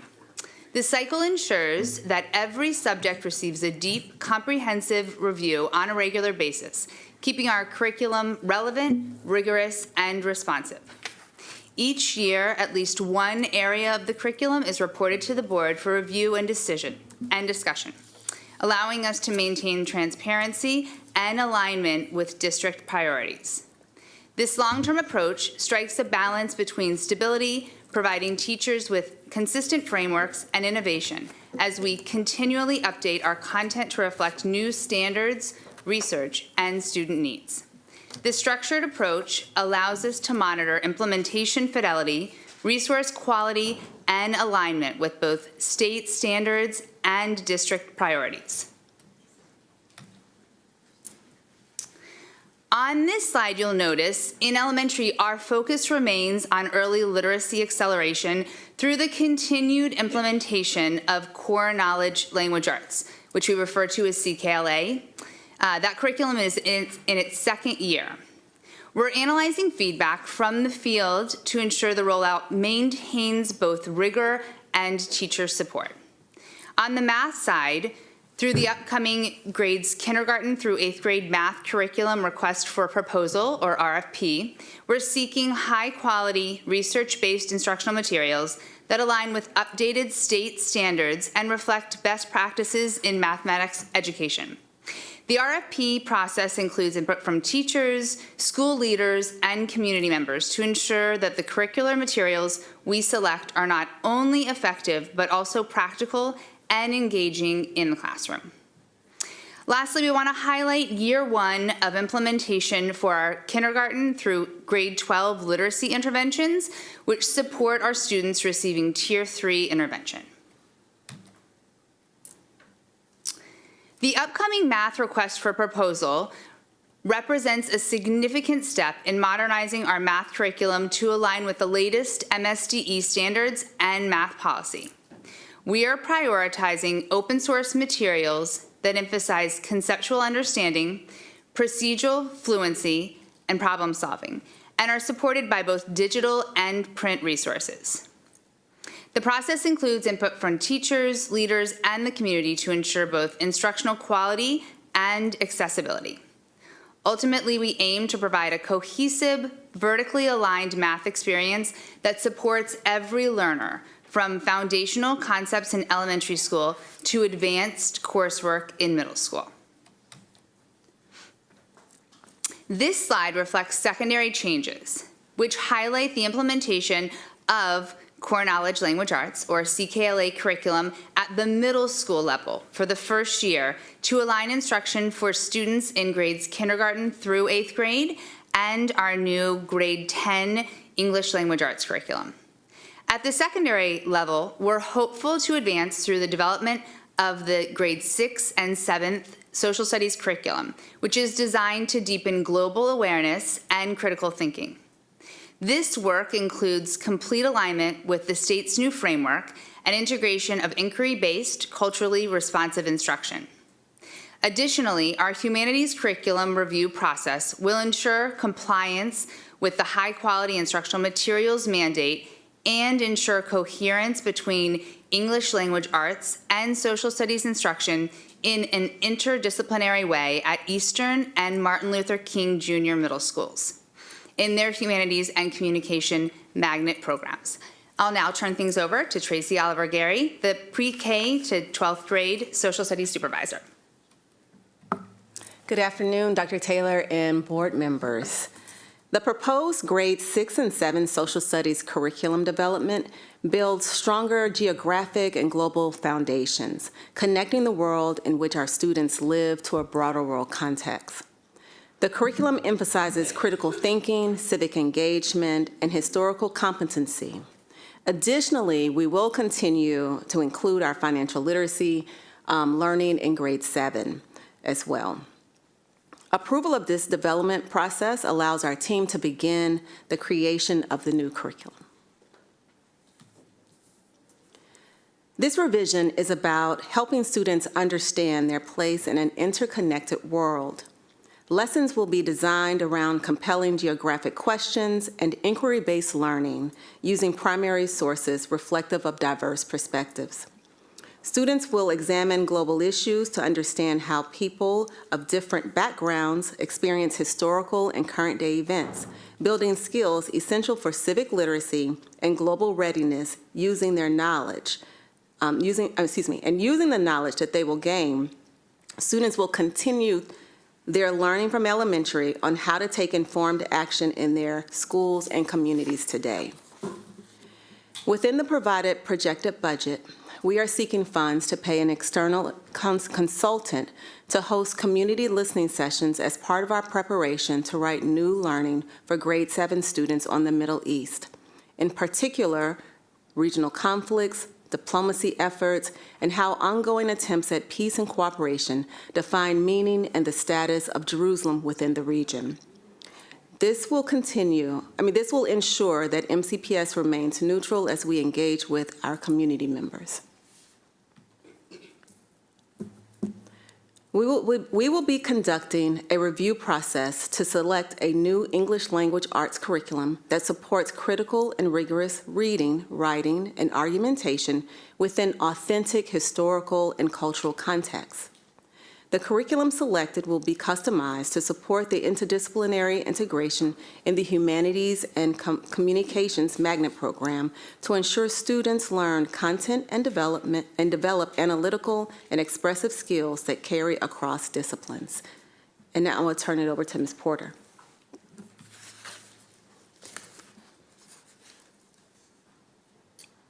Thank you.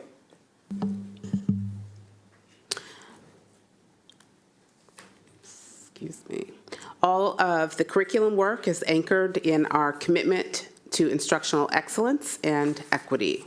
As we move forward, our priority remains ensuring every classroom has access to rigorous, high-quality, and aligned curriculum materials. The alignment work represents not just compliance with the state standards, but a shared vision of continuous improvement and student success. So at this time, we will turn it over to you for questions. Thank you so much. I just want to say that Ms. Wolf had to leave. She is not feeling well, and Ms. Silvestri has an important prior engagement. But we still have quorum here, so whatever we need to do, we're still good. But it's a action. All right, and thank you for the staff and board members for hanging in here with us to discuss very important thing. I will start the question, then I'll give it to my colleagues. So help me understand a little bit. I am trying to keep track. So we all understand that research-based and research-based curriculum, externally vested curriculum are effective, and we also know that we have a lot of curriculums that we need to update. So I understand for secondary English now, we're in the RFP process to find a curriculum. Am I correct? We actually engaged last year to identify that core knowledge language arts, so CKLA, to extend that for grades 6, 7th, and 8th. So what now happened that to high school then? High school, we have a brand new 10th grade English language arts course, but that actually is something that our secondary ELA team has developed over the last couple of years. So that is still our own self-written curriculum. It is. It's not an internal research-based curriculum. We did develop the curriculum, but we worked with Maryland State Department of Education. They have reviewed it. They've given us feedback on our curriculum. We did go back and make changes based on their feedback, but yes, that is internal. What about 9th grade, 10th grade, 11th grade? Students who are taking AP, I understand they go with the AP, but we have a significant amount of students that are not doing AP, they're doing on grade level. So I'm concerned in that area. And also tell me what happened with our science curriculum, secondary. It says implementation. Are we also writing our own curriculums in that space? When we designate, and I believe that was slide, it was the continuous curriculum plan slide. When we designate implementation, it just means that year we're not doing anything new in that content area. Okay, and then when we do it next year in biology, we're writing our own curriculum for biology? It's slide 5, I'm sorry, President Yang. Yeah. We'll focus on biology, so we're thinking about how those standards will change. I'm not sure exactly what we'll do with biology, but we developed this long-range curriculum plan based on Regulation IFRA, which asks us to look at each subject or content within that 5-year scope. However, when the state changes standards, we might have to look at things a little bit more often.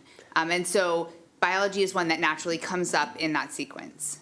So wasn't one of the recommendations for us to follow some kind of science standard, national science standard, and we are not there yet? We are following those national standards for science and technology, and this is just naturally where biology comes up. It might not be that we have to make any adjustments because those standards have not changed. Those have been standards that we have been implementing, but this is just naturally where it would come up in our regulation sequence.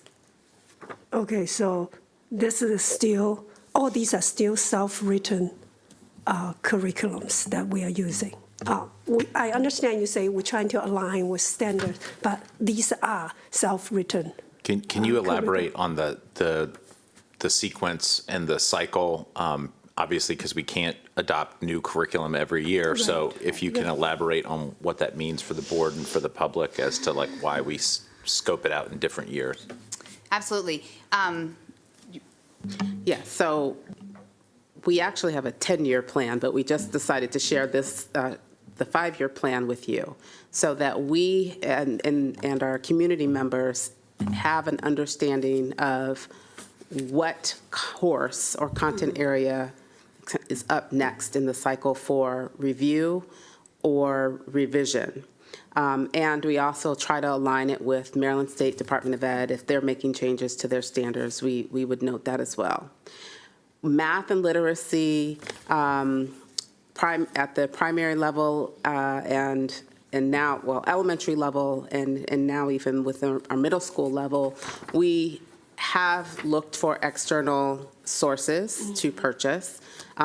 With our middle school, we use an open source resource, but we had to pay for some materials fees and professional development.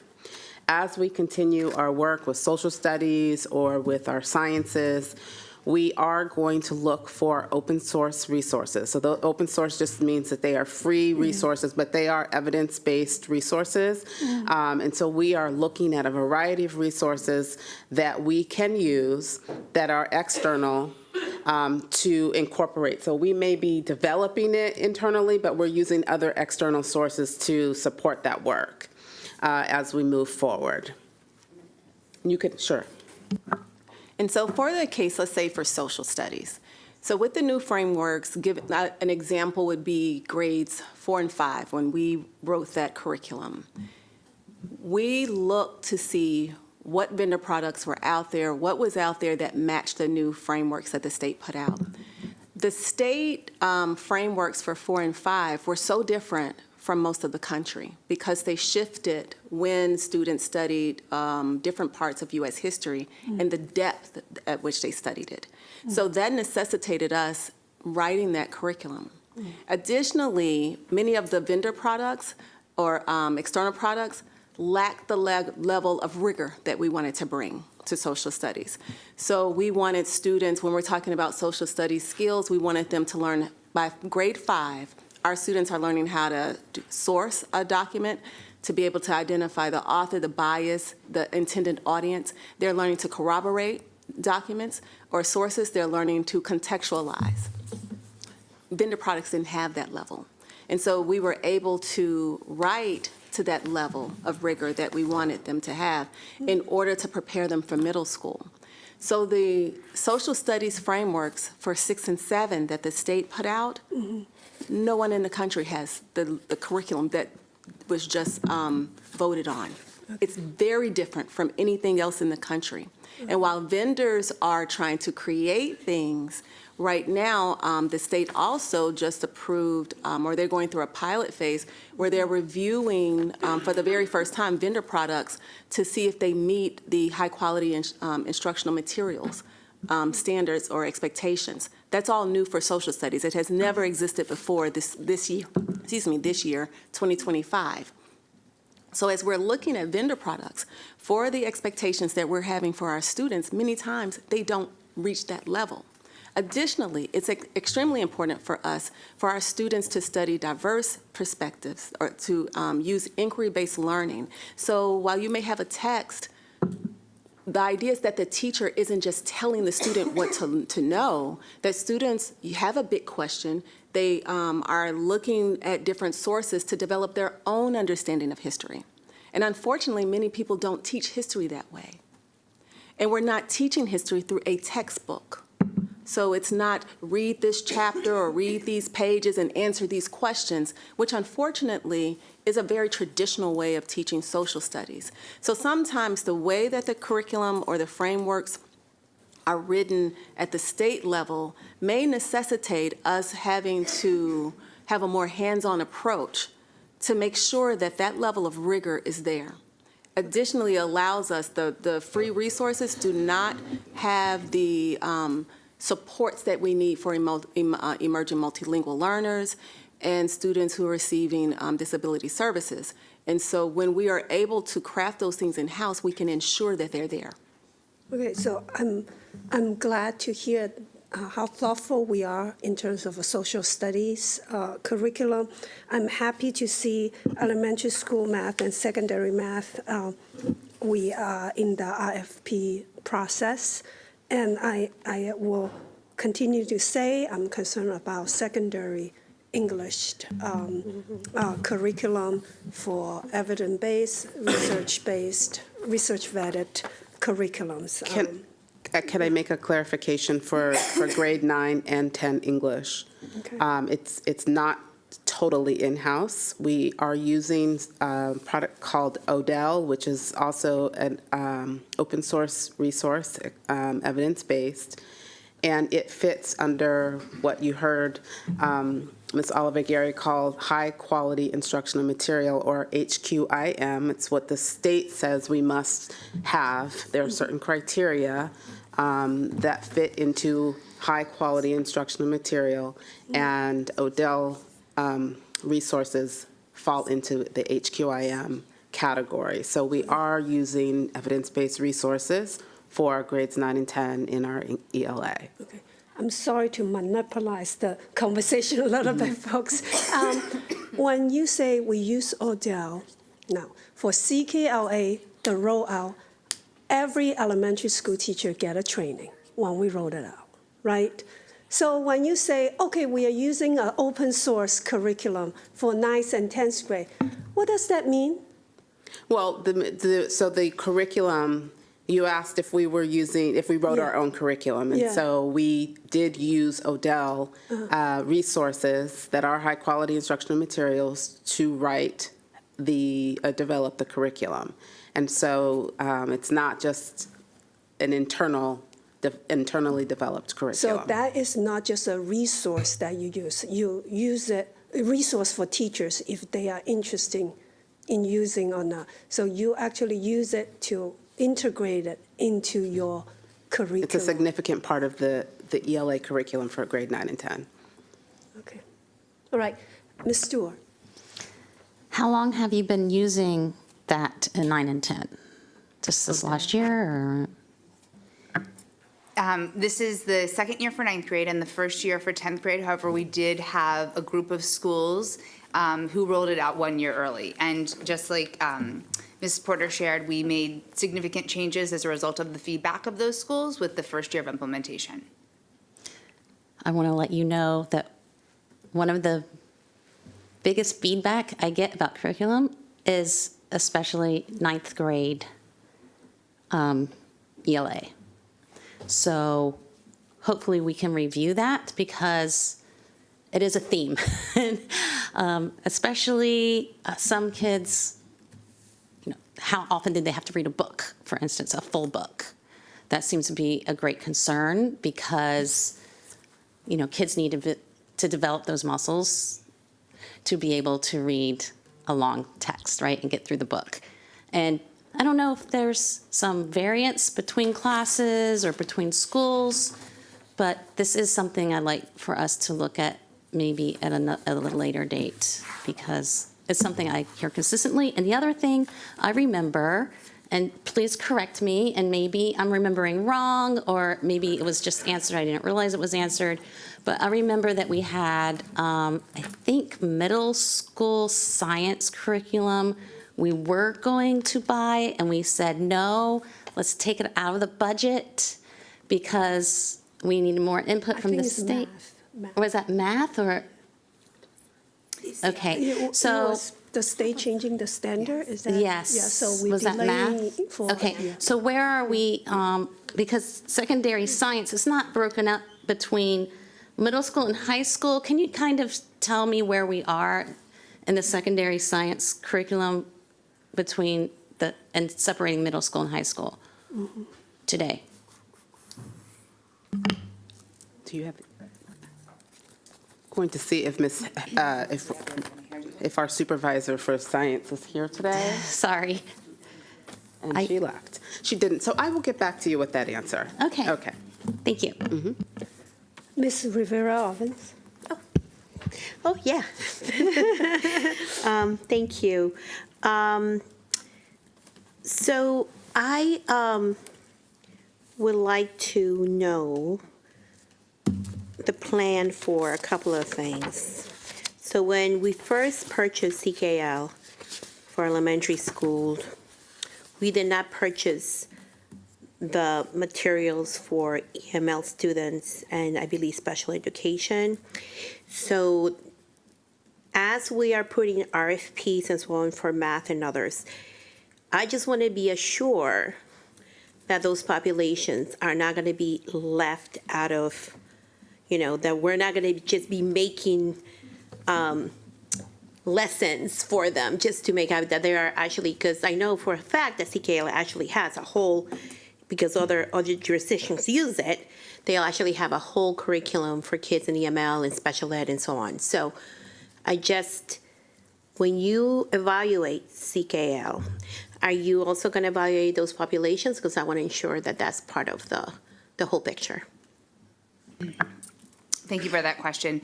We will be, and we have been working cross-office with our special educators as well as our ELD teachers to ensure that they do have the resources that they need to ensure success for those students. But when we are thinking specifically about the new math request for proposal, we will definitely be working with those offices to ensure that those students' needs are considered with the adoption of that curriculum.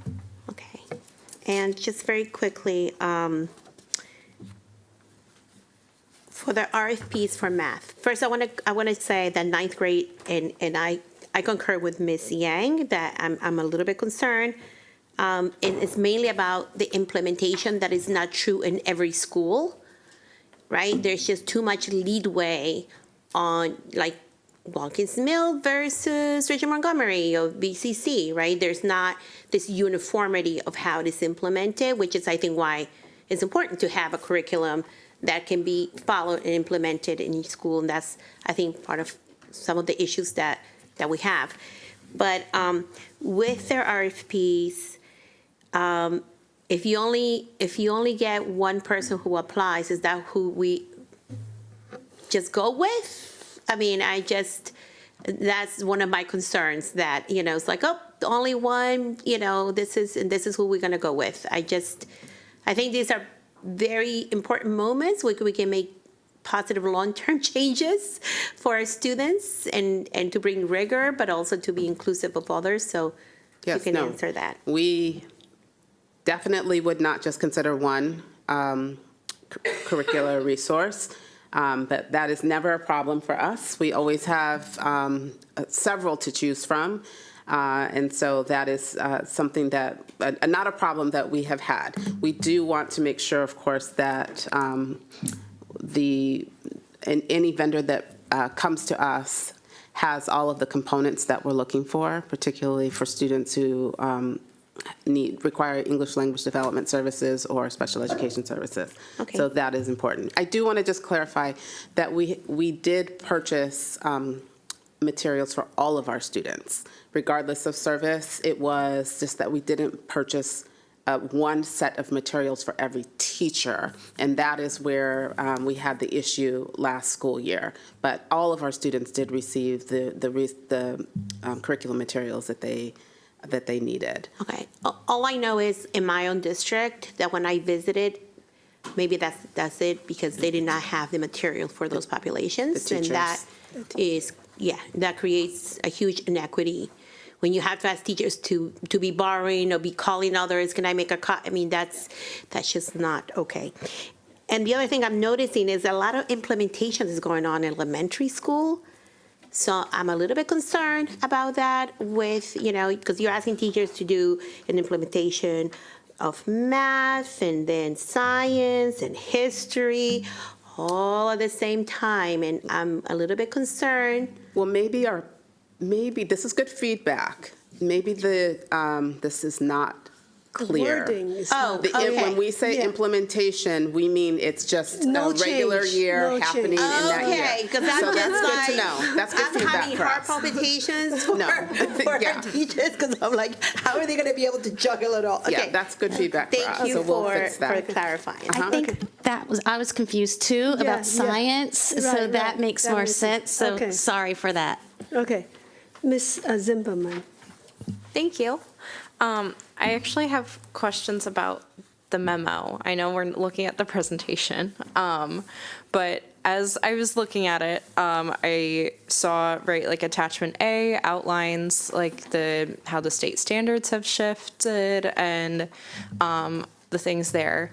Then beneath it in attachment B, it looks like the curriculum overview for 6th and 7th grade in social studies, correct? So my question is this, like what we're looking at in attachment B, is this to show us the changes that have been made, or is this to show us like what we're currently using? Can you give us a little bit more context? Yes, and thank you for that question. So the state puts out a framework that is like the foundation that every local education agency or LEA must base their curricula, the curriculum that they develop or put out, on the framework, okay? So we wanted to show you, here's the state framework so that you can understand what the state is expecting us to teach. And then we develop our own frameworks based off of that. And so you should see that our our local MCPS frameworks mirror the curriculum from the state.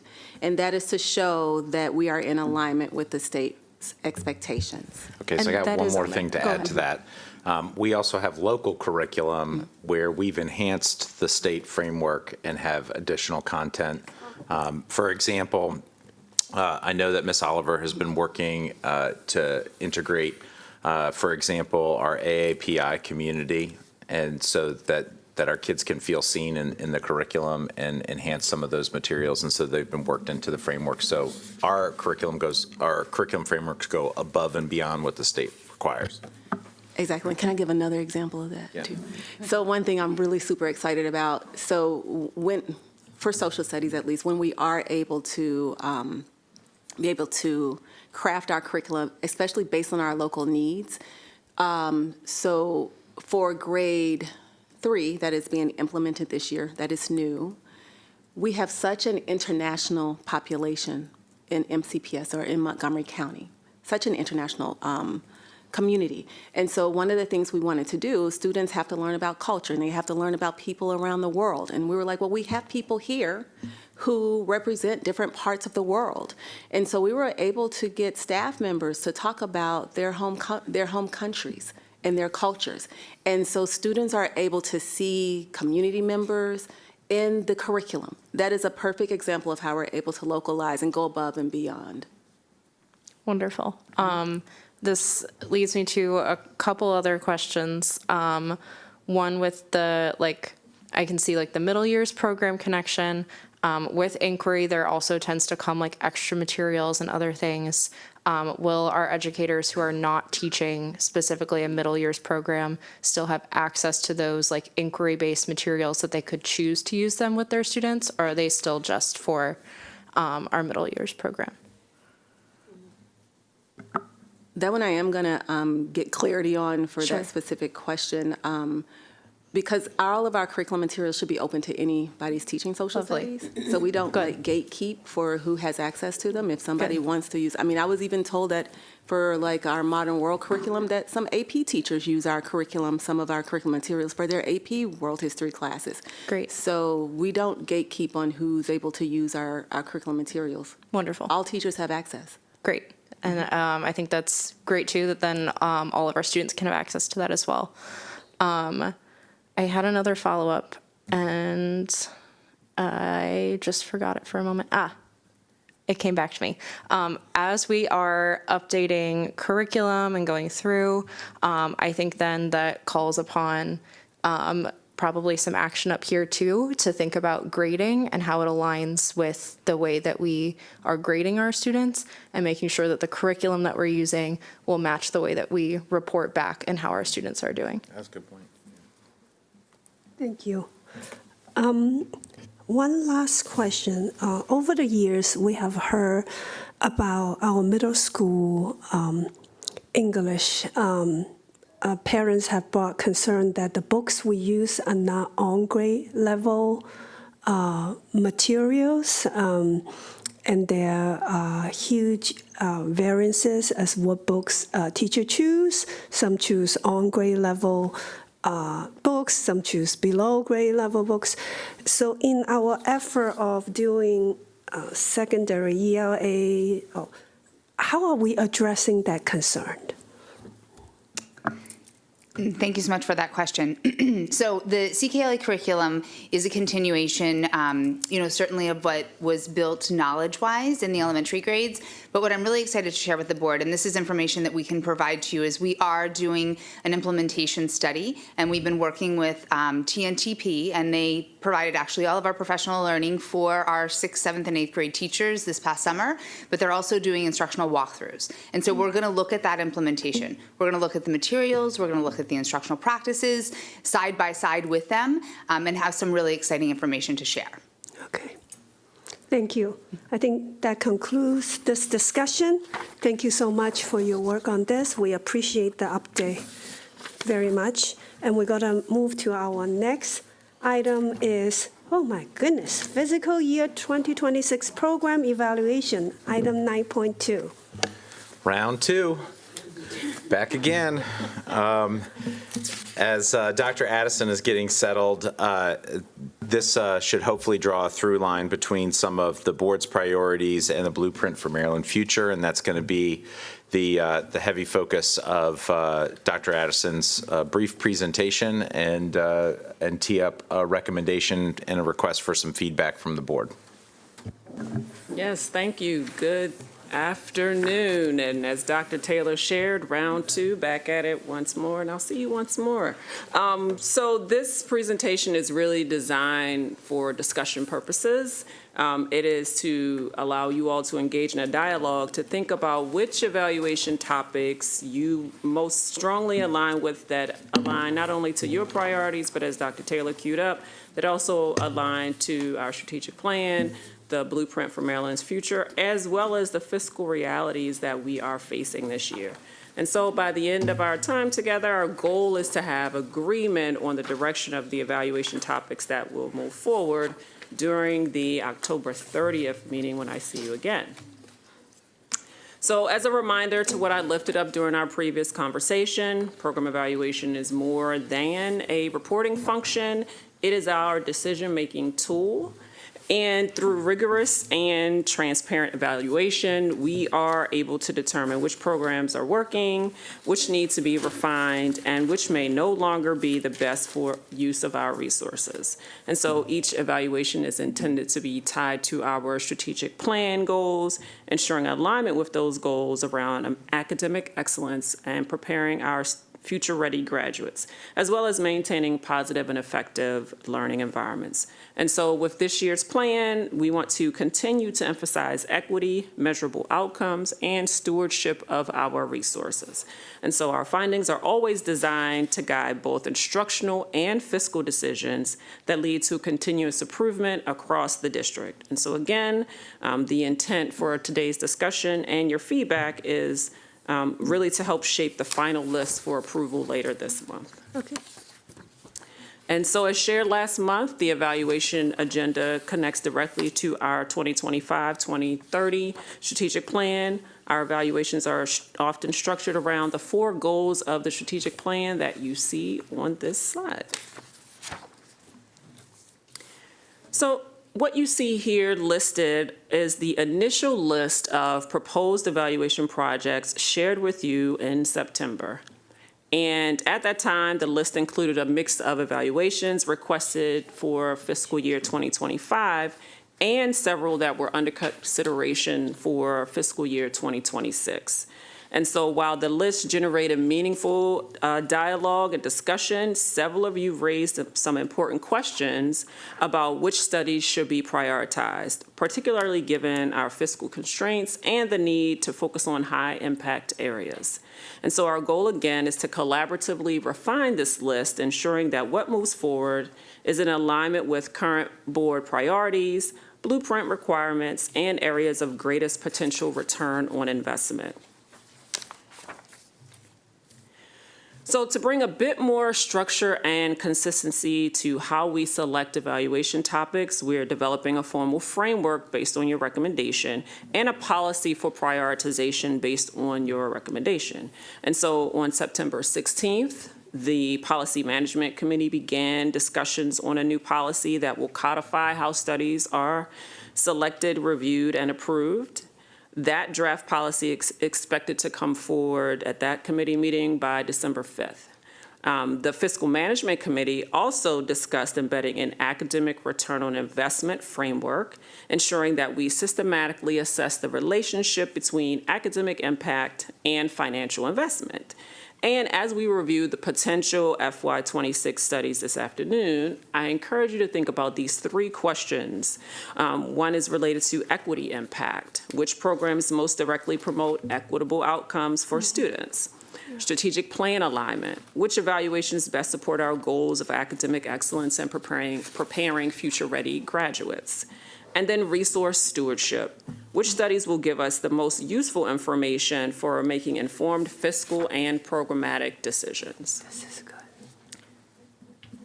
So based on the feedback from the September meeting and alignment with both your priorities and blueprint priorities and the strategic plan, what you see here are some recommended topics for consideration. And so you'll notice that this refined list balances both district priorities like the CKLA implementation with board and state priorities such as AP, IB, exam relief or CTE expansion, and teacher workforce diversity. Also included are areas of national concern that are particularly relevant this year, such as student mental health, school safety, and the inclusion of students with disabilities in alternative pathways. And so, as you all discuss, we'll want to consider both the impact on student outcomes and the feasibility of conducting high-quality evaluations within our existing resources. Our objective is to come out of this conversation with clarity about which of these studies this board would like us to move forward for final approval later this month. Thank you. And so this is my last slide, which goes back, but I'm going to go backwards to this slide and leave it up and turn it over to you all for discussion. I'm going to see. Yes, Mrs. Zimmerman. Thank you. I really appreciate the updated list based on feedback. I would like to add one small additional piece of feedback as we're looking at CKLA and its implementation. I was hoping that we could also include education for our gifted and talented students, what enrichment we're providing there, have that be an element of that evaluation. So for my clarity, embedded in the CKLA evaluation, examining how students who are identified are receiving that as well. Along with enriched instruction, because Yes. not all students that are Yes. identified as gifted and Got talented it. receive enriched instruction. Yes, yes, yes. Thank you. Thank you. Yeah, that's really good.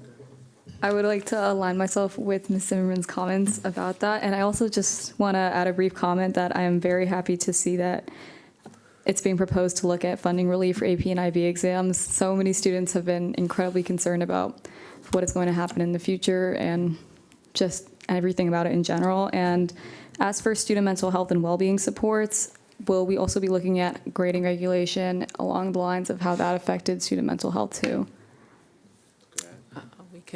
We can add that. I see Dr. Taylor nodding, so yes. Awesome, thank you. Ms. Rivera. Just so I don't forget my train of thought with the well-being of our students with mental health and so on, one of the things that we have not heard from, and I honestly don't have an answer, is the impact that our wellness centers have on that and whether or not we use that as an evaluation tool, which I think should honestly be part of this, so we can do that. And then I also don't see anything about EML students on this list, and that is also something I want to throw out there because they have, the highest impact of low academic achievement in a lot of these areas. So I think it's important that we look at it. In fact, we should be doing that for EML, special education, twice exceptional, and all those anyway. But since EML make a large part of our population and they made the largest growth in our school system for the last few years, and they still outnumber when it comes to academic achievement as not doing as well, I think it's part of, and Dr. Taylor, you can correct me if I'm wrong, it's part of our strategic plan, right? So since they are part of a strategic plan, can we please put that in there as well? Because I would like to see some data in some of that so it can help us guide. I think, it's important to get data and not just speak anecdotal, but it's important to have the data, and I think we have that, and it's a good base. So if we can do the wellness centers, that, and the special education and how they fit with all these, I would really appreciate it. Ms. Dorr. So I don't know exactly, what will you be evaluating in the early childhood education access and quality? Because, that is in the blueprint. We provide it today. We need to provide more, we know that. So will you be evaluating the quality of each program? Like, what is in that scope of work? Sure. So we have an opportunity to further define it. We do have 2 requests from that Title I pre-K team that is in alignment with the blueprint. That would be our priority focus in terms of how to address it to ensure that we're in alignment. And I can definitely make sure you get that more detailed information of what the focus is. So I really don't want to add something separate to this, but I'm looking at the old list and this list, and I think I've talked about it before, is the Achievement Focused Extracurricular Program. So my theme today is really equity. And we've talked about even using some of our funds for more, from blueprint funds into academics to help kids be successful that don't have resources. And we know we have a tutoring gap, right? So if there is any weakness in our curriculum, then the parents that can afford it can just hire tutors and they're just fine. And so I don't know if there's anything that's more, so it wouldn't be a huge lift, but something that we can do to evaluate if kids have access to achievement-focused extracurricular program. Again, this is a large list. I understand if it doesn't make the cut, but it is an equity issue. So I wrote your question down. It may not lend itself to being a program evaluation study because what I'm hearing, and I kind of wrote down, to what extent do students have access to, that might be, we may be able to engage in a different type of data collection to answer that question. Sure, and maybe it can inform a future study. I'm fine with that. I just want to be sure that we're starting that work so we know exactly what is available to kids that can't afford the academic supports outside of school, outside of public school. Ms. Montoya?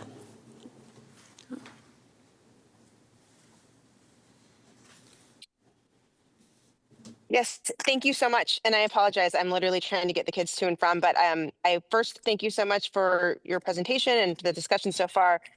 One, I'm having a little trouble trying to decide what I propose or agree with because I don't even know the universe of options, and that has been a continuing request from me. But as to the ones that are proposed, One thing that strikes me is concerning the AP and IB exams, and I'm sorry, I'm actually trying to pull my notes out so that I can look at what you all are looking at. We've gotten data on this, right? We know the breakdowns. We know who's taking the exams, who's not. We know that, for example, and these are very general because I don't have the data in front of me, but that, for example, students who qualify for free and reduced meals are only taking one, maybe two, right? We know demographic breakdowns, et cetera. So I guess I'm just a little confused as to that being part of this proposal. And I would also like to offer, recently I had some families reach out of concern that their children who were in immersion programs in elementary now are not doing well on their English language arts testing and things like that. And there's concern that maybe they're not being adequately prepared for that English language portion. So I just wonder if perhaps our language immersion programs might be considered, because perhaps they're in need of more support in those areas, so that by the time our kids get to middle school or high school, that they're still also adequately prepared to address English grammar and writing, et cetera.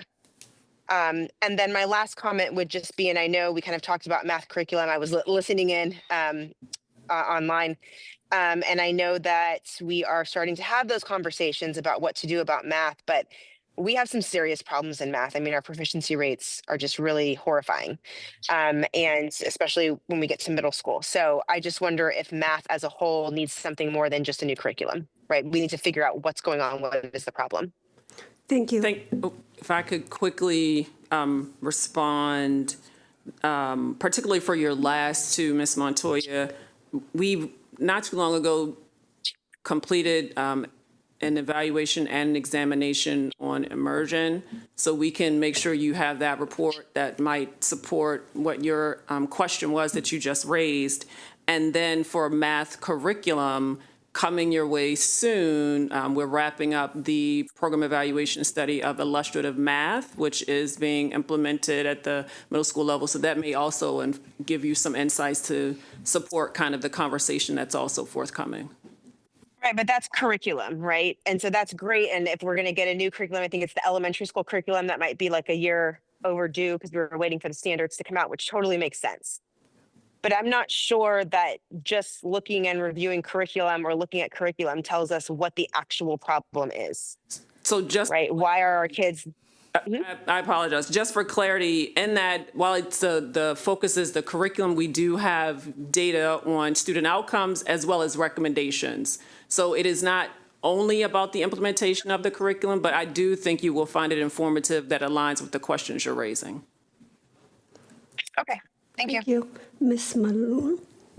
Sorry, one more quick question. I wanted to ask for school safety and climate initiatives. It says that we're going to be evaluating strategies for prevention. Does that include substance abuse, like the modules that are played for students through trainings? If that is the interest. So part of it was really to spark and hear. That one was pulled, I know as a district, we have engaged in mental health supports and it's a national concern, but this is the opportunity to kind of weigh in. All right, well, if it would be possible to look into that as well. Thank you. I support that. The things I would like to highlight here, I do want to take a look at our teacher workforce diversity and retention to see if our strategies are working. And if it's possible, can the also promotion, right, their career advancement, how we're doing in terms of strategy in that area, that will be helpful. Want to keep folks here and want to have a diverse workforce. So, and one of my requests is, if you, after this conversation, when you propose next time, can you also give us a little bit of a timeline, yes, due date, so that we know when to expect those reports? Ms. Rivera-Alves, you have. Yes, I just, excuse me, we've been at it all day, so I think I'm losing my voice again. Just for curiosity, because I know we have a plethora of programs, so I'm just trying to get an idea, I'm not telling you to tell me, but just an idea of how many programs we're talking about and what constitutes a program in MCPS language, right? Because a group can be 2 people, where it could be 1,000 people, right? So I'm just, what is a program? And is this aligned with the majority of the bigger programs that we have? And then we have some programs, forever. But I'm just curious to see what's the minimum of a program that we should be evaluating? So I first want to start with some clarity in terms of, while we're calling it a program evaluation study, it may not be specifically a program, right, in the sense of what we think about in terms of a program. And so part of the approach for this updated list was hearing your feedback at that September meeting in terms of what broadly impacts a larger number of students. And so, for example, as you see on here, CKLA is a curriculum. It's not necessarily a program, but we are going to engage in a program evaluation study. It's just kind of the nomenclature in terms of what the evaluation is. And I'm intentional to put program evaluation instead of evaluation so that there's not a misinterpretation that we're talking about evaluation of staff, for example. So the majority of these would impact large groups of our students. If you think about the CTE, right, that's at the high school level. It covers a large number of our students. Dual enrollment. So a number of these are intended to align with your interests as a board that was shared in September to really focus on a majority of groups in our school district. It's noteworthy to add to the teacher diversity and retention study. Teacher diversity and retention is not necessarily a program. It's definitely a function that encompasses a lot of different strategies, but it does impact a lot of people. It impacts our employee groups, but also impacts our students in our community. Thank you. Ms. Stewart? Okay, one last request. Under dual enrollment and post-secondary partnerships, I'd like to see, for our kids that are getting associate's degree, what are their acceptance rate into different colleges after they get it? Especially University of Maryland. Mm-hmm. College Park. Thank you. All right, I think that concludes this portion of the presentation. Thank you, Dr. Edison. This is a new process this year. We appreciate your collaboration. This is a team sport, and education is a team sport, and I think we'll be well served with the new proposal. Thank you. Item 10.1, next one is all around policy. So I'm going to ask Vice President Rivera-Alvin to preside over this part of today's meeting, as I am the Policy Committee Chair. Ms. Rivera-Alvin, please. Thank you, President Yang. So this is item 10.1, I believe. Policy IGS, educational technology. Let me just get that so I know what I'm following wrong. And I will turn it back over to Ms. Yang as Chair of the Policy Management Committee. Thank you. So on May, welcome to the staff who have walked to the front. And on May 15, 2025, the Board's Policy Management Committee reviewed draft amendment to Policy IGC, Education Technology. The proposed changes update guiding principles to ensure the effective, appropriate, and strategic integration of emerging technologies in support of learning, including the use of an appropriate limitation around artificial intelligence in school. Today, the Policy Management Committee is recommending that the board takes tentative action on Policy IGS so that it can be sent for public comment. But first, staff will provide a short presentation regarding the proposed changes. Please go ahead and introduce yourself first. Good evening, members of the board, Dr. Taylor. My name is Sally Davis. I am the Supervisor of Policy and Regulations in the Division of Legal Services, and I will encourage my colleagues to introduce themselves. Hello, my name is Holly Van Pembroke. I'm the Supervisor for School Libraries. Good evening, Kimberly Fields, Chief Technology Officer. Good evening, Joel Smetanka, Supervisor, Educational Technology. All right. Can I have the next slide, please? So today we are bringing you policy IGS for tentative action to consider the initial draft and give us approval to send it out for public comments. So the slide shows that we are at step 2 of 5 steps in the policy development process. The draft was previously reviewed at the May 15th Policy Management Committee, and we presented a rationale for a refresh of this 2020 policy. So our recommendation was to change the title to Emerging Technologies in Education and to update the principles and priorities for assessing whether and or how we would integrate any emerging technology into our operations and learning. So in May, the Policy Management Committee heard a compelling presentation from the Division of Technology Services about the many technologies that are now commonplace in education.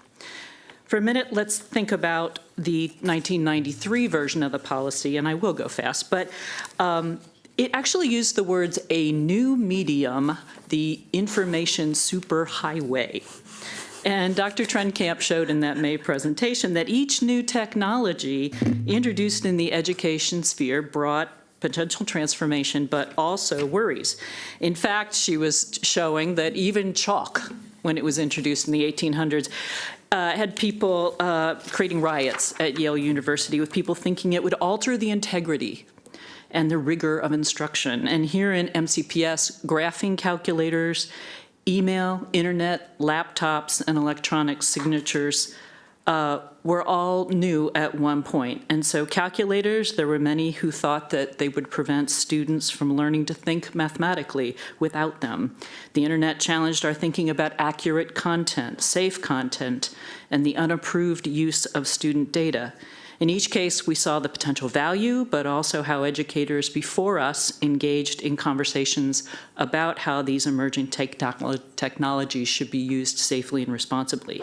So the phrase that kept coming up for us in this work was, everything old was new once.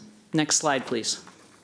So during this presentation, the team will discuss the extensive stakeholder engagement that was completed prior to writing this first draft, to identify the issues of concern to our stakeholders. So here you see the themes that you likely anticipated as important to any guidance about, for example, artificial intelligence, ethical use and oversight, data privacy, academic integrity, equitable access, and staff support, among others.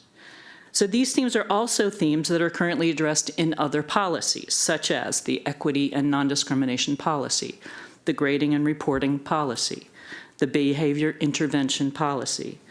So at the conclusion of the presentation, there will be an opportunity for me to highlight the principles in the draft, but at this point, let me just point you to one, and that is, and you don't have to flip to the draft for this, but the purpose section on the first page of the policy talks about to establish the guiding principles for the integration of technology into teaching, learning, and operations in MCPS. That's why the approach we recommended to policy management was to update policy IGS to emphasize the principles that MCPS shall use to integrate any emerging technology into teaching and operations, because the bones for integrating something new, like artificial intelligence, were already there. So let me turn to Ms. Fields. Next slide, please. Thank you, Ms. Davis. As we know, technology is constantly evolving within our society. With the update to the policy, we're going to include artificial intelligence, as this is an emerging technology that we need to address. Artificial intelligence, also known as AI, is when computer systems are designed to think and learn like us to assist in solving problems and or providing solutions. It can power things such as speech recognition for accessibility, comprehending visual input, language learning, so student support, to name a few. As we know, innovative technology in helping to support and improve evidence-based teaching practices, 90% of educators see the potential and are eager to use it to support tasks, including planning, assessing, grading, analyzing health student data, and customizing learning. How this is done with attention to data privacy, ethics, and responsible use has been the focus of most of our feedback. To better understand the needs of the schools and community, we obtained rich and thoughtful stakeholder input that is currently assisting with developing the foundation for the process. When we look at educate, collaborate, and collect process, how did we prepare? We create a process to allow for us to obtain feedback from a variety of stakeholders. It was important for us to build a foundational understanding engaging teachers, school-based administrators, community members, parents, guardians, students, and others, in addition to attending K-12 events such as the Consortium for School Networking, better known as COSIN, that promotes partnerships and awareness of emerging technologies amongst technology decision makers in K-12 in the United States, and the ISTE, the International Society for Technology and Education, which is a nonprofit organization that focuses on accelerating innovation in education through the smart use of technology in education, and Maryland State Department of Education and others. When we look at, analyze, and identify themes, it was critical to engage the various stakeholders to understand the concerns, challenges, needs, and positive benefits. The results of the feedback is assisting in establishing the language being included in our emerging technologies education policy. When we discuss cross-reference for policy alignment and working with the Division of Legal Services, it was important to know what we would be impacted based upon the themes identified in the feedback, which we will be sharing. And then our last item, recommendations and next steps. We know we need to establish implementing procedures, and we know our staff, parents, guardians, and students want best practices and guidelines. In addition, we know that there is a need to have a comprehensive review of vetting processes and to provide professional learning. We want to establish further guidance in implementing procedures, which was a common theme in the feedback that we will be sharing. Next slide, please. Obtaining feedback from a variety of stakeholder groups we knew was going to be essential to knowing how to align the educational goals to educational and operational resources for the use of AI tools and and understanding stakeholder experiences were important to provide critical insights for learning, engagement, and classroom dynamics. This feedback will assist to identify whether the technology supports or hinders instructional practices, addresses diverse learner needs, and maintains equity, fairness, and transparency. We are excited to share that we had 11,282 responses from a variety of stakeholder groups, different ethnic backgrounds, and roles. We want to especially thank Ms. Elba Garcia, Division of Family and Community Engagement, and Mr. Everett Davis, Department of Family Engagement, for assisting us in gathering students and community to ensure we are teaching key stakeholders. Of those stakeholder groups, we were able to determine the responses between the elementary, middle, and high school levels. The NA means they did not identify a level. We did facilitate in-person virtual sessions, in-person sessions, webinars, PTA meetings, parent nights, work groups, social media, and sent emails. Next slide, please. What did we learn? As we work through updating this current policy, the continuous dialogue will be key to making informed decisions, refining implementation, and maximizing the benefits of AI in addition to other emerging technology in the district. We understand that further collaboration with additional offices based upon the feedback that there were a variety of instructional methods and modalities in support of active, engaged, meaningful, and socially interactive learning. Core themes identified are driving the conversations we are having today. As you can see in the table, learning how to use the various tools efficiently is important based upon the use. Concerns and challenges is the data privacy and using the AI tools ethically. In reference to the needs request column, having the guidance and appropriate controls will additionally be critical. Also, we have included a subset of feedback we received for review. Next slide, please. So in further thinking through this, the strategy and framework, it's important to create a strong foundation as we develop the strategy and framework for integrating emerging technologies, including artificial intelligence. The Division of Technology Services has been collaborating with teaching and learning, as well as human resources and talent management and legal services. We plan to expand our collaboration to include additional groups to gather feedback on what is being developed. Our team has conducted extensive research in reviewing various state policies from across the United States, various K-12 district regulations, higher education, and K-12 organizations such as Teach AI. We are currently in the process of building best practices, tips that would be beneficial, tools for use, because this would be applicable to students, staff, and employees. Building the foundation for cross-functional work groups is key to fostering meaningful and thoughtful collaboration. It is important that the AI tools that are used responsibly, equitably, and effectively. We understand the need to identify and monitor metrics that would need to be reviewed, such as learning gains, teacher feedback. Our goal is to define a consistent approach that helps our staff align AI integration with the learning goals, curriculum standards, best practices, while addressing critical concerns such as data privacy, bias, and digital literacy. A well-defined framework will guide enhancements, professional development, understanding safeguards, ethical guidelines, operational guidelines, and communications. I will now turn it over to Mr. Joel Smetanka. Next slide, please. Thank you, Ms. Fields. When we talk about data privacy and security, we mean how student data is collected in platforms and then used. For example, does the platform use student data to train and improve itself? Does the platform share data with third parties or sell it to other companies? And finally, how does the platform secure data to best safeguard against hacking and security breaches? All of these concerns and issues exist with other technologies we use as well and are no different in AI platforms. Keeping information safe is really important, especially when using websites, apps, and online tools. As we go through this process in partnership with our vendors, we are taking into consideration legal and regulation compliance.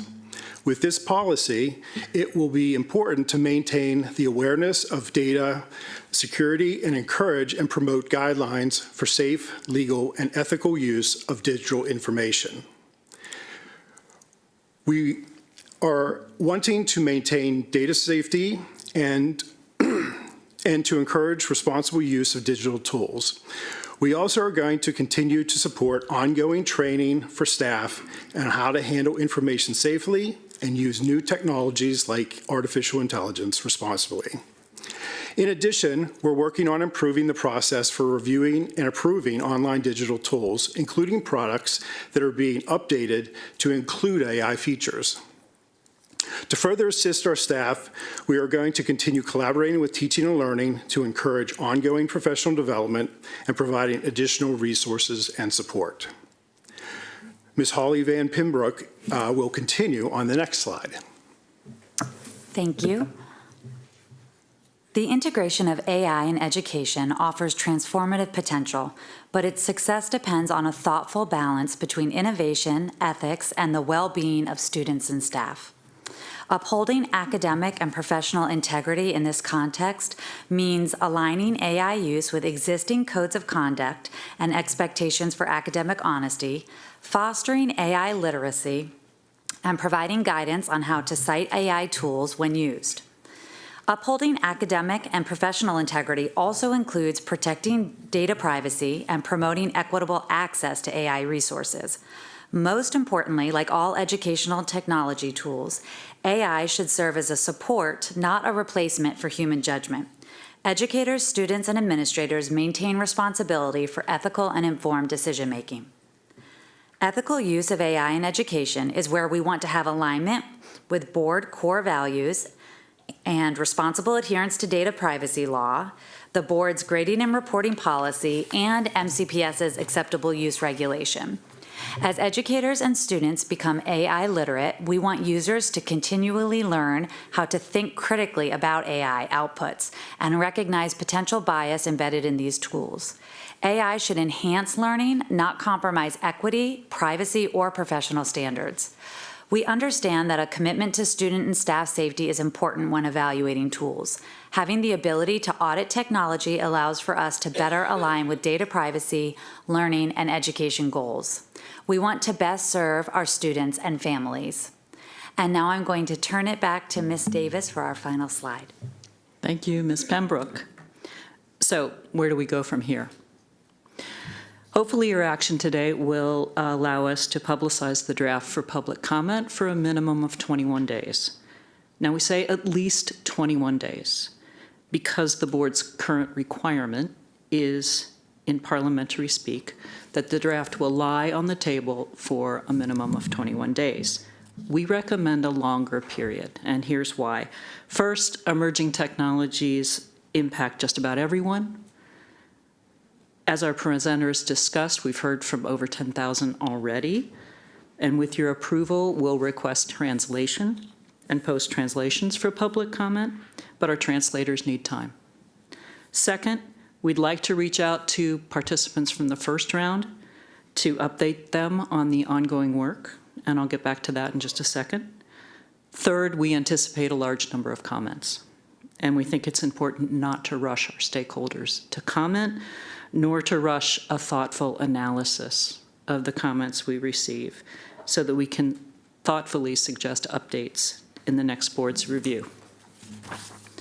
And third, while all that is going on, this team will continue to refine policy implementation components already requested by our stakeholders. And here's the team's recommendation for how to prioritize their next tasks.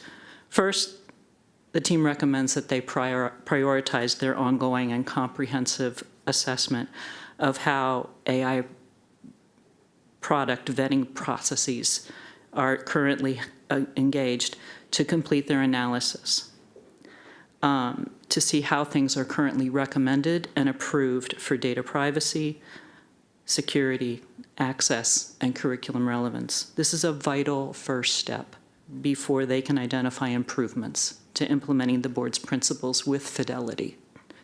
Second, the team will continue their assessment of staff support needed.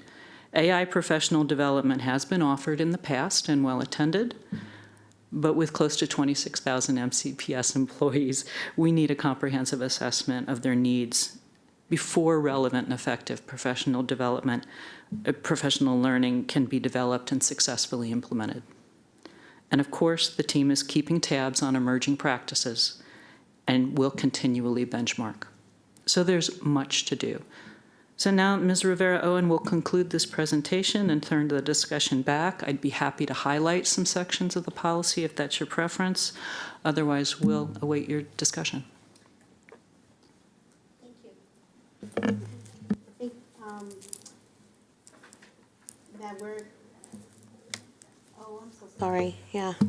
You know, I'm getting tired around this time. I forgot to turn my mic on. Thank you. So, I'm just going to, is there a motion from the committee to approve this item for tentative action and submit a draft for public comment? So, as the chair, You're like, well, me too. All right.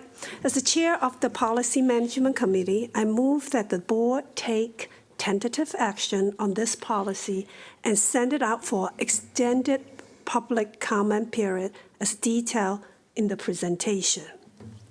Thank you, President Yang. And with that motion of the chair of the committee, no second is required. So is there any discussion? And I see my colleague, Mrs. Montoya's hand is up. And just quickly, I'm going to make a comment on page 9 out of 10. And I also discussed this with my colleague, Ms. Stewart. We see that it says, evaluate and periodically report to the board.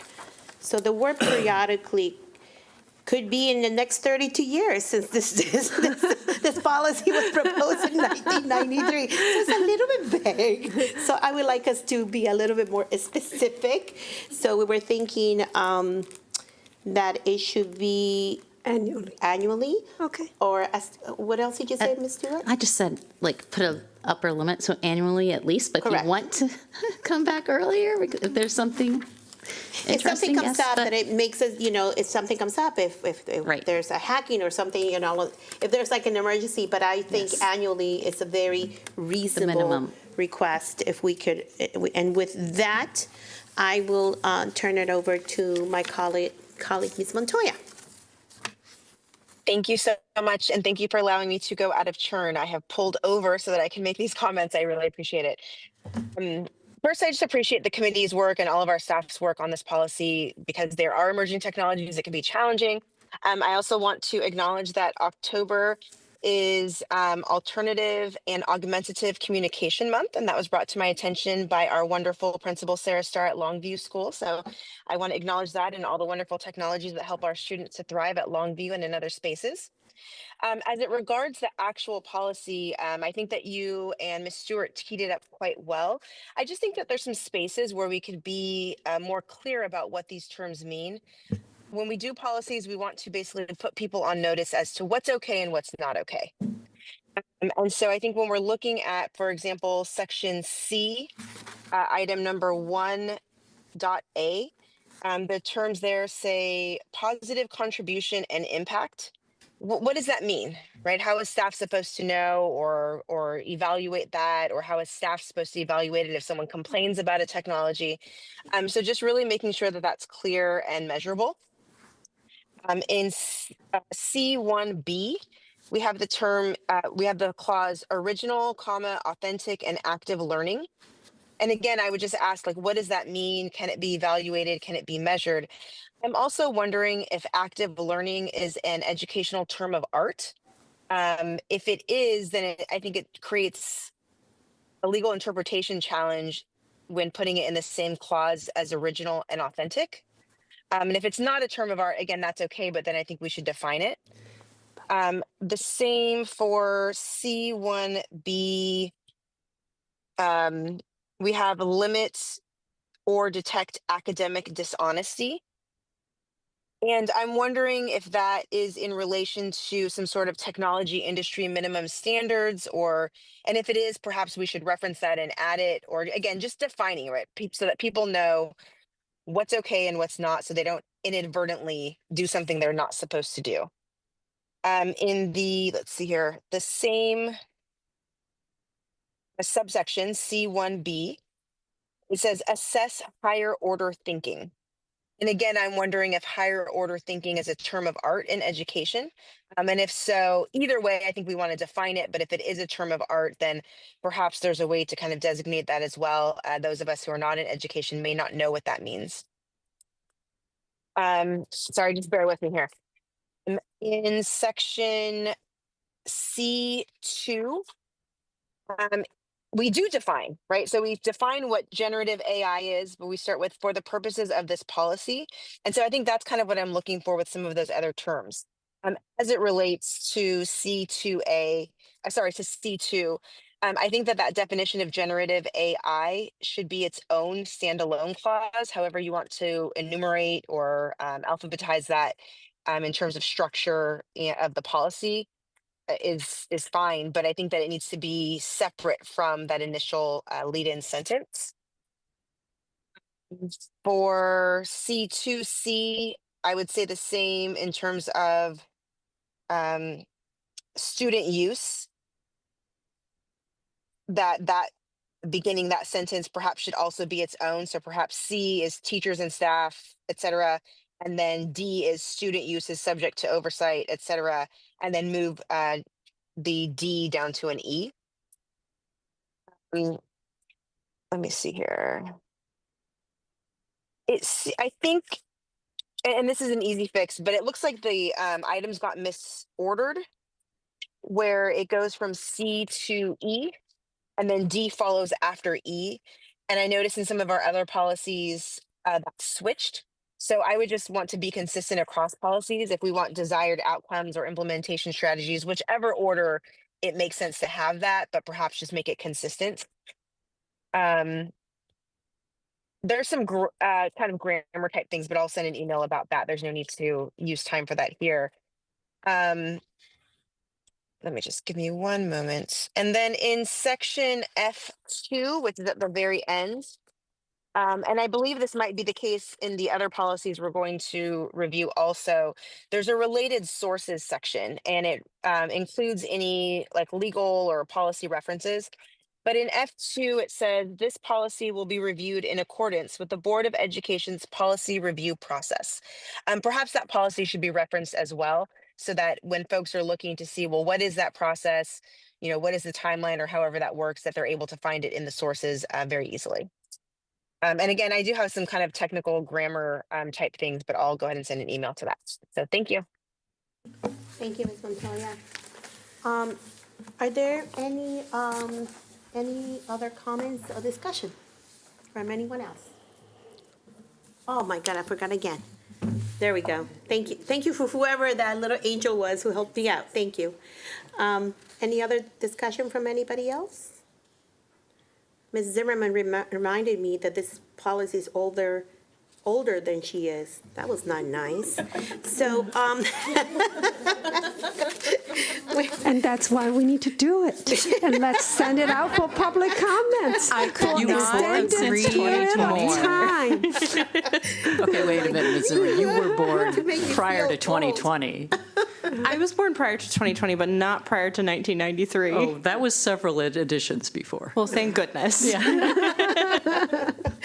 Okay, with that, thank you, Ms. Montoya.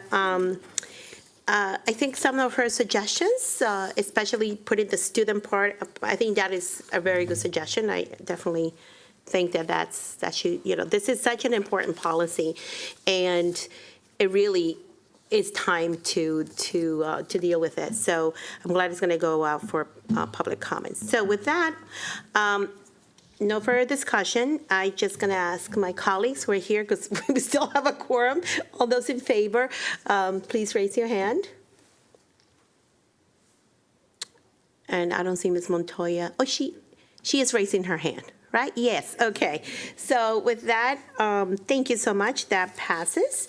You have to say it's unanimous with those present. It's unanimous with those present, including Ms. Montoya, who is on video. All right. Is that clear enough? Okay, Yes. good. So with that, this policy will now be sent out for public comment and returned to the Policy Management Committee and the Board for final review. And I guess it's important to highlight that it's going to have a longer period to be able to, because it's been so long and it's such an important topic, to engage the community. And this, then we'll be back next year to be able to achieve that. So with that, I just want to say thank you so much to all of you for your work. And I know I will also be sending some edits to you, and I appreciate your work. And I'm going to give gladly the meeting back. There's No? 3 more policies. Oh, there's 3 more? Are they all the Ms. Zimmerman? Because this is getting very, I'm getting more depressed by the minute here. I'm very youthful, Mr. Rivera. Okay. Oh, that's right. Oh, we have been a busy group. 10.2, you guys, this policy committee is like rocking.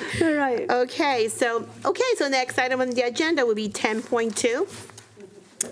Is policy DA8, which is fiscal responsibility. Hello, Yvonne, and control. I will turn it back now to Ms. Yang. Thank you so much. On May 15, 2025, the Board's Policy Management Committee, a very busy committee, reviewed the draft amendments to policy DAA. The proposed changes update the processes used to safeguard the financial resources entrusted to the board. Because the policy addresses fiscal responsibility, the proposed changes were also reviewed by the board's Fiscal Management Committee, and no changes were recommended as a result of that review. So today, the Policy Management Committee is recommending that the board take tentative action on policy DAA so that it can be sent out for public comment. But first, I will turn it to the staff to walk us through the recommended revisions. I'm just going to say something very quickly, and I can either pull the slide back up, but I think you'll remember. One of the second slides you saw was a step down of where we are in a process. This is step 2 of 5. So the 3 policies that we are recommending related to finance are all at step 2. We've got yes, thank you very much. So we've got the next steps to go: public comment, back to policy management, and then back to the board and the full business meeting. So Right. I don't have a whole lot to say on the next 3 policies. I'm just going to encourage my colleague to introduce herself and continue. Good afternoon. Excuse me. Good afternoon. Yvonne Alfonso Windsor, Chief Financial Officer. So I have 3 policies to bring for your consideration to move forward. The first one is policy DAA, Fiscal Responsibility and Control. This policy was last revised in 2002. Policy DAA fiscal responsibility and control has been the subject of conversation with the Fiscal Management Committee both in September of 2023 and September of 2024. Additionally, staff in the Division of Financial Management have had consultations with the Budget Advisory Committee and the Ad Hoc Policy DAA Advisory Group to formulate the policy recommendations before you today. As we all know, Maryland law requires county governments to adhere to a specific accounting procedures, and county boards of education are required to follow the established procedures of the county in which they are located. The suggested revisions to this policy include language references to the MCPS Financial Procedures Manual. This manual was developed in 2007 and is updated regularly for technical changes such as MCPS organization and reporting structures, as well as any changes in law, policy, and procedures, such as COMAR or the Hub Plus payroll processes. The entire manual is currently under review, and I'm expecting that the revisions will be published by the end of November. That is why items detailed in the remainder of the document have been redacted, as they are redundant with law, county procedure, or fully addressed in the Financial Procedures Manual. In addition to the direct references to the manual, we are recommended updating language about financial monthly reports to the Board of Education. Now I turn it over to the board for discussions on this policy. Need a motion? So as the chair of the Policy Management Committee, I move that the board take tentative action on this policy and send it out for public comment. Okay, with that motion of the chair, no second is required, and I'm going to ask my colleagues if we have any discussion. Seeing none, all those in favor, please raise your hand. Ms. Montoya, so that is unanimous vote, so thank you so much. So the policy will now be sent out for public comment and returned to the Policy Management Committee and the board for final review. Okay, let's keep going. So the second policy in front of you today is the DIG Operating Funds Investments. This policy was last revised in 2011. The policy needed updates to bring it in line with current practice and to bring greater clarity to the document. The needed changes for this policy were discussed in September 2024 with the Fiscal Management Committee and then in October with the County Finance Officers Association.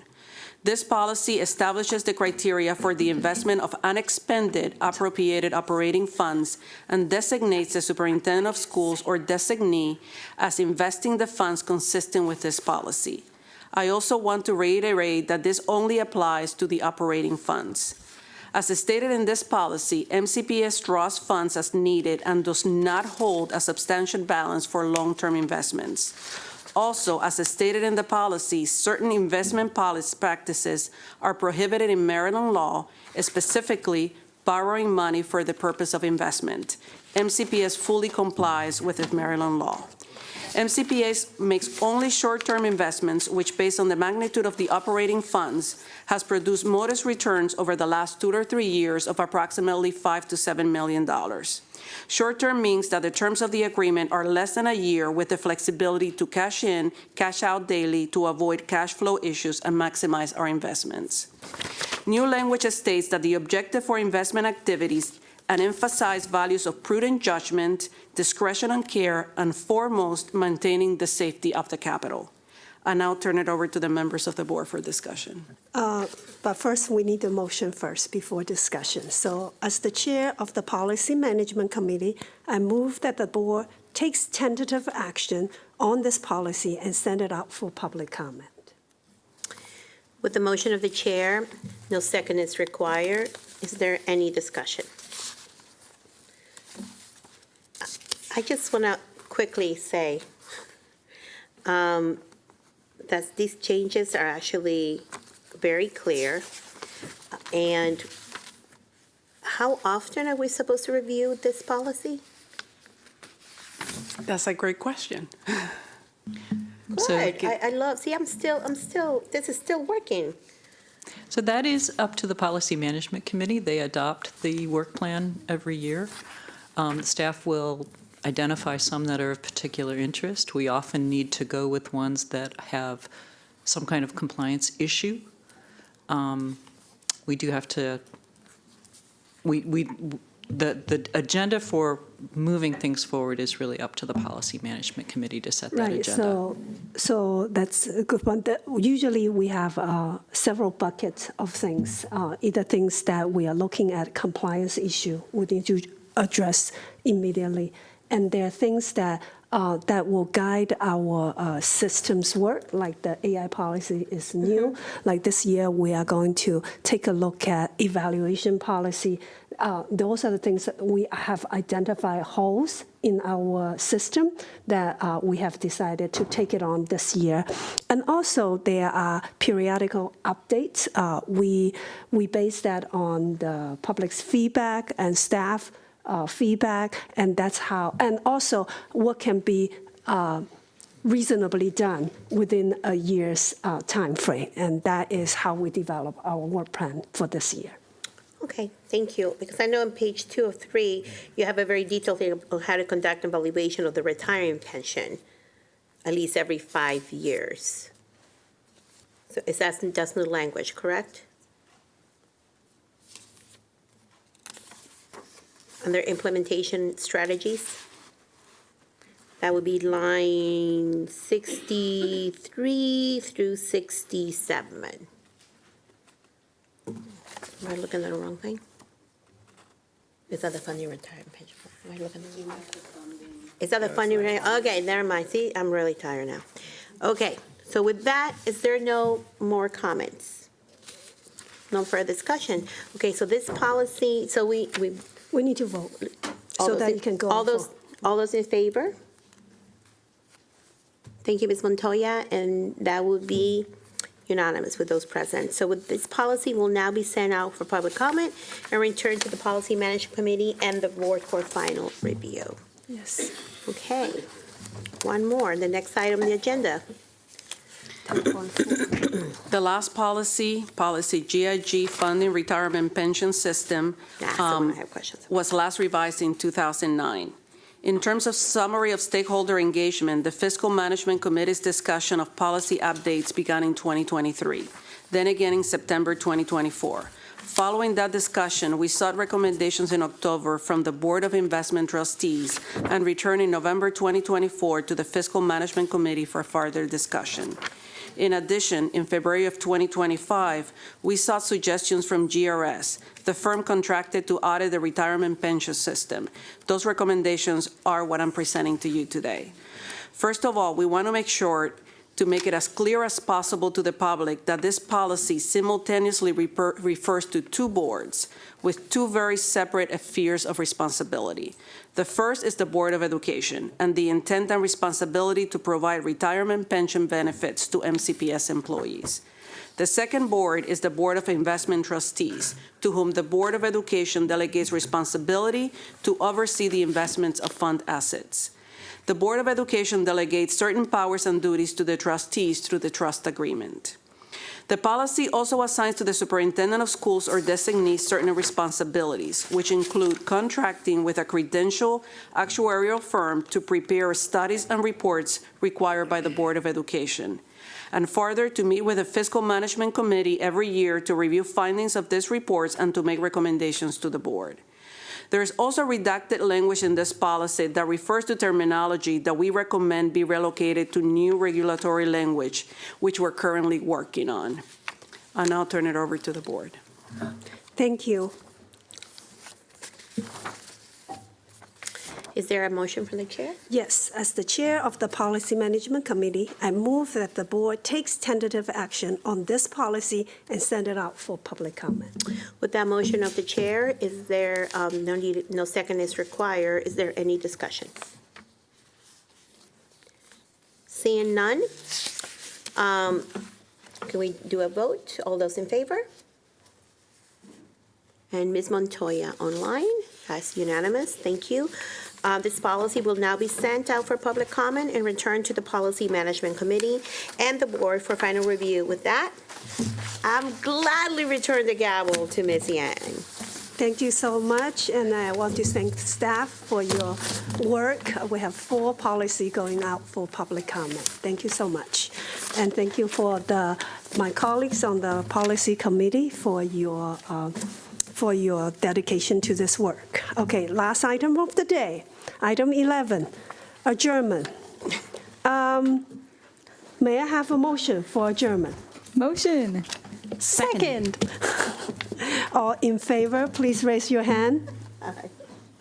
That's unanimous with those present. Thank you, everybody. Thank you for joining us online. Good night.